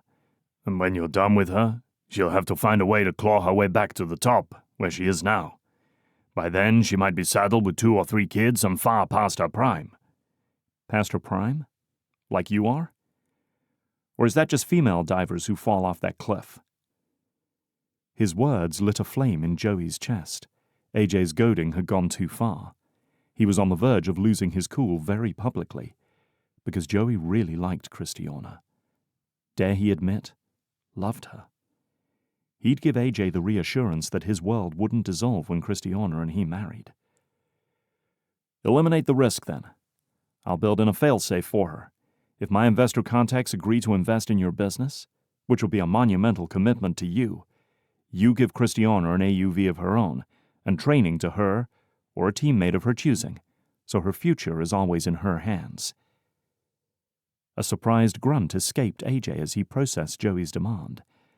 Guaranteeing Kristiana $1 million-something piece of equipment would test AJ's concern for her future and his willingness to play well with others. Working with Burley and Sophia, as the shrewd investors they were, came with its own set of rules and requirements. A new drink arrived in front of AJ. Did you two scheme this up together? Are you trying to pit her against me? He'd had about enough of AJ. Joey invaded his space. I don't know why my presence offends you so much, but don't you dare insult her. I understand you haven't wanted me around since Kristiana hauled me on board. You say you want the best for her. Treat me like I'm going to destroy her and then accuse us of swindling you. Prove you care about her as much as you say you do, and that you're not covering your own scrawny backside by pretending to protect her heart. Joey was seconds from calling off his offer. AJ's chin lifted, as if he were about to spit. Fine, I'll do it. But if I decide not to work with your investors for my own reasons, the AUV agreement is invalid. AJ typed on his computer to send a written agreement to Joey in an email. Joey tried his best not to punch him for being a self-centered jerk. Kristiana obviously found redeeming qualities in him others didn't see, and that street went both ways. You would be insane to not ask to work with investors who could hand you a profitable business on a silver platter, especially when the task in front of you is incredibly daunting and your product is worth millions. If you're looking to succeed, these two being on your team give you your best shot, if they are interested in you. You'll be hard-pressed to find anyone with a better offer. Joey didn't know that for sure, but he did have an incredible amount of faith in Burley and Sophia's ability to see beyond what was in front of them. He didn't stick around to hear anything else from AJ's mouth. He wanted in on this because it was a solid product, not because of AJ's wit and charm. And if Burley and Sophia bought into the technology, AJ would rake in the dough. Before he left the lounge area, Joey stopped. Since you feel so strongly about relationships interfering with work, I'm going to guess that you aren't in a friends with benefits situation with Elaine, like she made me believe.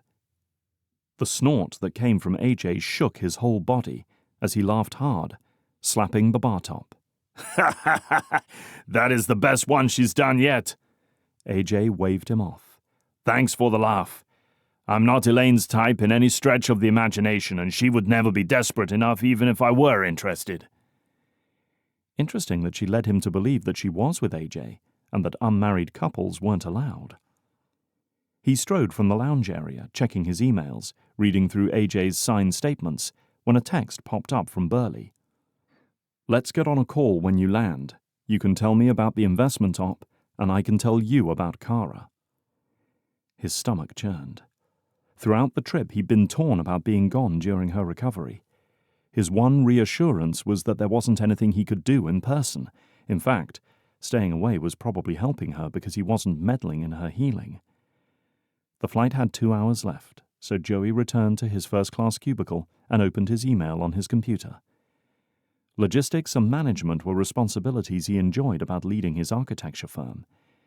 With as well as his relationship with Kristiana was going, his head and heart shook the smog that he'd been drowning in, and the sun shone again. He logged into his work email in his free hours and tackled a few tasks at a time in an attempt to control his inbox chaos. He notified his management team that he was online and available for short meetings within a few restricted hours, which immediately they booked up. The office being trashed by someone targeting Gia hadn't encouraged office morale. He'd gotten some teeth-grinding threats as he worked on some of his designs, but nothing to the extent Gia had experienced while designing the resort for her parents' new luxury hotel chain. To be honest, he didn't want to spend his time working anyway. Work would always be around, but he wouldn't always have this concentrated time with Kristiana in the early days of their relationship. But he promised to take it slow. Moving too fast would scare her. She was new to this. He respected that. On the other hand, though, they were adults. In order for them to survive long distance, the foundation they established would set the future tone. Building a relationship to sustain long-term distance felt impossible. He'd leave to go home and she could carry on with her life, as if he were a vacation fling. He closed his email and then his eyes. What solution would work for them? What he longed for was advice from Dad. He opened his text to Burley. I could use some dad advice when we talk too, if you're up for it. Burley sent a saluting gif. I can't promise you a suitable answer, but I'll do my best. Hours later, Burley's low voice pitched higher. You're asking me how to keep a long-distance relationship going? Huh. Stumping Burley wasn't what he'd been going for. I suppose, like any hardship a relationship goes through, you can endure it, if you know there's an ending point. If you're indefinitely going to be long-term, sharing your lives across time zones becomes impossible. She'll be unavailable when you are ready to talk, and vice versa. You'll spend a lot of money to see each other for a few days, but then she'll go to the next job, and it'll begin to feel like you are only a couple when you're together. That's dangerous. So, how do I fix it? Being together is the best way to make it work without creating more issues. You are the kind of man who is looking for a life companion, Joe. Your parents gave you an incredible example of how good marriage could be, despite life's horrible curveballs. You'll both have to compromise and meet halfway. If one of you does all the sacrificing, it breeds resentment later in life, and you don't want to set yourself up for future problems because it brings happiness today. Joey ran his hand through his hair. One solution led to more problems that required answers. He blew out a breath. All right, we have business to talk about. How about I pitch you a new investment opportunity that promises to be a huge gold nugget? Burley chuckled. I'm all ears. They talked and made plans for an hour until Burley had to sign off to get to another meeting. The call hadn't solved Joey's chief anxiety, how to hold on to Kristiana. Business was a distraction, and Kara was recovering nicely. He donned his running clothes and went to the hotel gym.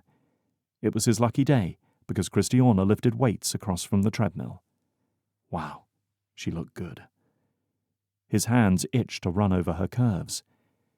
How would she react to him proposing to her without a ring or a plan in a sweaty hotel gym? He knelt in front of her on one knee. Her eyes widened as she jerked out her earbuds. "What are you doing?" She dropped the weights to the floor. Sweat dripped from her chin. "Just wanted to let you know that you're beautiful." With a kiss to the top of her head, he jumped onto the treadmill as she groaned and swatted at him. He laughed from all the way down in his belly.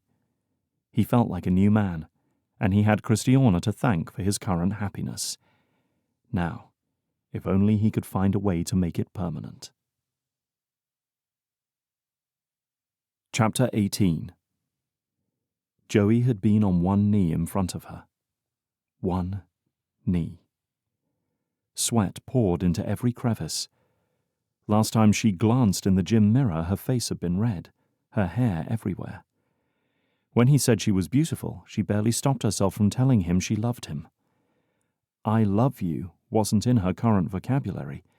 She wasn't sure how declarations of love were supposed to go. "Where have you been?" Joey revved the treadmill speed up as he began his run. "In my room, talking to my uncle. I needed some advice." His soft expression said it was about her. That was cute. She set the weights on the floor. Her heart rate kicked into overdrive. What if someone had talked him out of dating her, and he was going to break up with her? "And what is the outcome of that conversation?" "Well," dread gnawed at her. He punched the speed button to a slow walk. "My uncle and aunt are investors, and I proposed a business opportunity to them. They think it's worth investigating." A sigh escaped her lips. "Which uncle and aunt?" "Gia's parents. They live in New Orleans near me." She nodded, but the mention of his normal life sent a twinge through her heart. She only knew nomad Joey, not the guy who had an established life, a house, family nearby, and a grocery store he chose for weekly groceries. "Do you eat at restaurants a lot at home? Or do you cook for yourself?" He grinned. "I do some cooking, but the last few months before I left weren't normal. I didn't eat much, and when I did, I ate with my sister at my parents' house, or with my mom beside her bed. Towards the end, I fed her because she was too weak to do it herself. I don't have a huge repertoire of meals I can cook, but enough to keep my culinary interests satisfied. Abilio's food is fantastic, though. He's been teaching me some of his master chef ways." "Tell me what your normal life is like." He grunted. "Get up, go to work, go home, do an activity, eat dinner, go to bed, and do it all over again in the morning." "You make it sound so glamorous." He nodded. "Truly it is. But lonely." The sad smile tugged at her heart. "So you don't go on dates every Friday night?" "Dates? No. Going out with some of my buddies or cousins in groups, yes. I had about 5 one-on-one dates last year. None of them progressed to second dates. They weren't worth pursuing." His wink gave her chills. "But I am?" He yanked the red cord, stopping the treadmill, and towered over her in 2 steps. His lips captured hers in an unmistakable claim. Yes, she'd caught his attention. "Those girls should have let you rescue them." I hear guys love the hero act," she murmured into his lips. He chuckled. "I wasn't thinking I'd date you when I freed your ankle out of that mess." His tall frame leaned against the treadmill rail. "Are you interested in that life? The one where you come home to a house that you own every night instead of traveling with this gypsy crew?" His arms swiped the sweat beads from his forehead. "Yeah, I do want a home someday. Something to call mine. I haven't had my own place, and I've been saving up for a—" She stopped, telling him her life goal felt too intimate for a hotel gym. His chin dipped as he leaned in. "For a chalet in the Swiss Alps. One with a view of water and mountains." A professional scuba diver is choosing a house in a landlocked country. He folded his arms, the creases beside his eyes deepening as he smiled. "I did not see that coming. Don't you think you'd miss the water?" She shrugged. "Lucky for me, I plan to live in a world of trains and planes and cars." With a push, his body invaded her space, boxing her in against the wall with his arms on either side of her head, but leaving her freedom of movement. His tone turned raspy. "And do you picture yourself living there alone? Or with someone you love, and who loves you more than life itself?" Yes. She would buy everything this man was selling. A love that unconditional had seemed unattainable. Until now. Now she watched Joey work and laugh and even rest, and it never got old. She'd never tire of watching his eyes open and his smile spread across his face. When he caught her gaze, it was adorable the way his lips parted when he was in a deep sleep. Waking up to his face being the first thing she saw every day sounded perfect. What good is the most beautiful place on earth if you can't share it with the one person you want the best for? She tilted her chin upward to press her lips against his. The heat in his kiss set her on fire. How had she lived almost 3 decades and not known the sheer bliss of passion? A key beep at the door lock broke them apart. Joey grabbed his belongings and held out his hand. They left the stranger the gym to himself. In the lobby, they grabbed a warm drink and sat down at a table. "Is this what you envision for us?" Joey asked. "Would you give up traveling to be with me?" "Give up traveling?" I hadn't thought of that. Owning a house doesn't mean you stop traveling." No way did she plan to put aside her diving company. "No." His warm hands grasped hers. "In order to make our relationship work long distance, we have to have a plan to be with each other. But ultimately, what is our end goal? Will you move to where I am? Will I travel with you? Or will we choose a new life in a Swiss chalet?" She swallowed. She wasn't ready for this conversation yet.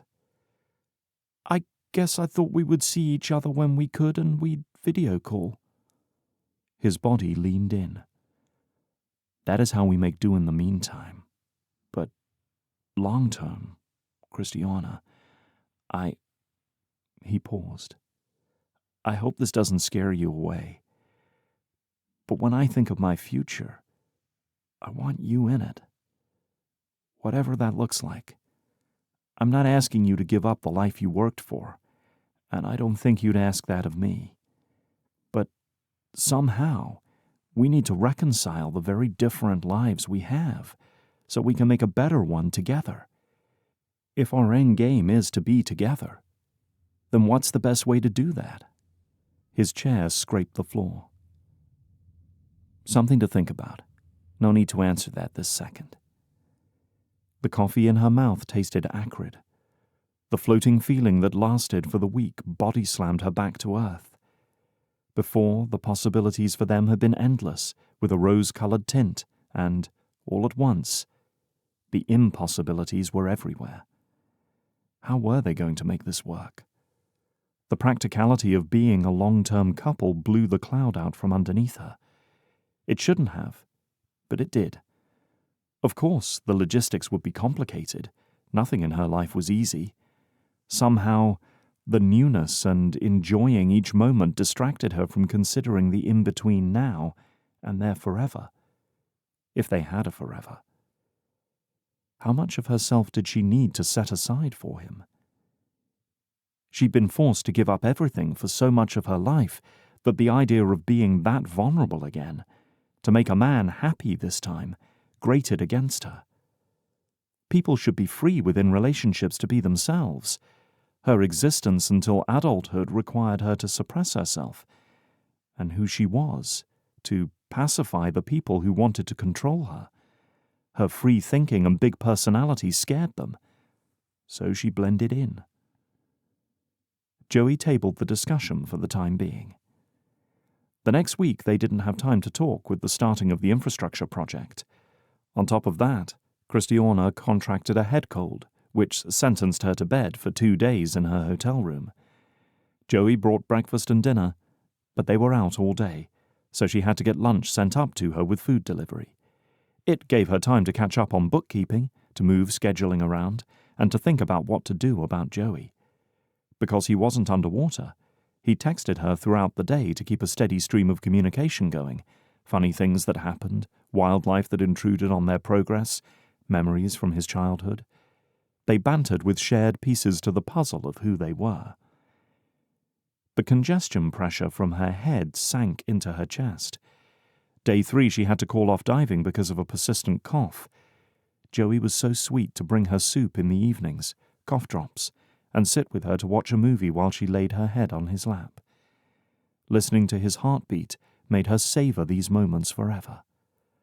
At some point, she fell asleep, and he slipped out, because in the morning she woke up alone. When she checked her phone, there was an all-team message from Aoife. He was ready to return. His brother recovered, and Aoife was itching to get into his suit again. He asked Elaine to look into booking a flight for him late next week, after his grandma's birthday party. Her joy sank into horror. Aoife coming meant Joey's contract was up. She wanted to hide the email and pretend he hadn't sent it, but Elaine had already replied how excited she was to see him.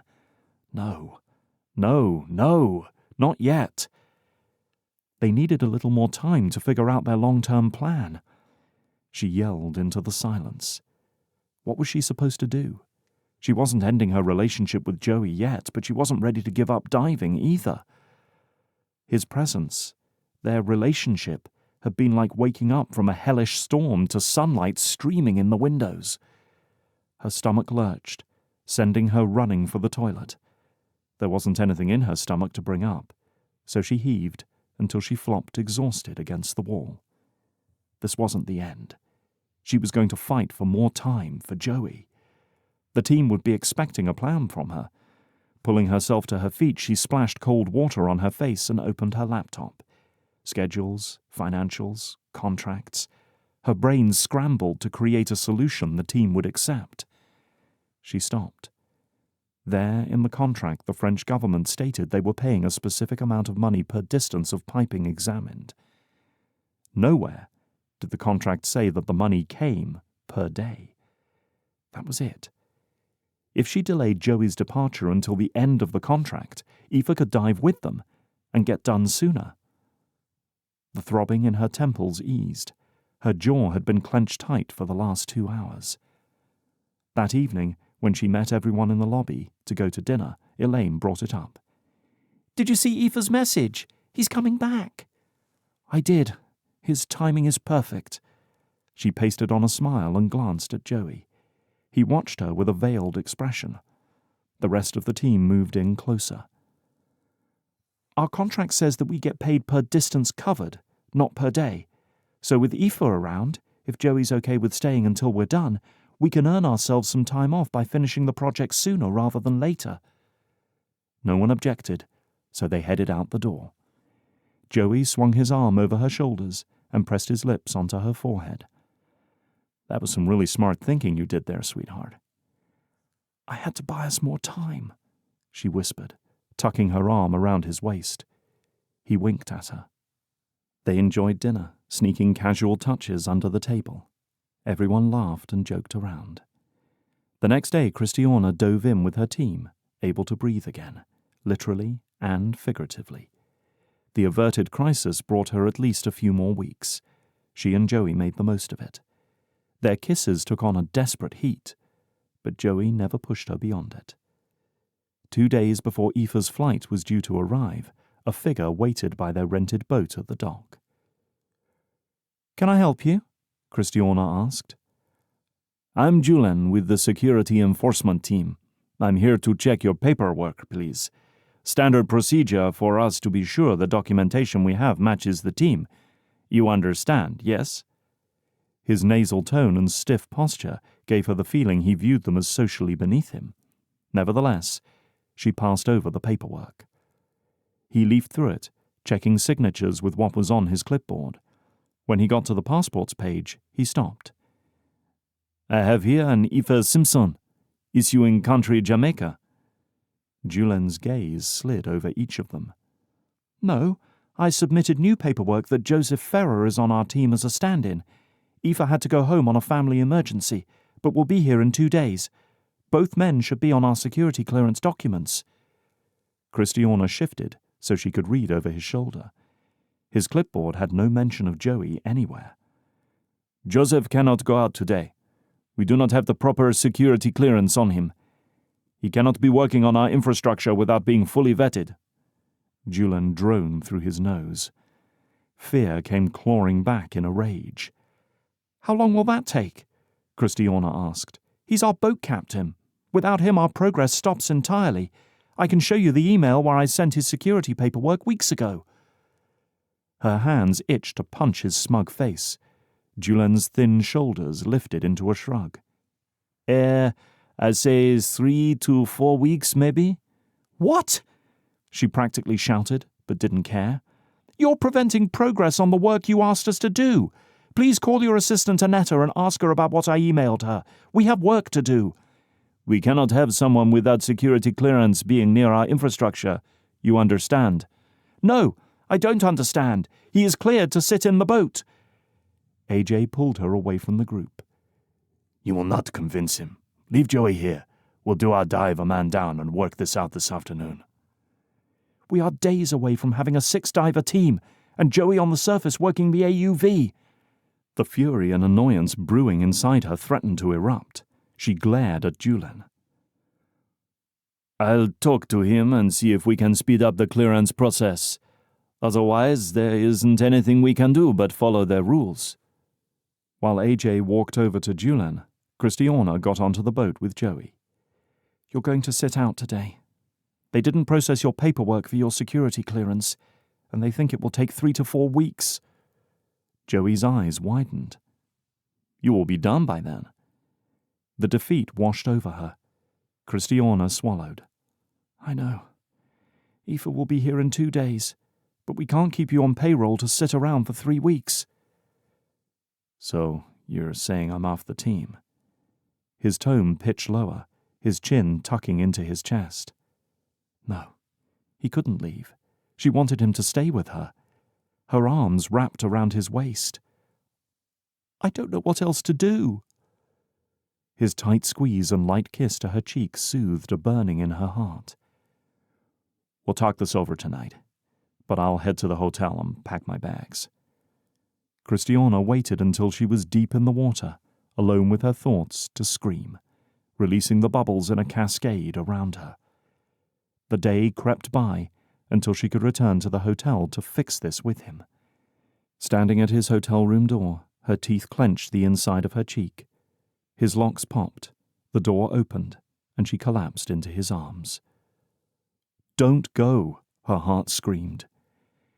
"AJ said Julian wouldn't budge on letting you captain the boat while we waited for your security checks." Joey grunted. "I doubt he tried very hard to convince Julian." Kristiana pulled away. "What does that mean?" The sigh came from deep within Joey. He rubbed his forehead. "It means that my time to go home has come. And AJ will be furious if my departure affects your dive performance and endangers the team. So we need to come up with a way to ensure that you and I can keep the beautiful thing we have going." He wiggled his phone. "Let's compare calendars. to come up with something. Can you come to Norway in June or July? Joey nodded. I can try. And you'll still come to Gia's wedding in August? Yes, I have it on the team calendar for me to be away that weekend. What's the end game, Kristiana? His question probed softly, despite the urgency in his tone, the pleading in his eyes. Never had she felt so lost. Behind her eyes tingled. I don't know how to be with you. His jaw ticked as he dropped onto his hotel bed, his head in his hands. Then maybe we shouldn't try to make this work. His agonized expression had her longing to go to him, to soothe it away, but she was stuck in place watching this happen. I love you so much, Kristiana Duvall. His fingers swiped at his eyes. He loved her? He loved her.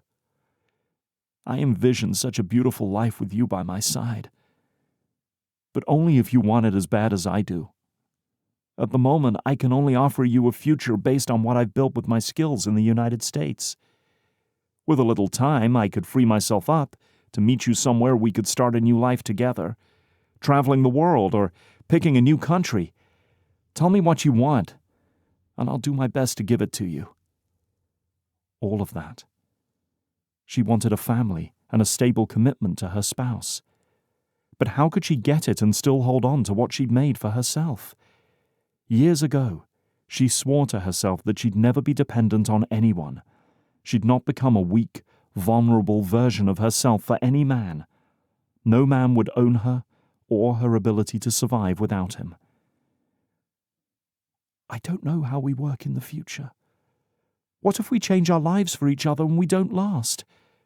Then what? I don't know. I've never done this either, Joey said softly. Her lungs wouldn't fill up. The walls closed in on her. She had no answers, and she hated it. I need more time to figure this out. What happened after she said that was a blur, but she ended up in her room and prostrate on her bed. In a torrent, the tears broke free, bringing the past 20 years of soul-crushing pain with it. She damned the flow of tears in her childhood, determined to never again cry over someone who wasn't crying over her. And only since meeting Joey had she felt safe enough to let herself feel again. But this brokenness inside her changed her mind. Perhaps she'd been wrong. Very wrong. Chapter 19. What the heck happened? Joey sat on the plane from Paris to New York, shell-shocked. The haze of the goodbyes, the promises to keep in touch, AJ shaking his hand while thanking him and telling him he'd be in touch about the AUVs, the pain and compassion in Abilio and May's eyes as they said their goodbyes to him, because they knew and understood, hugging Kristiana and her quick kiss on his cheek, coupled with her red-rimmed eyes and tired, forced smile. They didn't break up, but the devastation submerging his mind at leaving her in a place of insecurity about them killed him. He didn't want space to figure out how to make their future work. Holding Kristiana in his arms and keeping her close was how he pictured his life now and later. If she'd decided right then that they should make a life together in her Swiss mountainside chalet, he would have agreed. That was how much he believed they were supposed to be together. If they fell apart, they would return to their former lives, like most people did. But that was the hold-up, wasn't it? He would tuck tail and run to his family, to the place he grew up with the people who loved him. And they would pull him into their world like he'd never been gone. Kristiana didn't have that beyond her team. Her decision to be with him had to change her life because someday they would wish for a house to call home, regardless of how much they traveled throughout the year. Well, that was his past speaking. His life had never been as transient as Kristiana's. Was that selfish, to hope for a home together? He didn't have enough distance from it to be objective. His thought that the travelling life would last had been idealistic. He wouldn't tame her. Her feistiness was one of the characteristics he loved so much. But the revolving door kept throwing the question at him. How do we make this work? She couldn't sample a life in one place without major changes. The movie screen in front of him played movie after movie that he didn't see. He didn't taste the 3 meals the attendants brought. He didn't sleep when they dimmed the lights. He sat in 7C, soaked in his pain. And frankly, mad at the world. Elaine booked him a first-class ticket for his international flight as a thank you for his teamwork, but he couldn't enjoy the benefits. Kristiana made the long flights fun and interesting, knowing her seat was mere feet from his. When he left for Europe in December, he thought he'd come home refreshed and optimistic, but the confusion and quick departure rocked his world. This girl he met 5 months ago flipped his life inside out in a way no female ever had before. Had he healed while he was away? Or had he distracted himself enough to believe he had? The answer came when his get-there driver stopped in front of his parents' house in New Orleans. He took a deep breath as he soaked in the details. The place looked cared for, the bushes and grass trimmed. The exterior bore a fresh coat of paint on every surface. After punching in the garage code, he dropped his bags in the mudroom. He kicked off his shoes, shucked his clothes, and headed straight to his bed. The silence was weird. He'd not stayed in the house by himself for longer than a week or 2. Kara had been there, or, of course, his mum.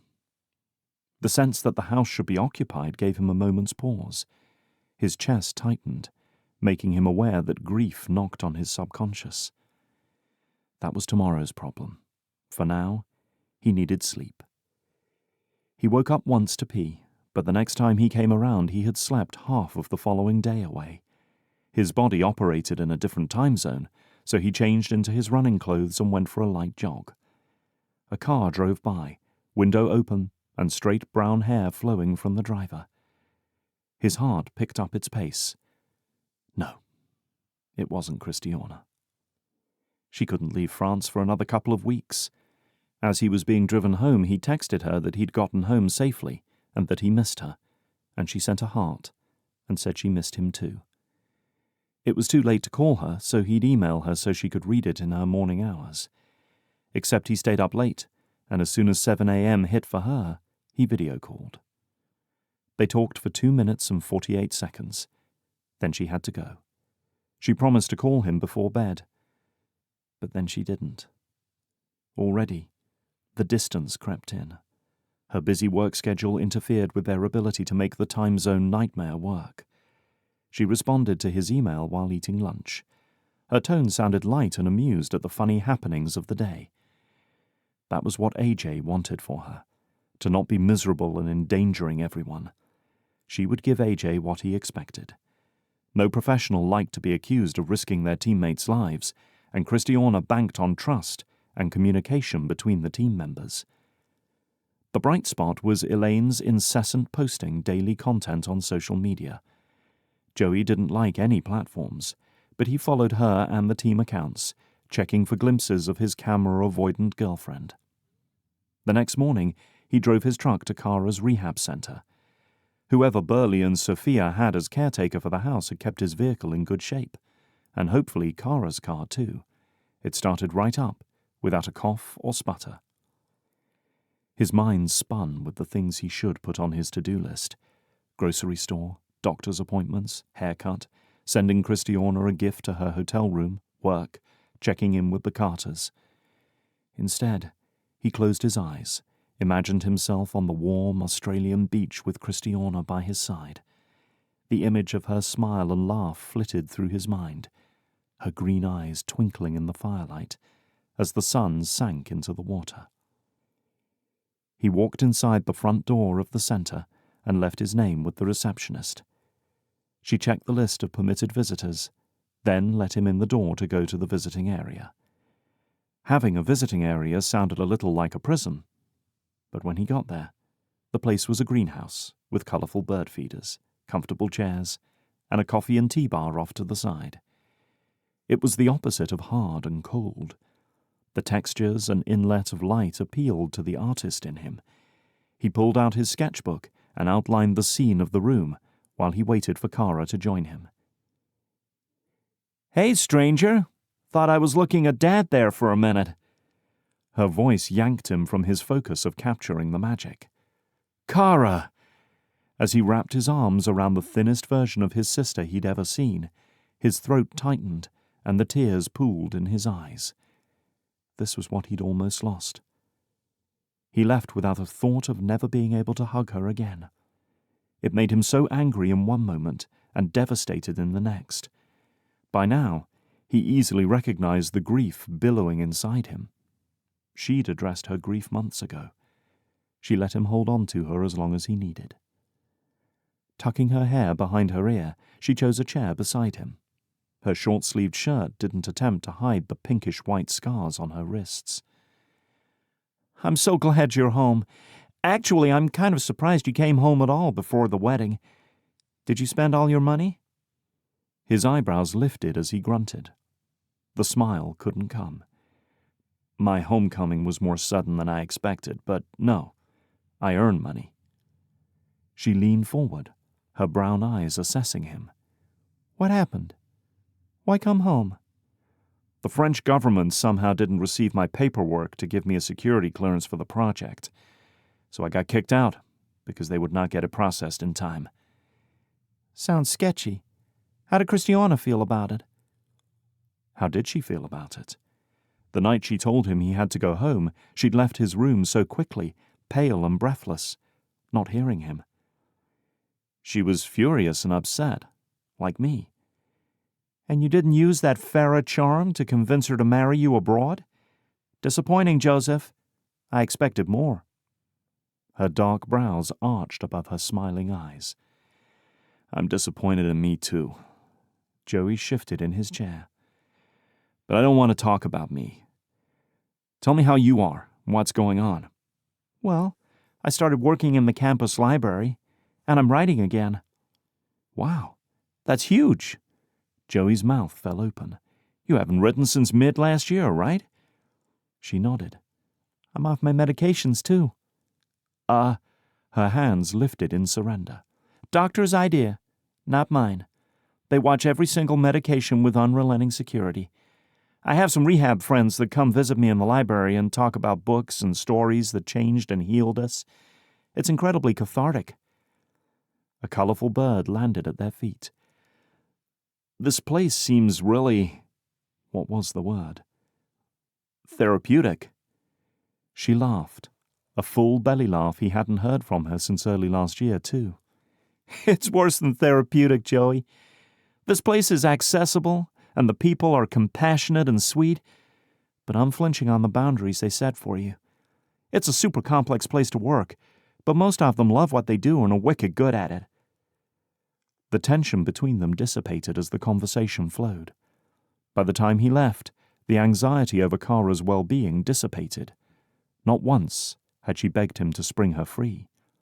A tamed filly. So peaceful. A peace that didn't gel well with the tectonic plates scraping together inside him.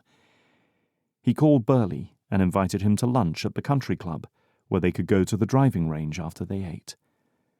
When Burley walked in, Joey shook his head with a smile. The man never aged. Burley hugged him hard. "I missed you, Joey. It's nice to have you home." They settled into their seats to order. "I'm glad to see you. I wish I could say I'm thrilled to be here, but—" A deep chuckle escaped Burley as he read the menu he probably had memorized. "But leaving a woman you love creates a big hole in your heart." When had he told Burley that he loved Kristiana? He'd barely told Kristiana he loved her. "I visited Kara this morning, and she seems happier. She didn't rant or throw fits like she did over the phone. She said she's writing again."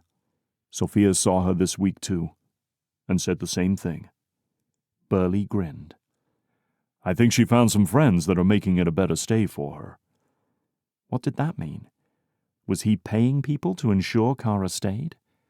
Burley loved to be cryptic. I'm impressed with Ajin's gadget you sent our way. He's a very smart man, and that autonomous underwater vehicle he designed is beyond the scope of what I could understand.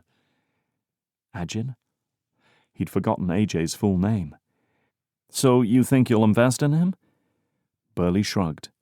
He has an enormous amount of work to show us he'll be a worthy business partner. I want him to duplicate what he has before he signs contracts to mass produce the AUV. Joey squinted at Burley. How is he going to do that when he travels all the time? He said when he was stationary for a month this summer, and he'd do it then. The waiter interrupted them to grab their orders and disappear. The Norway documentary. He planned to visit Kristiana there, but... He sighed. I owe you big time, Uncle Burley. You cared for Kara, the house, the funeral arrangements for Mama, getting me new paperwork in Madeira, and all while you run your normal million businesses and charity organizations.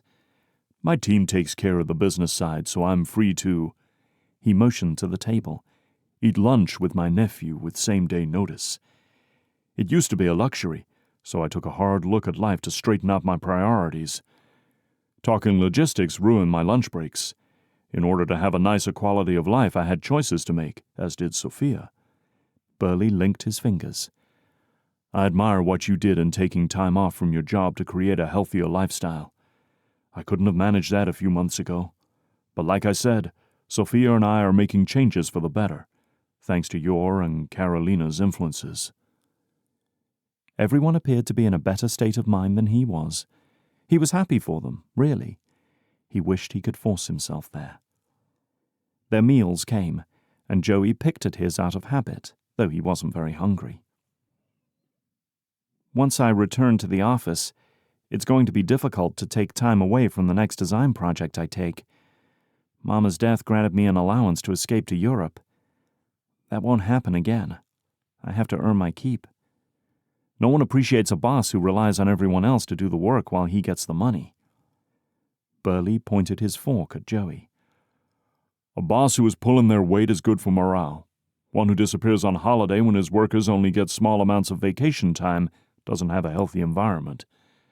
So what you want for yourself, fix for your employees. You'll attract quality talent and your retention will skyrocket. After I met Kristiana, I thought about quitting architecture, selling Dad's firm to someone and doing something that allowed me to explore the world and not be stuck in an office behind a computer for the rest of my working life. Death forced me to think of my legacy. When the fog of grief cleared, I started drawing and realized I can't leave art behind. It's too big a piece of healthy me. It's your firm, Joey. That doesn't diminish Angelo's role. The organization has been yours for years. Thinking of it as Angelo's is sentimental, but it handcuffs your future. He was right. The firm's foundation had been secure because Dad had been a dedicated businessman and a talented architect. I'm not confident enough to risk failure. It's easier to stay the course in case my methods don't pan out. Do I have anything I can point to in my past that qualifies as success? The admission hurt him to his core. I haven't even had a successful relationship. What do I have to offer her for the future? When are you going to see her? Burley asked. June, but I'm not positive we can make it work. I would have to visit her wherever she is in the world. It's not sustainable for a relationship to depend on indefinitely paying out for international flights. But she can't give up her job to play house with me. Right. Here he was in a country club that he'd been to with his dad and uncle since he was a boy, with his raw and wounded heart exposed. He'd gotten in this far. Might as well finish the confession. I've only been home 2 days, and already we can't communicate well because of the time zone differences and her work schedule. I want a future with her, but to be together we have to change our current lives, and if we don't work out, she has no one to turn to. That's not something I can fix. Of course, I fall for the one girl it is impossible to work with. Burley grunted. We men love a good challenge. She may be convincing herself to leave me before I leave her. How do I assure her I plan to be there for her for the long haul, when life gets hard or hurts? But maybe what Mama and Dad had, and you and Sophia have, is not my story. It is the plight of youth to grapple with the balance of their desires and the reality of their future, Burley said. Who said that? Burley paused. Me. Right now. Write it down. They laughed out loud as the waiter collected their plates. The manager said the meal is on the house today, gentlemen. Give Twig our thanks, Burley said, standing. Let's go smash some golf balls into a net. It was a Carter method of coping. Gia had inherited it from Burley, and it felt good to whack a golf ball when he hadn't held a club all year. When Joey left, he didn't have any answers for his relationship. But he did have changes to make at his firm, and he itched to fix something within his control. Chapter 20. Her solution to missing Joey with deep-seated heartache was to stay so busy she couldn't see straight by the time she dropped into bed. They worked long hours to get the project done faster. The team had a few weeks of vacation dangled in front of them before they reported for the Norwegian documentary in June, and that fueled their push to finish early. Actually, Abilio and May brought it to a team vote first. They'd promised May's family a while ago that they'd visit, and now her grandma wasn't well, and this was her chance to say goodbye. Elaine scrunched her nose at the mention of a visiting family. Aoife didn't care about the time off, but he was easygoing as long as he could be a part of the documentary, and AJ's excitement at having downtime was unusual. He, too, was a workaholic like she was. Her heart whispered that she should book a ticket to find her parents in Syria. Joey said he'd be there for her if she did that. Would it be selfish to call him and ask for him to come with her after he had settled in at home? Yes. Yes, it would. Meeting her birth parents with her might chase him away for good. Each morning she emailed him lengthy letters about what she'd done the day before. She told him in advance that she hoped to have a surprise to tell him soon. No matter how strong a connection they kept with their letters, she couldn't shake the tidal wave of emotions over what she'd lost when he said goodbye. Thanks to Elaine's suggestion, she downloaded a book to teach her how to process her past trauma and her emotions. She didn't have time to read it, but she would work on their break. By the evening, he replied with his day's events. He'd returned to the office to institute quality-of-life changes for his employees. He trialed 4-day work weeks with more vacation days to escape from behind the desk. In exchange, he requested performance boosts and tighter deadlines. His employees were enthusiastic about the changes. The house was quiet and left him with a lot of time to think about her. So he transformed the sunroom into an art studio for oil painting and mixed media drawings. He sent her videos and photographs from their months together. What if he realized that she was worth giving up? Everyone else in her life had. How long until he figured it out too? It was better to keep him at a distance, in case. While they drank their coffee each morning, AJ asked her how Joey was doing. It was nice to have someone to talk to about him. She'd tell him the general news that Joey shared. Joey didn't think AJ liked him much, but here AJ was asking about him every day like they had a bromance going. 2 weeks later, the end of the pipeline came into sight, renewing their energy to finish. Julem met them at the dock in the morning, his thin face pinched tighter than usual. His hands caressed a manila folder. Kristiana sent the team ahead to the boat while she stepped aside with him. "You're up early to meet us out here? We're almost finished. Should be done today." He handed her the envelope. "We finished the security clearance for your teammate, Joey Ferra." "Little good that does us. He's no longer on the team." Her tone was pure sass, but she didn't care.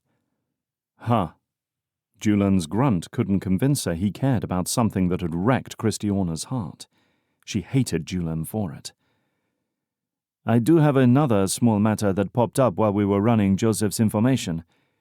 There is a detention request out for Elaine Colwood in connection with a list of serious offenses." No. A string of foul language crossed her mind as the panic surged inside her. How long until Interpol connected her and AJ to Delance as well? She checked her watch. They needed to get going. In a heartbeat, her energy dropped, and she longed to crawl into a bed and stay there for days. Her fingers massaged her throbbing temples. "Julian, if you let us finish the project, I will text you when we are returning so you can meet us here and pick up Elaine. I'm sure she'll cooperate without any issues." Even as the words came from her mouth, it felt like throwing Elaine to the sharks. Her stomach churned. At his hesitation, her temper flared. "You've taken enough from us already.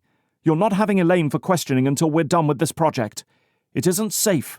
We need the full team. Understand?"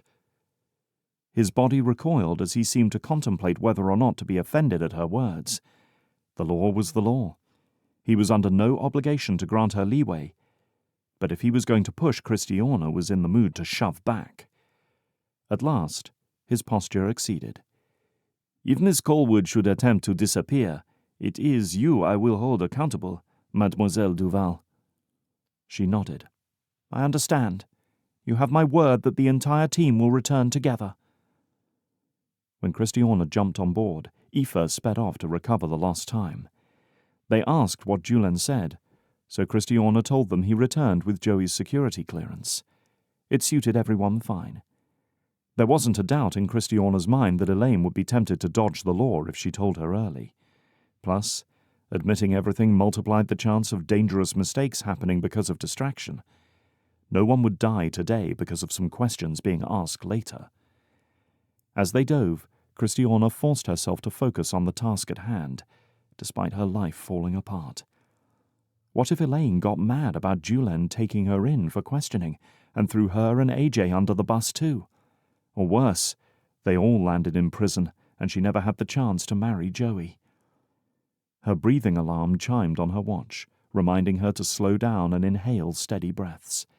She shook her head to clear the fear. No. They hadn't known Delance was a criminal. He was a legitimate auctioneer when they found him to sell off their findings. They finished the last stretch of pipes. It felt so good to yank herself up that ladder, determined to buy a ticket to see Joey. As Aoife took them in, she texted Julian to relay their progress.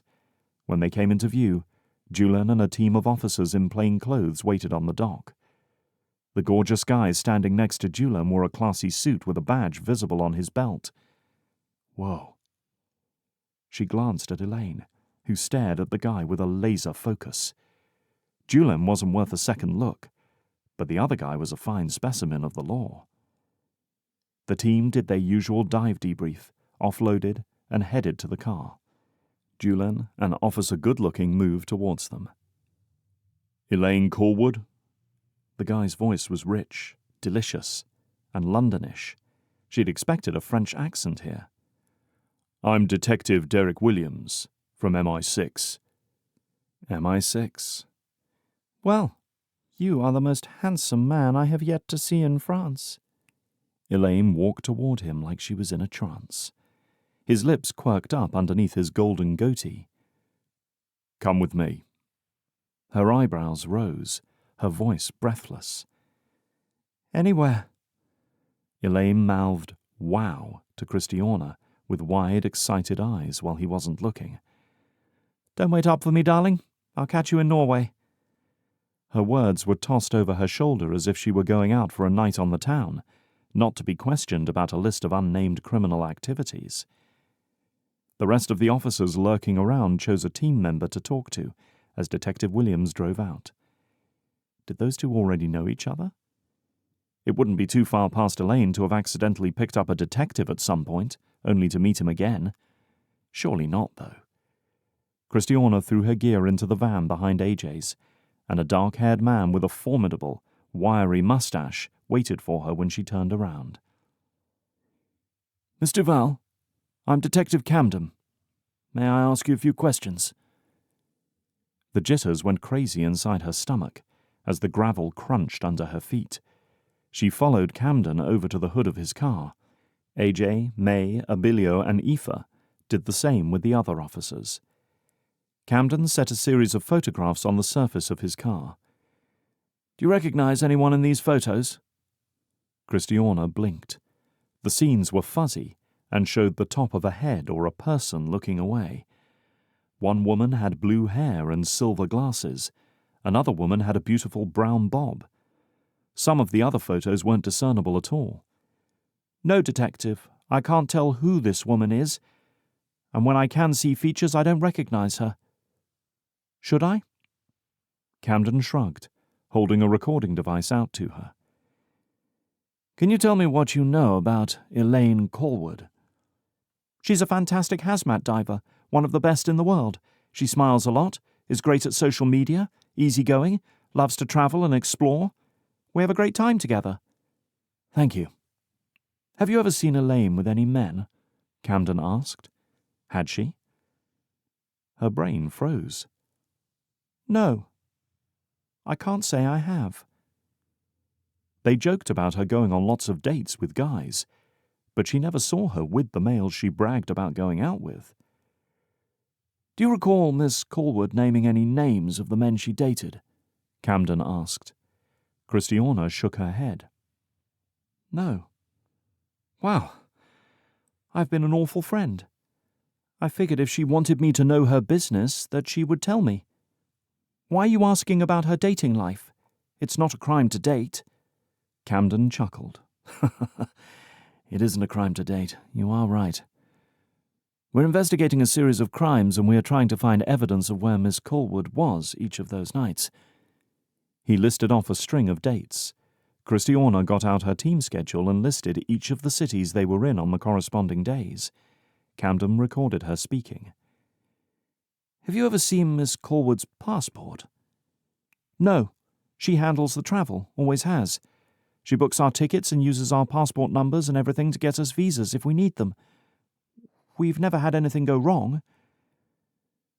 "Do you know who Abigail Summers is?" Camden's mustache twitched. "I don't think so." Kristiana's head began to hurt.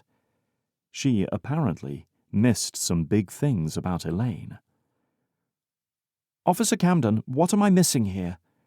Camden patted her shoulder. "We're doing our job, miss. Trying to uncover some answers." A wave of fatigue washed over her, so she let Camden's non-answer go as she trudged to the team van. AJ, May, and Aoife waited for them. Right behind Kristiana came Abilio, looking grim. "What were they asking those questions for? My interrogator wouldn't give me any answers," Kristiana said, glancing over her shoulder. "They suspect Elaine to be a serial killer who has been murdering men everywhere we traveled," Abilio said, bracing his hand on the van window. Kristiana's jaw fell open as May gasped. AJ and Aoife looked sick. "What?" Aoife leaned in, his hands on his hips. "Elaine Colwood is a serial killer of men?" His voice ended in a squeak. Abilio nodded. "She likely had a host of aliases she gave to the men she chose. She returned to their place with them, drugged them, and then—" Abilio made a sour face. Kristiana's chest felt like it had been hit with a bat. Cheerful, sunny Elaine, who posted pictures and videos on social media, had been bragging about murders? How would they possibly trace that to Elaine? People are murdered every day in the big cities we go to. I'm sure most of it could be mere coincidence," AJ said. Abilio nodded. "That's why they haven't caught the murderers. They have a warrant and are searching through her belongings at the hotel. But someone in law enforcement claimed he was drugged and managed to escape being... you know." Abilio gagged. "The guy had some serious security in his apartment because he had a partial photograph of her and traced her to our group since she was talking about being here for a government project, temporarily, while they were out at dinner." "How did I travel with her for 4 years and never catch on once?" Kristiana murmured, her mind reeling. "You think she would have let something slip once that would have alerted us to weird stuff going on?" May shrugged. "It probably wasn't her then. They have the wrong girl. It's a great theory, but none of us knew any names. Saw her in disguise. Noticed any equipment she would have used. It's far-fetched. Right. They had the wrong girl. Elaine seemed confident she'd meet them in Norway. Let's get going and book our tickets out of here, Abilio murmured, taking May's elbow and guiding her to the van door. When they arrived at the hotel, they said goodbye for the next few weeks. Aoife decided to spend some time in southern France, schmoozing the rich on the beach and impressing them with his strong swimming skills. With a deep breath, she turned to AJ. What are you going to do? Don't yell at me for us having time off, you workaholic. He had the good grace to look sheepish. I'm actually headed to Norway early. I've been meaning to tell you, Kristiana, but it never really seemed a good time. Norway and France requested duplicates of my AUV. Requested? Ordered, with big money attached to them for militaries, and one for a billionaire. Why had he been afraid to tell her that? That's great, AJ. Congratulations. Your hard work is paying off. His face drooped in relief. You're happy? That is such a gift. Of course. Why wouldn't I be happy for you? We're like family. I'm proud of you. He laughed. It's just I thought you would be upset that me building more AUVs would take me and my equipment away from the team and our treasure hunting, which I have truly loved. His head tilted.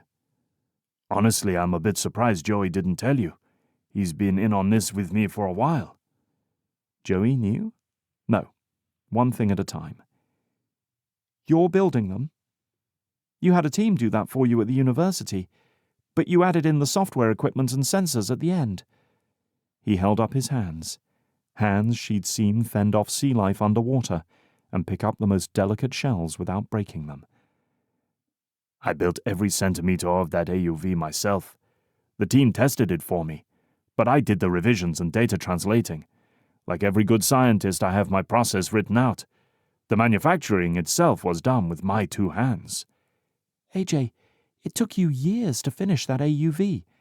How are you going to build another 2 or 3? Or 5? 5? 5? You'll have to quit the team to get that many built. His body turned towards hers, his expression sheepish. After the documentary, I will stay in Norway and focus on production. I'm sorry to spring this on you, Kristiana. I really did think Joey would tell you about it all. It might put you in a bind for the upcoming projects. You move jobs around to make the documentary happen, and the international attention will still be significant for you and the team. She said something that she hoped sounded reassuring, because the words on the tip of her tongue weren't supportive or selfless like a family would be. The cry echoed inside her head. What about me? Why was she born to be the doormat under everyone else's feet? She said goodbye and told AJ they would worry about paperwork later. The return to her room was hazy. Her legs weighed a ton as she walked, not fully grasping everything that had happened in the last 2 hours. She video-called Joey as soon as she walked inside her room. Anyo, he rumbled into the phone. He closed his office door and sat at his desk. It's such a delight to see your face. The smile came despite her hurt. I was calling to ask for your address. I wanted to ship something to your house. He reclined in his chair. That's kind of you, but you don't need to send me anything. I'll text it to you, though. Tell me about your day. She licked her lips. It was the most bizarre day. AJ just told me in the lobby that he's leaving the team in July to build AUVs. So now I have to ask, how long did you know without telling me? Already his answer, whatever it was going to be, would not be enough to dispel the betrayal she felt. I had no idea he planned to quit in July. That is news to me.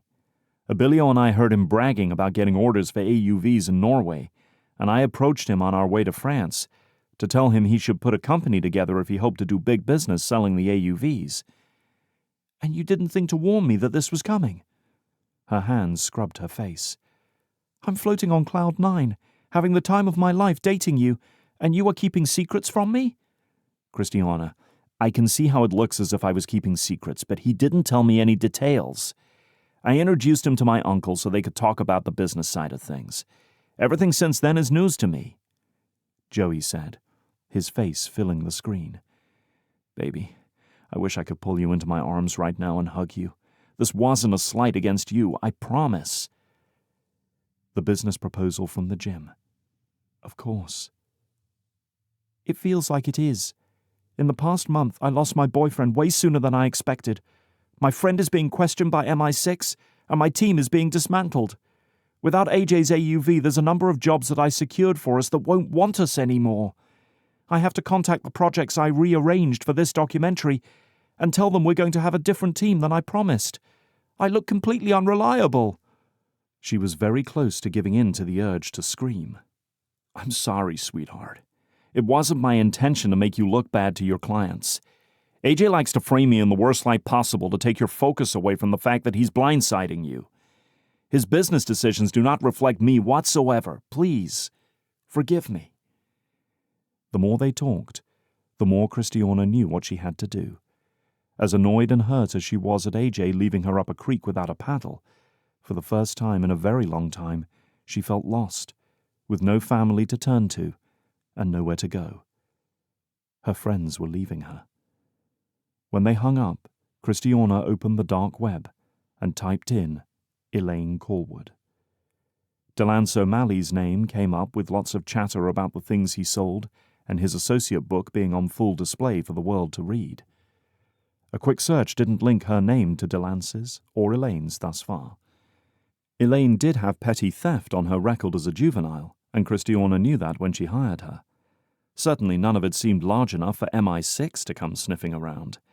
She slapped her computer closed and packed her bags. Waiting around here gave her the eerie sensation of someone watching her. France hadn't brought her anything good this time. It exposed the cracks in her House of Cards life that she'd carefully constructed. She hated feeling weak and powerless. It was time to get out of town before more bad stuff found her. Her flight to Paris left in 2.5 hours. Her life may be caving in, but she wasn't going to stand by and watch it burn to ashes again without doing something to save the parts of it she loved. If she could. Chapter 21. What a snake AJ was, acting as if Joey had hidden the AUV sales from Kristiana, as if Joey were responsible for AJ leaving. AJ was still attempting to drive a wedge between Joey and Kristiana, despite the fact that he chose to leave on his own. And it might have finally worked, because he hadn't heard from Kristiana for hours. Her usual email didn't wait for him in his inbox, and her phone dropped him into voicemail. He was a little worried about her. No one on the team answered his calls either. He had to wait, and waiting gave him lots of opportunity to stew over AJ. When Joey had returned from traveling, Sophia and Burley contacted him about being on AJ's initial round of investment.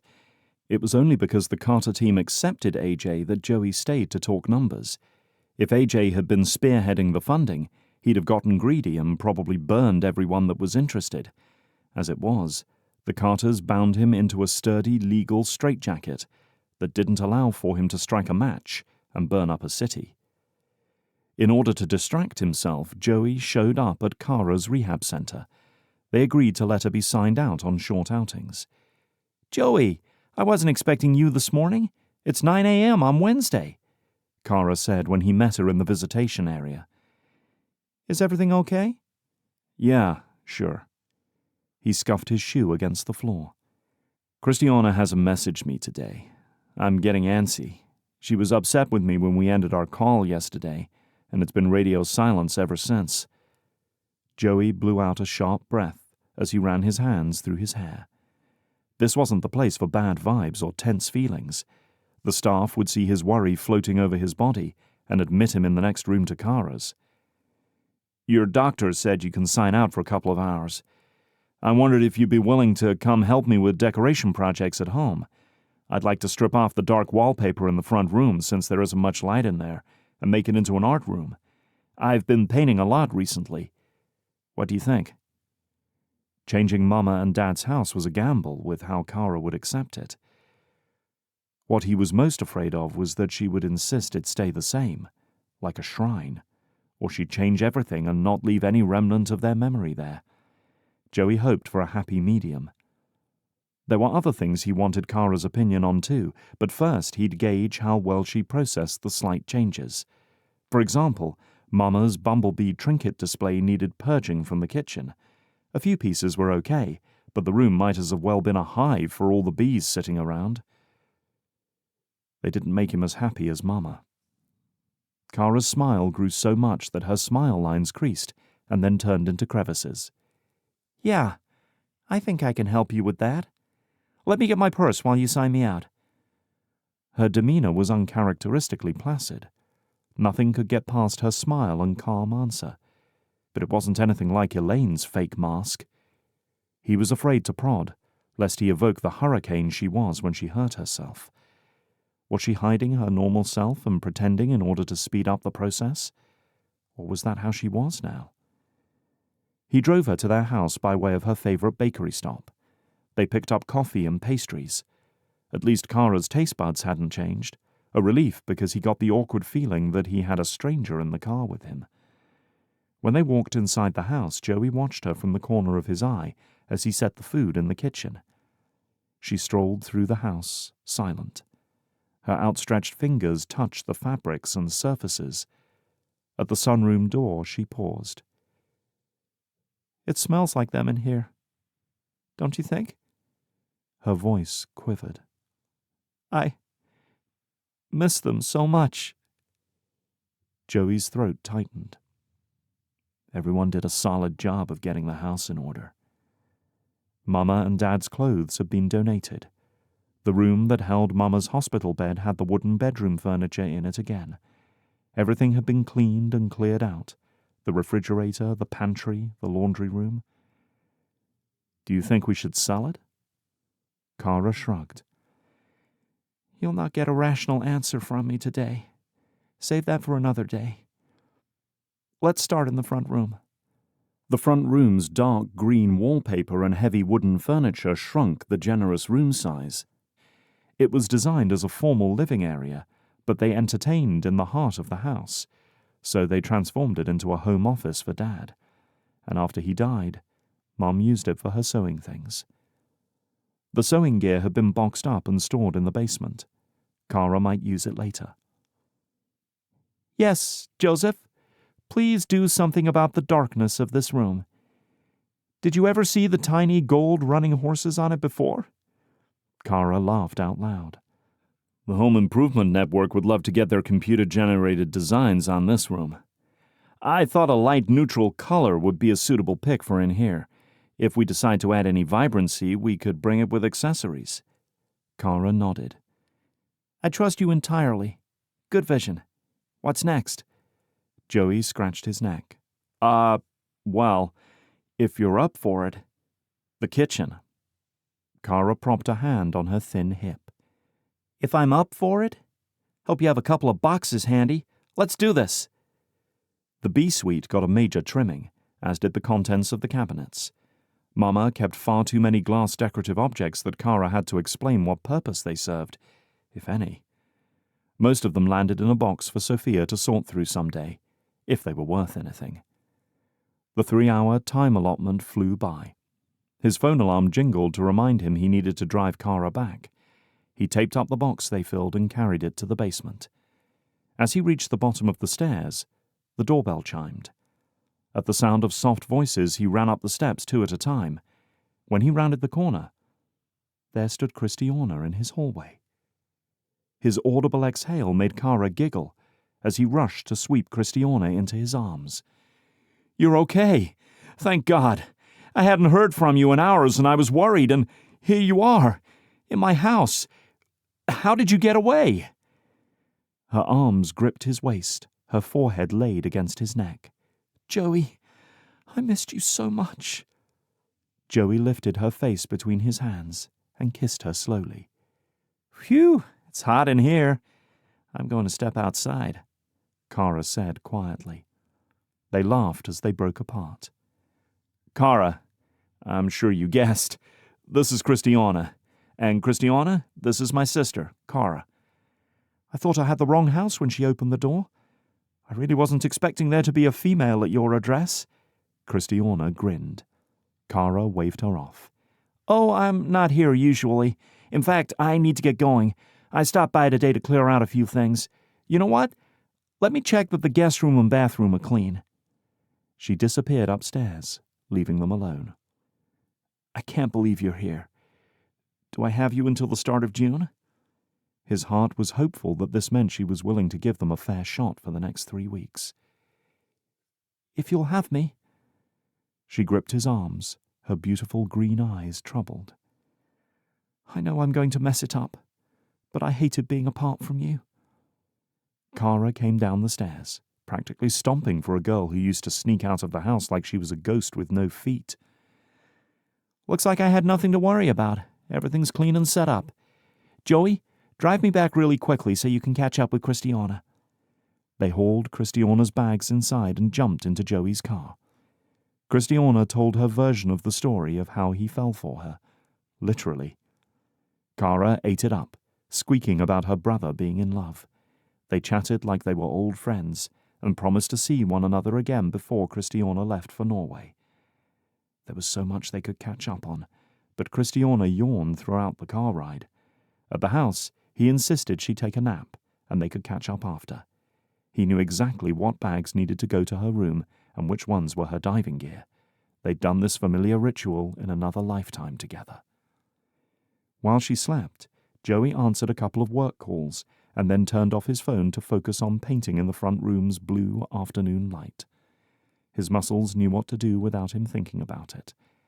The story they longed to tell had been waiting for the perfect moment to be set free. Kristiana, safe, sleeping in his house, was the swift kick to the creative side of his brain. Wow, that's stunning. Joey froze, smiling at his work. There on the canvas in front of him was a shipwreck half buried in the sand, one that closely resembled the wreck they met at. Kristiana's arms slid across his shoulders. I think I've been there before. He scooted his chair away from the canvas. It's where my life changed for the best. His lips skimmed her soft cheek. The floral smell of her hair took his breath away. I could get used to this. Then why don't we? She asked as she kissed him, stealing his ability to reason. This girl tested his self-control hard. Joey set Kristiana an arm's length away and blew out a breath. Because I have somewhere to take you. In the car, Joey reached over for her hand. When are you going to hire a replacement for AJ? Kristiana sighed. I guess I'll start looking for new hires tomorrow. I'm afraid to think about it and trying not to be sad. What if Elaine gets detained in the UK? What if May decides to stay with her grandma? Everything is up in the air with my team and... She paused. He glanced at her. And what? Her grip tightened on his hand. I want to be with you, Joey. We belong together. I'm surer of it than anything else in my existence. So maybe it's time to call my team quits and find a new career. I have computer skills. Joey pulled into a parking lot. Don't give up on diving yet. They walked through security into the shipping yard. Up in the main office, Burley's shipping director, Jim Roberts, sat in his office with windows overlooking the yard and the port beyond it. Joey knocked on the doorframe to the open door. Joe, come on in, Jim called as he pushed out of his chair. This must be the world-famous diver, Kristiana Duvall. Kristiana gaped at Joey. You're right, Jim. This is the one I was telling you about. Jim extended his hand and motioned them into seats. After some casual conversation, he wasted no time in getting to the point. Kristiana, I don't know if Joe briefed you, but we're looking to hire a director of underwater operations. We're searching for an experienced diver to create a maintenance team for our ships. check our shipping lanes, help retrieve lost containers, and bring on a hazmat diver or two to assist with tanker spills and other things like that. As a director, you would set your team's schedule, and on the rare occasion, we would need someone on call for immediate assistance. You'd receive a salary, vacation time, retirement contributions, and medical care. We can talk about the specifics if you're interested in learning more about the position. Yes. I am definitely interested. All of that is within the scope of what my team does now. Her little stutter of surprise was so adorable. Her eyes blinked rapidly, registering the shock of the job offer. Or was it that she didn't like it? Awesome! Let's go take a look at the yard. Our owner also mentioned recently that he'd like to have our dive team be our first point of contact for any asset loss. It's typical that things of that nature have to be outsourced, but we're tracking to be running the most shipments in the Western Hemisphere this year, and we could use a recovery team of our own. My boss and I have debated where the base location of that team should be, but if you're willing to add that to your docket of responsibilities and take the team whenever necessary, then that would simplify my life. Of course, all expenses would be paid by the company for the travel and accommodation. The more Jim spoke, the more hopeful Joey got that this was exactly what Kristiana was looking for in a job. He outlined everything that Kristiana's team already did, and the bonus was that he could keep her here with him. They walked down to the docks and stepped into a little airboat that Jim had at his disposal. They toured the port and talked through what the Navy expected them to upkeep in their area. You know, Jim, this would be a lot simpler of an ask if you had an AUV, like the one my colleague Ajim will be building soon. It scans and reports depths with no effort. Up until this point, I benefited from having him and his technology on my team, so I'm well aware of what those things can do. The Navy may have to come out to give you the assessments you need, but maybe you can hire AJ to do it once a year to cut costs. Joey smiled. AJ had dumped her on her butt, and she was still happy to sing his praises. Jim fielded her comments and wrote her suggestions on a piece of paper. He seemed like a respectable boss if he listened like that to all his employees. Closed into the car, Joey shifted in his seat. So, what are your thoughts? Kristiana brushed the hair from her eyes. I can't believe he offered me a job. He's never seen me dive or recover anything. How would he know if I'd manage a team well, much less a division of underwater operations? He captured her hand in his. If it doesn't work, then he hires someone else. It's not like you'll bankrupt the company. But he's heard of you and knows your reputation. Plenty of your client companies are willing to vouch for your team and your leadership of the team. My potentially former team, Kristiana said, clearing her throat as she glanced away. Hey, AJ leaving doesn't disband the group of you. I didn't tell you this, but Elaine is being held by MI6 because they suspect her of being a serial killer. Kristiana rubbed her neck. Whoa, that was unexpected. Joey whistled. Elaine killed people? Plural? Multiple people the same way? That sent chills through his body. When did she carve out time for that? When she bragged about going on dates with those guys. She might have done more than go on a date with a guy in every city. His stomach churned. His interaction with her in the kitchen that one night had him on edge, but mostly he felt sorry for her asking him to keep her relationship with AJ a secret. He thought she lied to protect Kristiana. But what had she been doing in the hall that night? Wow. Kristiana blew out a huff of air. Yeah, that's what the rest of us said too. In hindsight, I can't believe I was such a horrible friend that I knew literally nothing about her. I never asked her about her dates' names, or where she was going to eat, or what she'd do, or how she'd found the guy. She talked about a dating app once and meeting people online. She's an adult. She didn't need someone hovering over her, asking her questions. If anyone knows danger, it's Elaine. You don't become a hazmat diver without taking situational risks into consideration. It sounds like she was the risk, not the other way round. Kristiana barked out a short, "Ha!" I'm sick over this. How could I have missed it? Wouldn't have there been signs? And I was too self-absorbed to see them?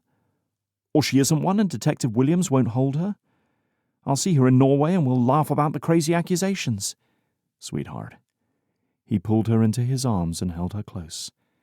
What a mess. She'd taken one beating after another. I wish I could fix this for you. I know it sucks so much right now. She nodded into his shoulder. His mind raced to find something encouraging. Nothing came that would solve Elaine's issues. No words could erase heart pain. He knew that better than anyone. Chapter 22. Telling Joey about Elaine renewed the hurt. Why hadn't she asked Detective Camden to keep in touch? Elaine had answered none of her texts, and Kristiana found no trace online of Elaine being held for questioning as a serial killer. It was as if she didn't exist. May said her grandma wasn't doing well, and Aoife sent pictures of the groups of co-eds that he took on a scuba tour for fun. Everyone had a place they fit in the world. Without her, their lives continued seamlessly. What would be the worst that happened if she cut her losses and accepted the job Jim had offered her, earned the cushy salary, not traveling or diving every day, but still doing cool stuff? That level of commitment to a place, to a person, to an employer, scared her to death. Did she love Joey? Without a doubt, yes. Enough to commit? She thought so. But she'd never stayed at a job she didn't own, and she hadn't had any good examples to follow growing up. Joey, well, he was the complete package. Which was why she stood on a stool in his house scraping wallpaper off his walls with a small, deceptively sharp spatula as he steamed the paper loose ahead of her. Joey's dad's record player sat in the room, crooning 60s and 70s classics, while they acted domesticated. It was probably boring to most people. Joey had said as much when she asked to help. But she struggled to identify the kaleidoscope of emotions she experienced doing the most basic tasks in Joey's childhood home. The space saw him become the man he was today, and with every bit of scraping she did, it pushed Joey closer to viewing the place as his own, instead of his parents'. The happiness that brought her surprised her. Yesterday they assessed each room, and he asked her opinion of the wall art. If she didn't love it, they packed it into a box. It humbled her that he would let her dictate something so important as what hung on the walls. She hadn't decorated a home and didn't have the slightest idea of what was in style. Taping posters and grainy photos on the walls in her foster room didn't count. She had worried initially that Joey would be upset about the changes, but nothing about Joey made her feel as if her opinion was imposing. He respected and welcomed it, knowing that she had no experience with decorating like other girls. Cara would be a better source of interior decorating knowledge, but she hadn't given him anything other than permission to change what he wanted. As she moved from room to room, something inside her blossomed, a foreign longing to create a stationary place that brought the comforts of familiarity. For a long time, she assumed she wasn't capable of feeling this way. Perhaps she hadn't found the right person to make her ready to build a home of her own. And now that her world shifted with dizzying speed, her mind searched for a soft place to land. Joey was that. And this home could be a physical representation of that, if she'd let it. And she longed to let it. Desperately. Joey seemed to offer it to her in his own gentle way. But something stood between her and what she'd never allowed herself to want. It took coming here for her to see that with new eyes. Straightening her spine, she ordered herself to say something, and plunged in while he focused on other tasks. I have taken to heart what you said about meeting my parents, and being here with you has really narrowed in that focus for me. Before I can move on with any part of my life, I'd like to get some closure about my past. Joey turned off his machine to give her his undivided attention. Her stomach lurched as she searched his expression for a trace of disapproval. It held only kindness. I support you 100% on that.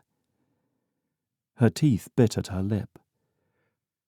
"Would you be interested in coming with me to find my parents in Syria? I'll pay for everything. I can't stand the thought of hearing their rejection without you there." His arms wrapped around her. "There's nowhere else I'd rather be. You better believe I will fly around the world to be there for you. I'll pack my bags right now. Let me make a couple of calls and you tell me when the flights are and we'll go." She snuggled in a little closer, breathing in his scent. The warmth blossomed in her chest. "Kristiana." His low voice rumbled in her ear. I want you to tell me when we get back if you can picture yourself building a life here with me. It doesn't have to be in this house. I can sell this and we can get a place of our own." Shh. His finger pressed against her lips. His brow furrowed. "No decisions yet. Examine it from every angle, and be honest about your hopes and dreams." The next morning, as their flight to Damascus lifted off the runway, Kristiana watched Joey stare out the window, her fingers intertwined in his. And she didn't have the energy to care what the landscape looked like as the airplane angled into the sky. He was the view she loved the most. 2.5 days later, when they landed in Damascus, they dropped into hotel beds and slept for hours. When they both had cleared a bit of the fatigue, they drove the 2 hours to Homs, near Katanar Lake, arriving mid-afternoon. That was when the nerves hit her like a sledgehammer. Memories of leaving swirled around her as Joey followed the navigation map towards her parents' address. Nothing looked familiar. She'd intentionally avoided this part of the world during her travels as an adult, so she wouldn't have to remember. They peered at the apartment building as they drove by. Her entire childhood, she'd longed to be with her parents. Here she was outside their building, the closest she'd ever been, and the words about to come out of her mouth were for them to leave. Her temples throbbed as she clenched her jaw at the erupting sadness, mixed with anger. "We'll swing by again tomorrow," Joey said, turning the corner.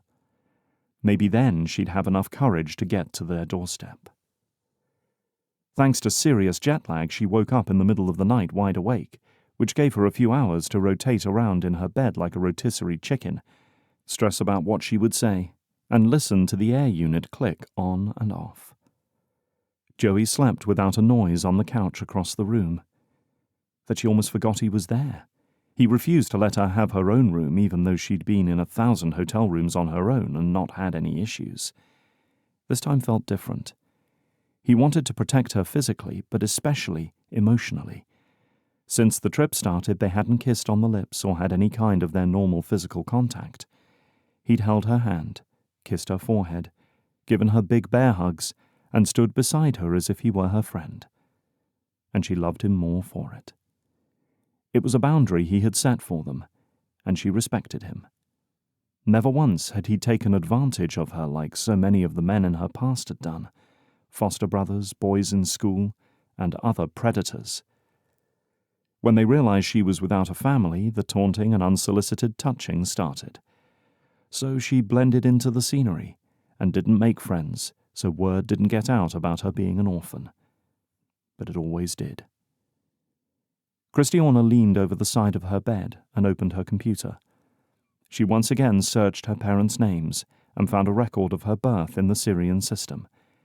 Next to her name were 2 notes. The first was 1 month after she had left for Gibraltar, declared missing, and the second was a year after, declared deceased. When she clicked on the first record, her parents were the ones who had made the initial report, strategic on their part so no one searches for the kid you sent away. Her anger grew as she sifted through the police records. The police didn't search for her. 906 other children had been declared missing in the country that year as well. Did the government not even care where their children were disappearing to? Joey shifted in his bed and grunted. "How long have you been awake?" Kristiana set her glowing screen aside. "A while." "You ready to get today started?" His voice was adorably gruff and tired. "I think so." They took turns getting ready in the bathroom and walked down to breakfast hand in hand. She couldn't eat, nor did she need to add caffeine to her adrenaline jitters. Joey must have noticed because he put his food in a carry-out container. When they started driving, she focused on steadying her breath as she studied the scenery. What had her life been like here? She remembered being at peace, feeling safe, with no idea her parents schemed to send her away. But the landscape and shops didn't jog her memory. In the apartment building, they trudged up the stairs to floor 4. Kristiana squeezed her hands together, unable to make them stop shaking. What did she have to lose here? They could only confirm the agony of rejection she had long ago internalized. Joey knocked on the door for her. A low murmur from inside stopped. Joey knocked again. At last, locks rattled, and the door cracked open. A young male face appeared in the crack. "I'm looking for Nema and Rakin," she said in Arabic. The boy shook his head. "They cannot come to the door. They are busy." Kristiana willed herself to stay calm. "Tell them their daughter Kristiana would like to see them. Now." Fingers appeared above the boy's head, pulling the door open slowly. There stood an aged man, his hair grey and his face lined with deep grooves. His expression gave no hint to their sudden presence being welcome. "I am Musad. Come with me." He turned and shuffled into the apartment. She stepped in first and Joey closed the door behind them. The boy engaged the host of locks in the line covering the door. The place was silent, except for their footsteps. Musad stepped in the doorway, motioning her forward. She peeked around the corner. A group of people sat around the small room with books on their lap. "Church," Joey whispered into her ear. "Rakin, Nema. She requests your presence," Musad said. Kristiana retreated into the other room, not waiting to see who came. The words of her planned speeches hit her at once. All those eyes staring at her had her heart racing. She hadn't expected to cause a scene. Musad went into the room and closed the door behind the 2 people who limped out. Rakin held Nema's arm as they stared at Kristiana. Nema wore a full-face veil, so only her eyes were visible. Rakin hunched over a cane, not at all like what other parents of kids her age were like in Gibraltar. By anyone's guess, they passed as her grandparents. "I'm Kristiana. Your daughter," was what she managed to say, before emotion seized her throat. Joey's hand rested on her lower back. Nema fell into Rakin, who his shaking hand rose to cover his mouth. Silence fell between them as they cried. "Ah, Kristiana, my baby." Nema dabbed at her eyes. Rakin reached for Kristiana with his arms, outstretched as he shuffled towards her. Her anger forgotten, she accepted their strange embrace as the tears flowed. Kristiana couldn't restrain hers either. For decades, she dreamed of the moment she could return to her parents' arms. But this wasn't what she'd imagined. Their hug was tender, but it didn't prevent her questions from arising. "Why did you send me away? Why didn't you come for me? I've been through hell. They moved me from house to house, unwanted, raped, abused, and neglected. Why?" Kristiana swiped at her cheeks. Rakin and Nema released her and collapsed onto a couch against the wall. Nema reached for her hand. Kristiana held it and looked for a seat. Joey had one waiting at her legs. They sat. Nema worked at the veil surrounding her face with one hand. "We are so sorry, Kristiana. We didn't know. You were lost to us." Nema's voice wobbled. "Our apologies will never be enough." Rakin leaned forward, putting his hand on Kristiana's knee. "We wanted to come so badly. I hope you understand that. our life has been." His voice faded into a whisper. Naima set her veil on her lap, giving Kristiana a clear view of her mother for the first time. Kristiana swallowed hard. The left side of Naima's face drooped, as if melted and re-smoothed. "What happened?" Naima's rattling breath made Kristiana take one of her own. This story was about to rock her world. She could feel it in her bones. "When Rakin and I first married, Rakin was a pastor of a church. In those days, we still had some religious freedom to serve God. But a few years after I gave birth to you, the religious and political leaders of Syria grew hostile towards Christians. We saw the danger coming. People of our church were victims of horrible acts because of their faith. We had sheltered you from what happened for a while. Then, Rakin received threats. I couldn't walk alone with you in public because strangers followed us and said awful things. We applied for religious asylum in many countries, but never heard a word. So we sent you away with Huda and Taz, with the plan that we would follow soon. We couldn't go with you because we didn't have enough money to pay for our passage. We needed to collect a few more paychecks before we could afford a place on the boat for us, too." Rakin cleared his throat. "Days after you left on the boat, Naima walked home from the market at noon.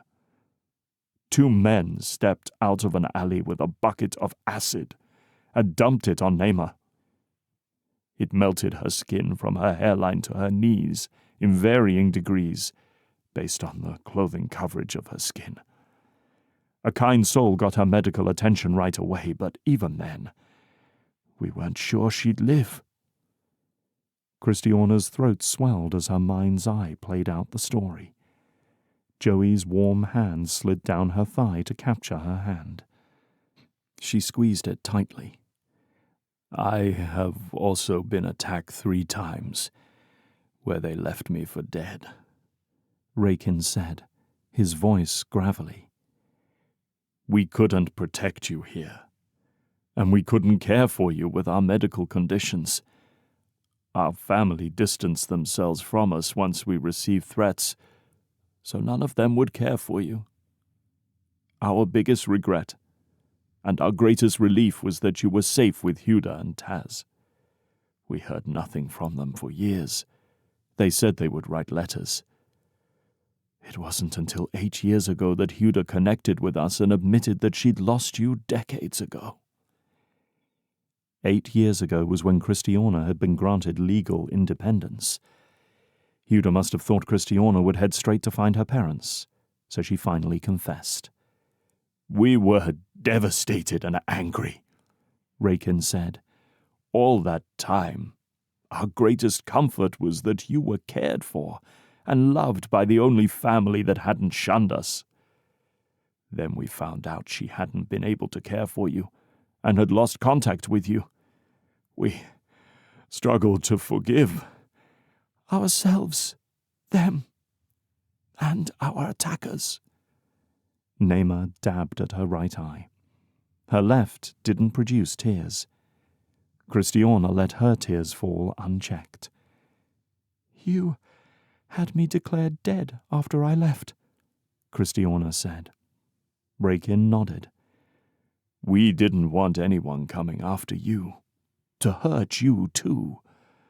Before you left, the family that rejected us called the authorities on us to have you removed from our care. They viewed our faith as a danger to your health. Thankfully, the caseworker saw nothing wrong with our faith and let you stay. That was when we began to make arrangements for you to leave with Huda." The speeches Kristiana had prepared in her mind evaporated. When she'd found out they were alive, she'd assumed they had not cared enough to find her. Perhaps she'd briefly entertained them not being physically capable of finding her, but rejected the idea entirely. "For years, I waited and hoped for you to rescue me, to come for me like you'd promised. Then I hoped Huda would keep her word to keep me. I was an inconvenience to everyone around me. No one thought anything of me being shuffled from house to house, scared to sleep at night, in case I was abused in the middle of the night by the men of the household, or beat in the daytime by the woman. Her jaw set. Hope has cost me a lot in my lifetime. I never could understand why you didn't love me enough to search for me. You've had almost 20 years. It was easier to believe you hated me. Her tears dried as she grabbed hold of the darkness of their abandonment. Sweet Kristiana, we'd never have sent you if we didn't fully expect to come after you. I know that means nothing to you, with the horrific experiences you have endured in your life. It wouldn't mean anything to me if I were in your position. Please, if you can, forgive us. We would do so many things differently if we'd known. Naima sat forward, pressing Kristiana's hand to her own smooth cheek. Kristiana stared at Naima's damaged hand, proof she too had been through hell and survived, whether that had been the better option or not.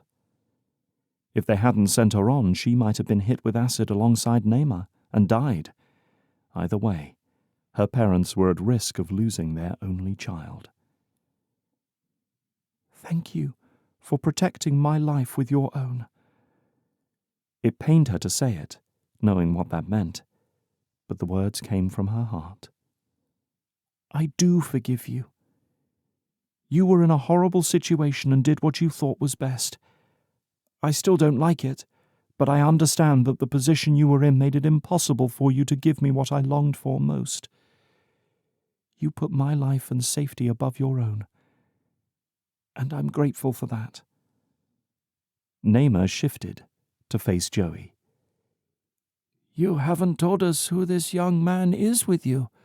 I'm so sorry we didn't ask your name. Kristiana smiled. This is Joey, my boyfriend, and the most incredible gift. Joey, this is my mum and dad. None of those were words she'd ever thought she'd say. It felt weird but healing to say them. The most beautiful dichotomy. Chapter 23. Restless, Joey shifted at the front of the chapel as the string ensemble performed behind him. His vantage point on the stairs gave him a perfect view of the chapel's back doors. Kristiana would walk through any minute. Her flight had landed this morning, but he'd been tied up since sunup with his responsibilities for Gia and Xander's wedding. He checked his watch again. She should have been here by now. He hadn't seen Kristiana since they said goodbye at their Syrian hotel. He drove to the Damascus airport to fly home, while she stayed to spend time with her parents before heading to Norway. They had 20 years of catching up to do, and he couldn't have been more thrilled that she had the chance to get to know them. Not everyone was given the opportunity to reconcile, and she understood the magnitude of her second chance. After he returned to New Orleans, Kristiana talked with him every day. She slowly found a measure of healing and acceptance as she forgave and learned. Her parents were humble and kind, working through the layers of trauma with Kristiana, with apologies and stories. At her request, in order for her to move forward with their relationship, she had to accept her past. He supported her as much as possible and booked sessions with a therapist that Kara recommended to talk through his own devastation and grief. Kristiana deserved the healthiest version of him possible. To pursue her for his lifetime, instead of coping with grief. A side door opened onto the chapel, and Kristiana sneaked in. Her long brown hair contrasted her green dress, the same color as her eyes. He planned to get close enough to verify the exact shades. Her gaze met his, and she blew a kiss to him, then angled her body towards the center aisle. This was the first wedding she'd attended, yet, somehow, she knew what was coming. Right on cue, The doors opened, and the bridesmaids filed in. The music changed as Gia appeared at the chapel's double doors on Burley's arm. Gia looked beautiful as always, but Joey didn't take his eyes off Kristiana, dabbing at the corner of her eyes with a tissue. The next person he planned to see in a wedding dress was her, as he pledged his life to her in front of their family, if she'd have him. The ceremony was nice, but it lasted too long.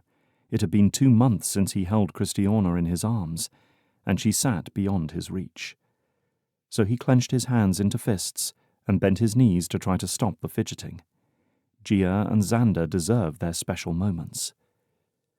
The second he crossed into the lobby, he beelined it for the chapel door, but he didn't have to go in, because she was already coming towards him. He jogged towards her and wrapped his arms around her thin frame, kissing her soundly. One of the other groomsmen whooped from behind him, so he backed her into a side room and closed the door. He pressed his forehead to hers, inhaling her floral perfume. "You're finally here." Perfection. "I would have been in my seat a lot sooner, but Kara caught me walking in and insisted I join the girls for a light lunch and drinks. I didn't want to be rude, so I followed her." Joey narrowed his eyes. "Did they tell you stories about me? Did they interrogate you? You didn't tell them anything important, did you?" Kristiana laughed. "You just asked me more questions than they did. They treated me like I'd always been there, and I was so impressed with how amazing a baker Lucy is." "So, can you finally put me out of my misery and tell me if you plan to stay around here for a little while or not?" She'd insisted that she would tell him what her decision was in person, not a moment sooner. Her smile grew. "I called Jim last week to accept the position he offered. I start in a week. And while we worked through the logistics, Jim mentioned that the company had amended their offer to also include a housing allowance for me, which, as I understand, is not at all typical. Jim thought my boyfriend being the CEO's nephew might have something to do with the updated offer." Her finger poked into his chest. "Do you happen to know anything about that?"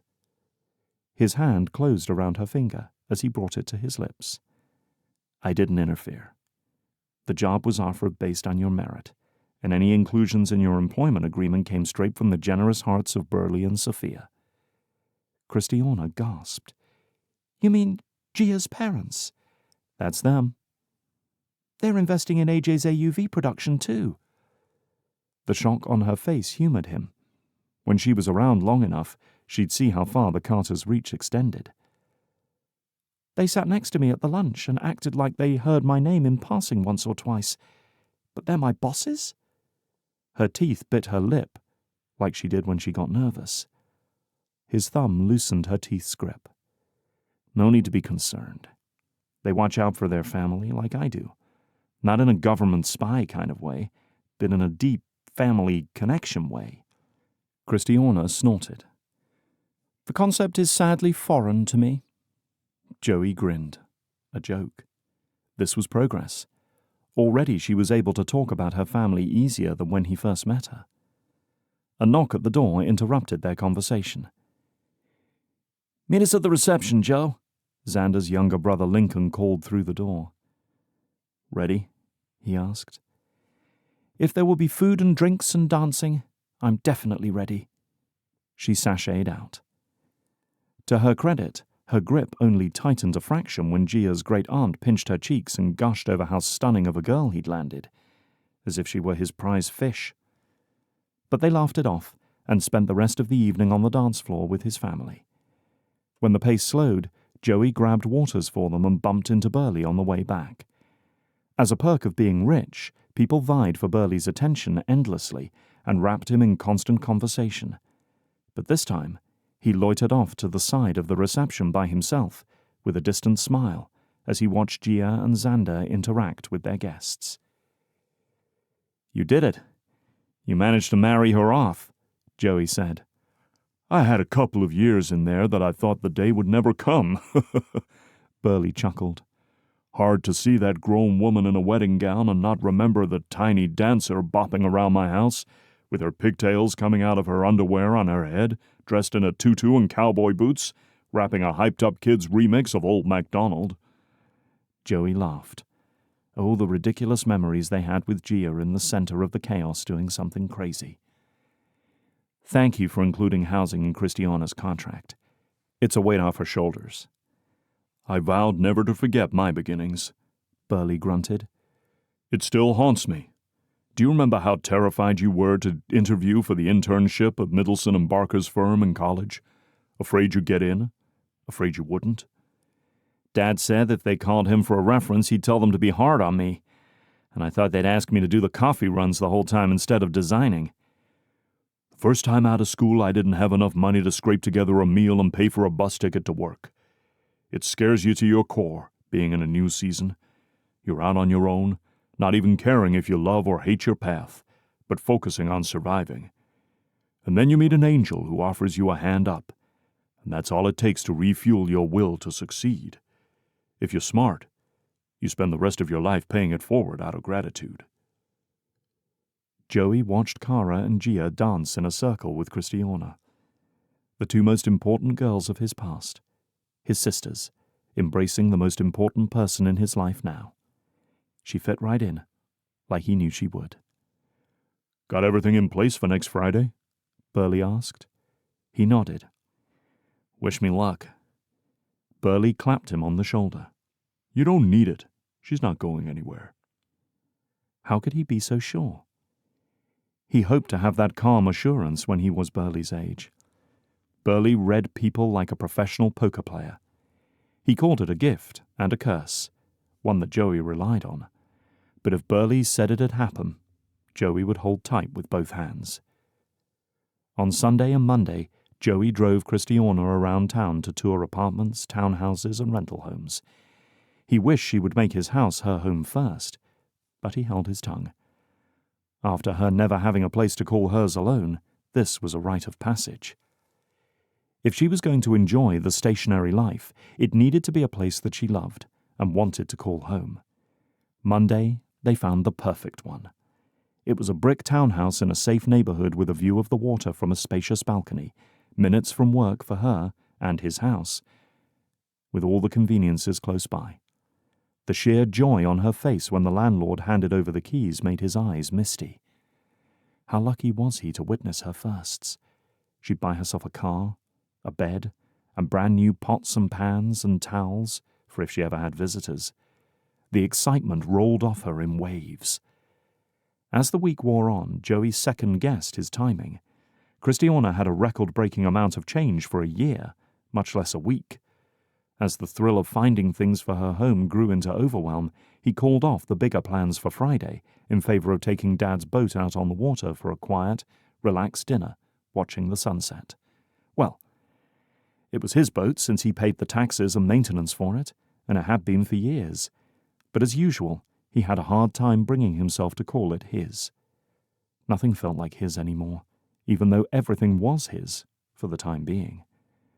With each newly purchased item Kristiana excitedly told him about, he realized he couldn't and wouldn't ask her to transform his childhood home. The grief struck again when he accepted that he needed to sell it in order for them to buy a place of their own, a haven she loved to make their lifetime of memories. The house was free for him and Kara when she finished her time at rehab, and had been a fortress when they hunkered down with illness. But the house deserved its next adventure with a new family. While Kristiana had been busy in Norway, he stripped the rest of the wallpaper, painted and added brighter bulbs to the light fixtures of his painting room.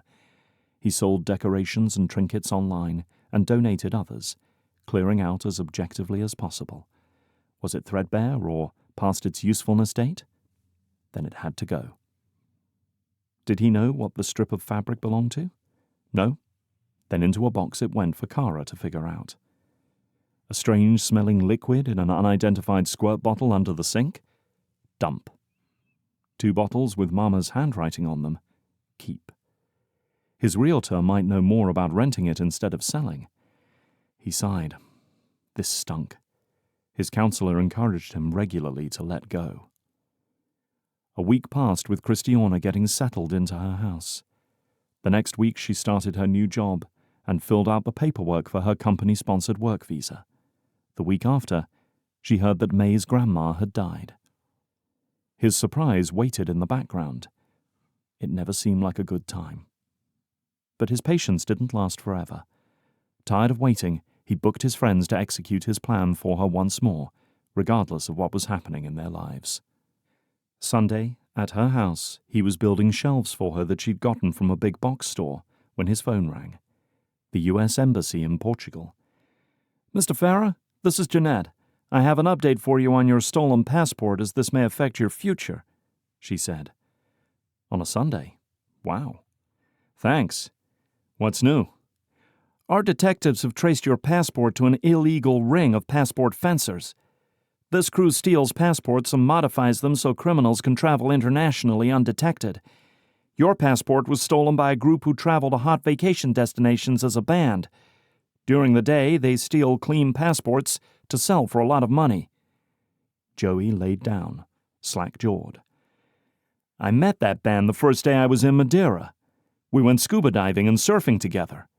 I can't believe those jerks took my passport and sold it. What nasty punks. I'm afraid you aren't the only one they targeted. The list is lengthy. Strangely, though, the drummer disappeared and that threw off their live shows. They were desperate for money and got sloppy. The detectives caught them, stealing a passport, and followed them to catch them and their buyers doing the exchange. What an insane story. The doorbell rang. Joey checked his watch. 2 p.m. His plan was right on schedule. Thanks for the update, Jeanette. If you can email me anything the detectives need from me, like a statement or other details, I'd be happy to provide it. I'm glad some good came from me losing my passport. He hung up with Jeanette as Kristiana walked into her living room. Behind her, in walked his friend Tommy, with a big box on a hand truck, acting like the delivery man. Kristiana bent over to examine the label, so he admired the view. What is it? I didn't order anything. Tommy cleared his throat and checked his fake paperwork. You're Kristiana Duvall? His cheeks were pink. He'd been checking Kristiana out too. Yes. Joey scowled at him as he hopped up, sliding his pocket knife open. Let's see what it is. If we don't want it, we can reject delivery. He slid his fingers under the flap and pulled the tape loose. The box contained miles of protective packaging that Kristiana scattered all over her floor. Inside was a big glass case. Joey had already thoroughly checked it when he'd had it delivered to his house weeks ago. Looks good, ma'am. Thanks, Joey said. Tommy offered a little salute and rolled his dolly out the front door with a stupid grin on his face. What is it? Kristiana asked, trying to lift it from the package. Joey held the instruction manual, but didn't look at it. It's a high-security climate-controlled display case with bulletproof glass and in-case lighting. I bet your treasure hunting finds would look awesome in there. Kristiana stared at it. This must have cost a fortune. I wonder who sent it. Where should I put it? Your second bedroom, so you can show people at will or close the door if you don't.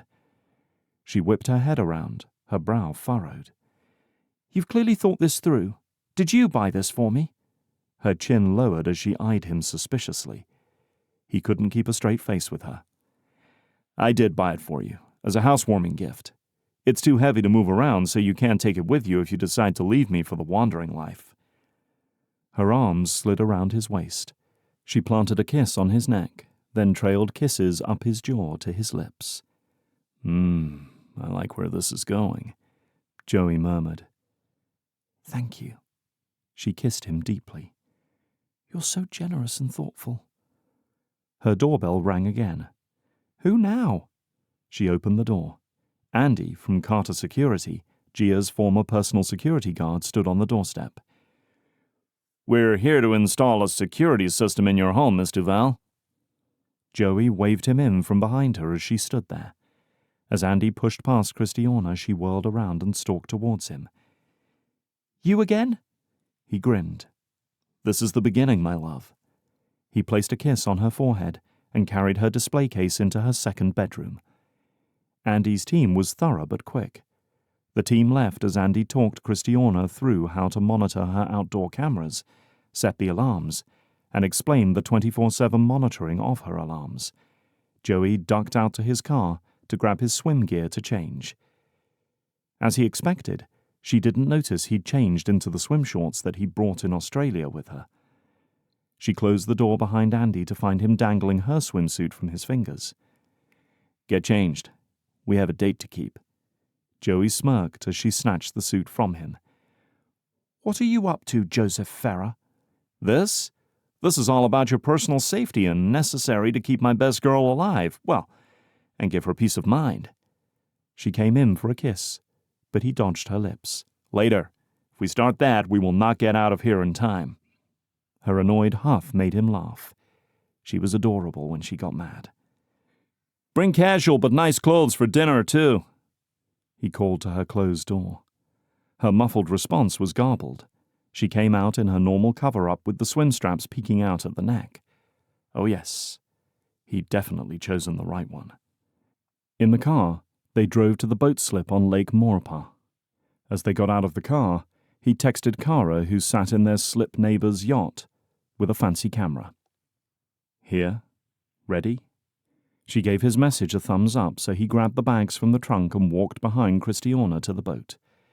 Kristiana walked to the side of their boat before she froze and gasped. Sitting there on the boat was Kristiana's AUV, with a big bow on it. Her hands slapped over her mouth. "Is that for me?" "Surprise!" Joey laughed at the shock on her face. "I made a deal with AJ, and I have it in writing with his signature on it, that if he signed on with my aunt and uncle as investors, that he would give you your own AUV, whether I was in the picture or not." Kristiana gasped. "He and I both agreed that you should be taken care of, so your career couldn't be yanked out from underneath you." AJ had been so sure that Joey would be the one to do it, when in reality it was AJ that had collapsed Kristiana's team instead. And Joey couldn't be happier that he was the one, standing there, to pick up the pieces with her. Kristiana searched his eyes, looking for the joke. "Really? My own AUV?" Joey nodded. She launched herself into his arms. Her laughter vibrated against his skin. "Thank you, Joey. That is the most expensive gift anyone has given me." He set the bags in front so he could fully embrace her. Her body exhaled as she settled into his arms. "This is such an amazing gift. I can't believe you managed to wrangle one out of AJ. He's the most tight-fisted male on planet Earth." Her hand rested on her chest.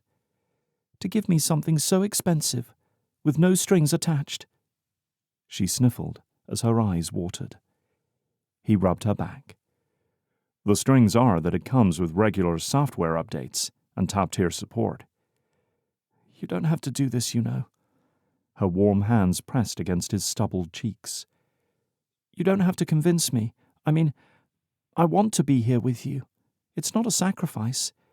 Being with you is everything I've dreamed of." His chest ached. "Are you going to resent me for changing your life to be with me? I never want you to feel trapped in a life you are tolerating." She smirked. "Who's to say that I'm not the one trapping you? I'm very persuasive." Her lips brushed his. He chuckled. That she was. "Let's go try out your new toy." "When did he ship it? AJ got it done way faster than I thought possible." Kristiana climbed into the boat and picked the bow off the AUV. With a touch of a button, the AUV came to life with lights and whirring. She squealed. AJ included a detailed instruction manual that Joey studied, so he could help Kristiana if she needed it, though he doubted she would. As they reversed, Joey saw Kara sneaking off the neighbor's boat. He checked his watch. They were due at the West Shore at 7 p.m. for dinner. Kara would be taking photos there, too. For the next couple of hours, they explored the bottom of the lake with sensors and cameras. They took turns jumping into the water to test the clarity of the camera and got some cool videos from it. Kristiana started off overly cautious with her new equipment, but gained more confidence as they went. As the sun set, the lake cooled down. He handed her the bag with her clothes in it. Without missing a beat, she put them on and focused on her machine. She didn't notice that he guided the boat in a specific direction until the front edged into the sand. Her head popped up in surprise when he killed the engine and said, "Dinner time." On the beach sat a table for two surrounded by candles, rose petals, and strings of lights that were connected to his generator. Citronella candles and lids protected the food from bugs. The plates on the table were decorated plastic that looked like real china. Each dish of the meal came in its own covered container with a disposable serving utensil. Even their drink glasses appeared fancy, but were disposable. Soft music played out of the speaker nearby. Kara, her friends, and Sophia had created a scene from a fairy tale. "Wow," breathed Kristiana. "This is for us?" She jumped into the water, holding her cotton dress above the waterline as she waded towards the shore in awe. Her hand covered her mouth as she circled the table. The engagement ring sat in the center of her plate, glittering in the flickering light. The candlelight reflected in the pools of tears in her eyes when she finally met his gaze. Her reactions today had been worth every penny he spent putting the surprise together. "I can't believe you did this for me. It's something out of a dream." In 4 large strides he stood in front of her with his hands resting on her hips. "And it only portrays a fraction of how much I love the beautiful person you are. These gifts to you are tokens of my promise to make your safety, mental, physical, emotional, and professional, my priority. Our friendship came so easily and my love grew with it. Trading in your life of traveling for monthly rent and a boss has been an enormous change for you. I see it, and I don't take it for granted. You're not the only one that's sacrificing to make us work. Don't set aside your life goals to be with me. Let me come along with you as you pursue them. But you may wake up tomorrow bored out of your mind with driving the same route to work and seeing the same people every day. My extended family might infuriate you, and you might hate the summer heat and humidity. You might want to run as far away from here as you can get, and you might even buy the ticket. But let me run with you. I can't promise a life that never gets boring, or one of endless adventures that you crave and are used to. Our adventures will be different, little moments of love and laughter throughout each day." He motioned around them. "Or big moments when we get the chance. But I promise to be your constant, the one that stays, the one waiting for you with open arms when you get home, wherever that is in this world. Will you come home to me, Kristiana? Will you marry me? Because, good or bad, I can't see a future for myself without you there. I want to be completely yours." Her smile grew as he spoke. "Absolutely. Yes." She paused, her fingers intertwined behind his neck. "If there's an adventure coming my way that you aren't a part of, it's not for me. You already know, but I owe you a warning. I have had a lot of examples of the person and wife not to be, but I promise you my best effort to grow alongside you and learn together to be a couple that can keep their promise to each other for life." His lips captured hers in a deep kiss.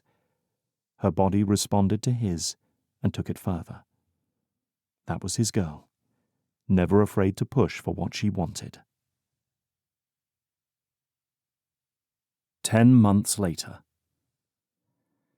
A strong wind buffeted Kristiana's frame as she stood on the cliffs of Madeira, watching the sun set into the Atlantic Ocean.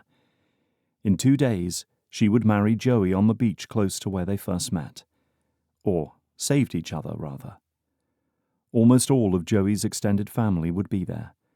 Kristiana paid for her parents to come, and, of course, her team members minus Elaine would be present.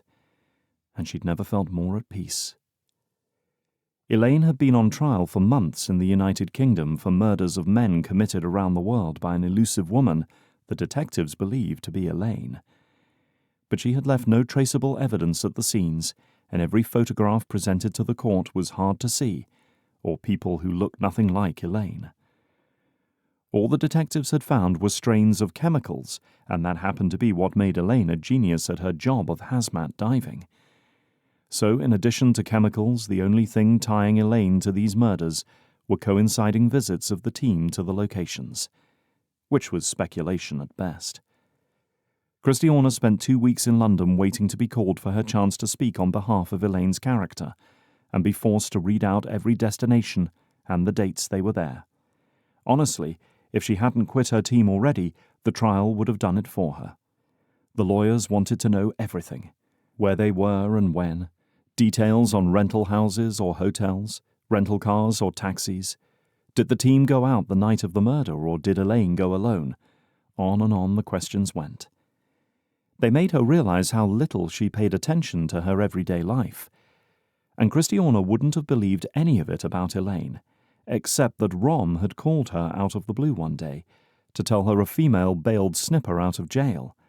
Then authorities found his body in a trash dumpster outside of a restaurant in Sicily, with tape around his hands and chemical burns on his skin, and also inside his body, as if he had drunk a highly corrosive cocktail. Snipper had physically abused Elaine when they dated, which was one of the many reasons Kristiana fired him. Thankfully, Elaine never said a word about wanting revenge on him, so Kristiana could fully deny Elaine being a threat to him. But that was the past. Elaine's lawyer thought Elaine would be diving again in no time. They needed to finish spewing their conspiracy theories to let the judge decide there wasn't enough evidence to prove it was Elaine. The other teammates weren't brought to the trial because they'd been interviewed and had nothing remarkable to add. But Kristiana couldn't wait to see them here in Madeira, where everything had begun for her and Joey. May and Abilio had been incredibly supportive. They'd sent an expensive wedding gift to her new place in New Orleans a few weeks earlier. Apparently, business was booming. Their tiki bar in the Greek Isles had been so well received that they bought a boat to bring restaurant-quality food and drinks to boats that were anchored in coves for the day. Tourists loved it. Aoife set up shop in Nice, France, leading snorkel tours, and AJ was hard at work with getting his AUV production business started. It turned out that disbanding her team wasn't the worst thing in the world like she thought it would be. Rocks crunched under his feet as Joey walked up behind her, slid his hands around her waist, and kissed her neck. "Ready to go pick up your parents from the airport?" She leaned into his embrace. Last year in Madeira, she would have laughed in anyone's face who told her she'd return the next year with a fiancé, and her parents, of all people. Now here she was carving a new path for herself, dreaming of new adventures that didn't involve her being alone. There wasn't a thing more she needed or wanted that would make her happier. Sure, they didn't find the oldest shipwreck artifact for Woodward yet, but she'd found something greater and 1,000 times more fulfilling. And whenever anyone asked what the most priceless thing she'd discovered in a shipwreck was, her answer always was, Joey. You've been listening to The Unexpected Escape by C.D. Gill, narrated by Sam Devereaux and produced by Flying Pickle Performing Arts.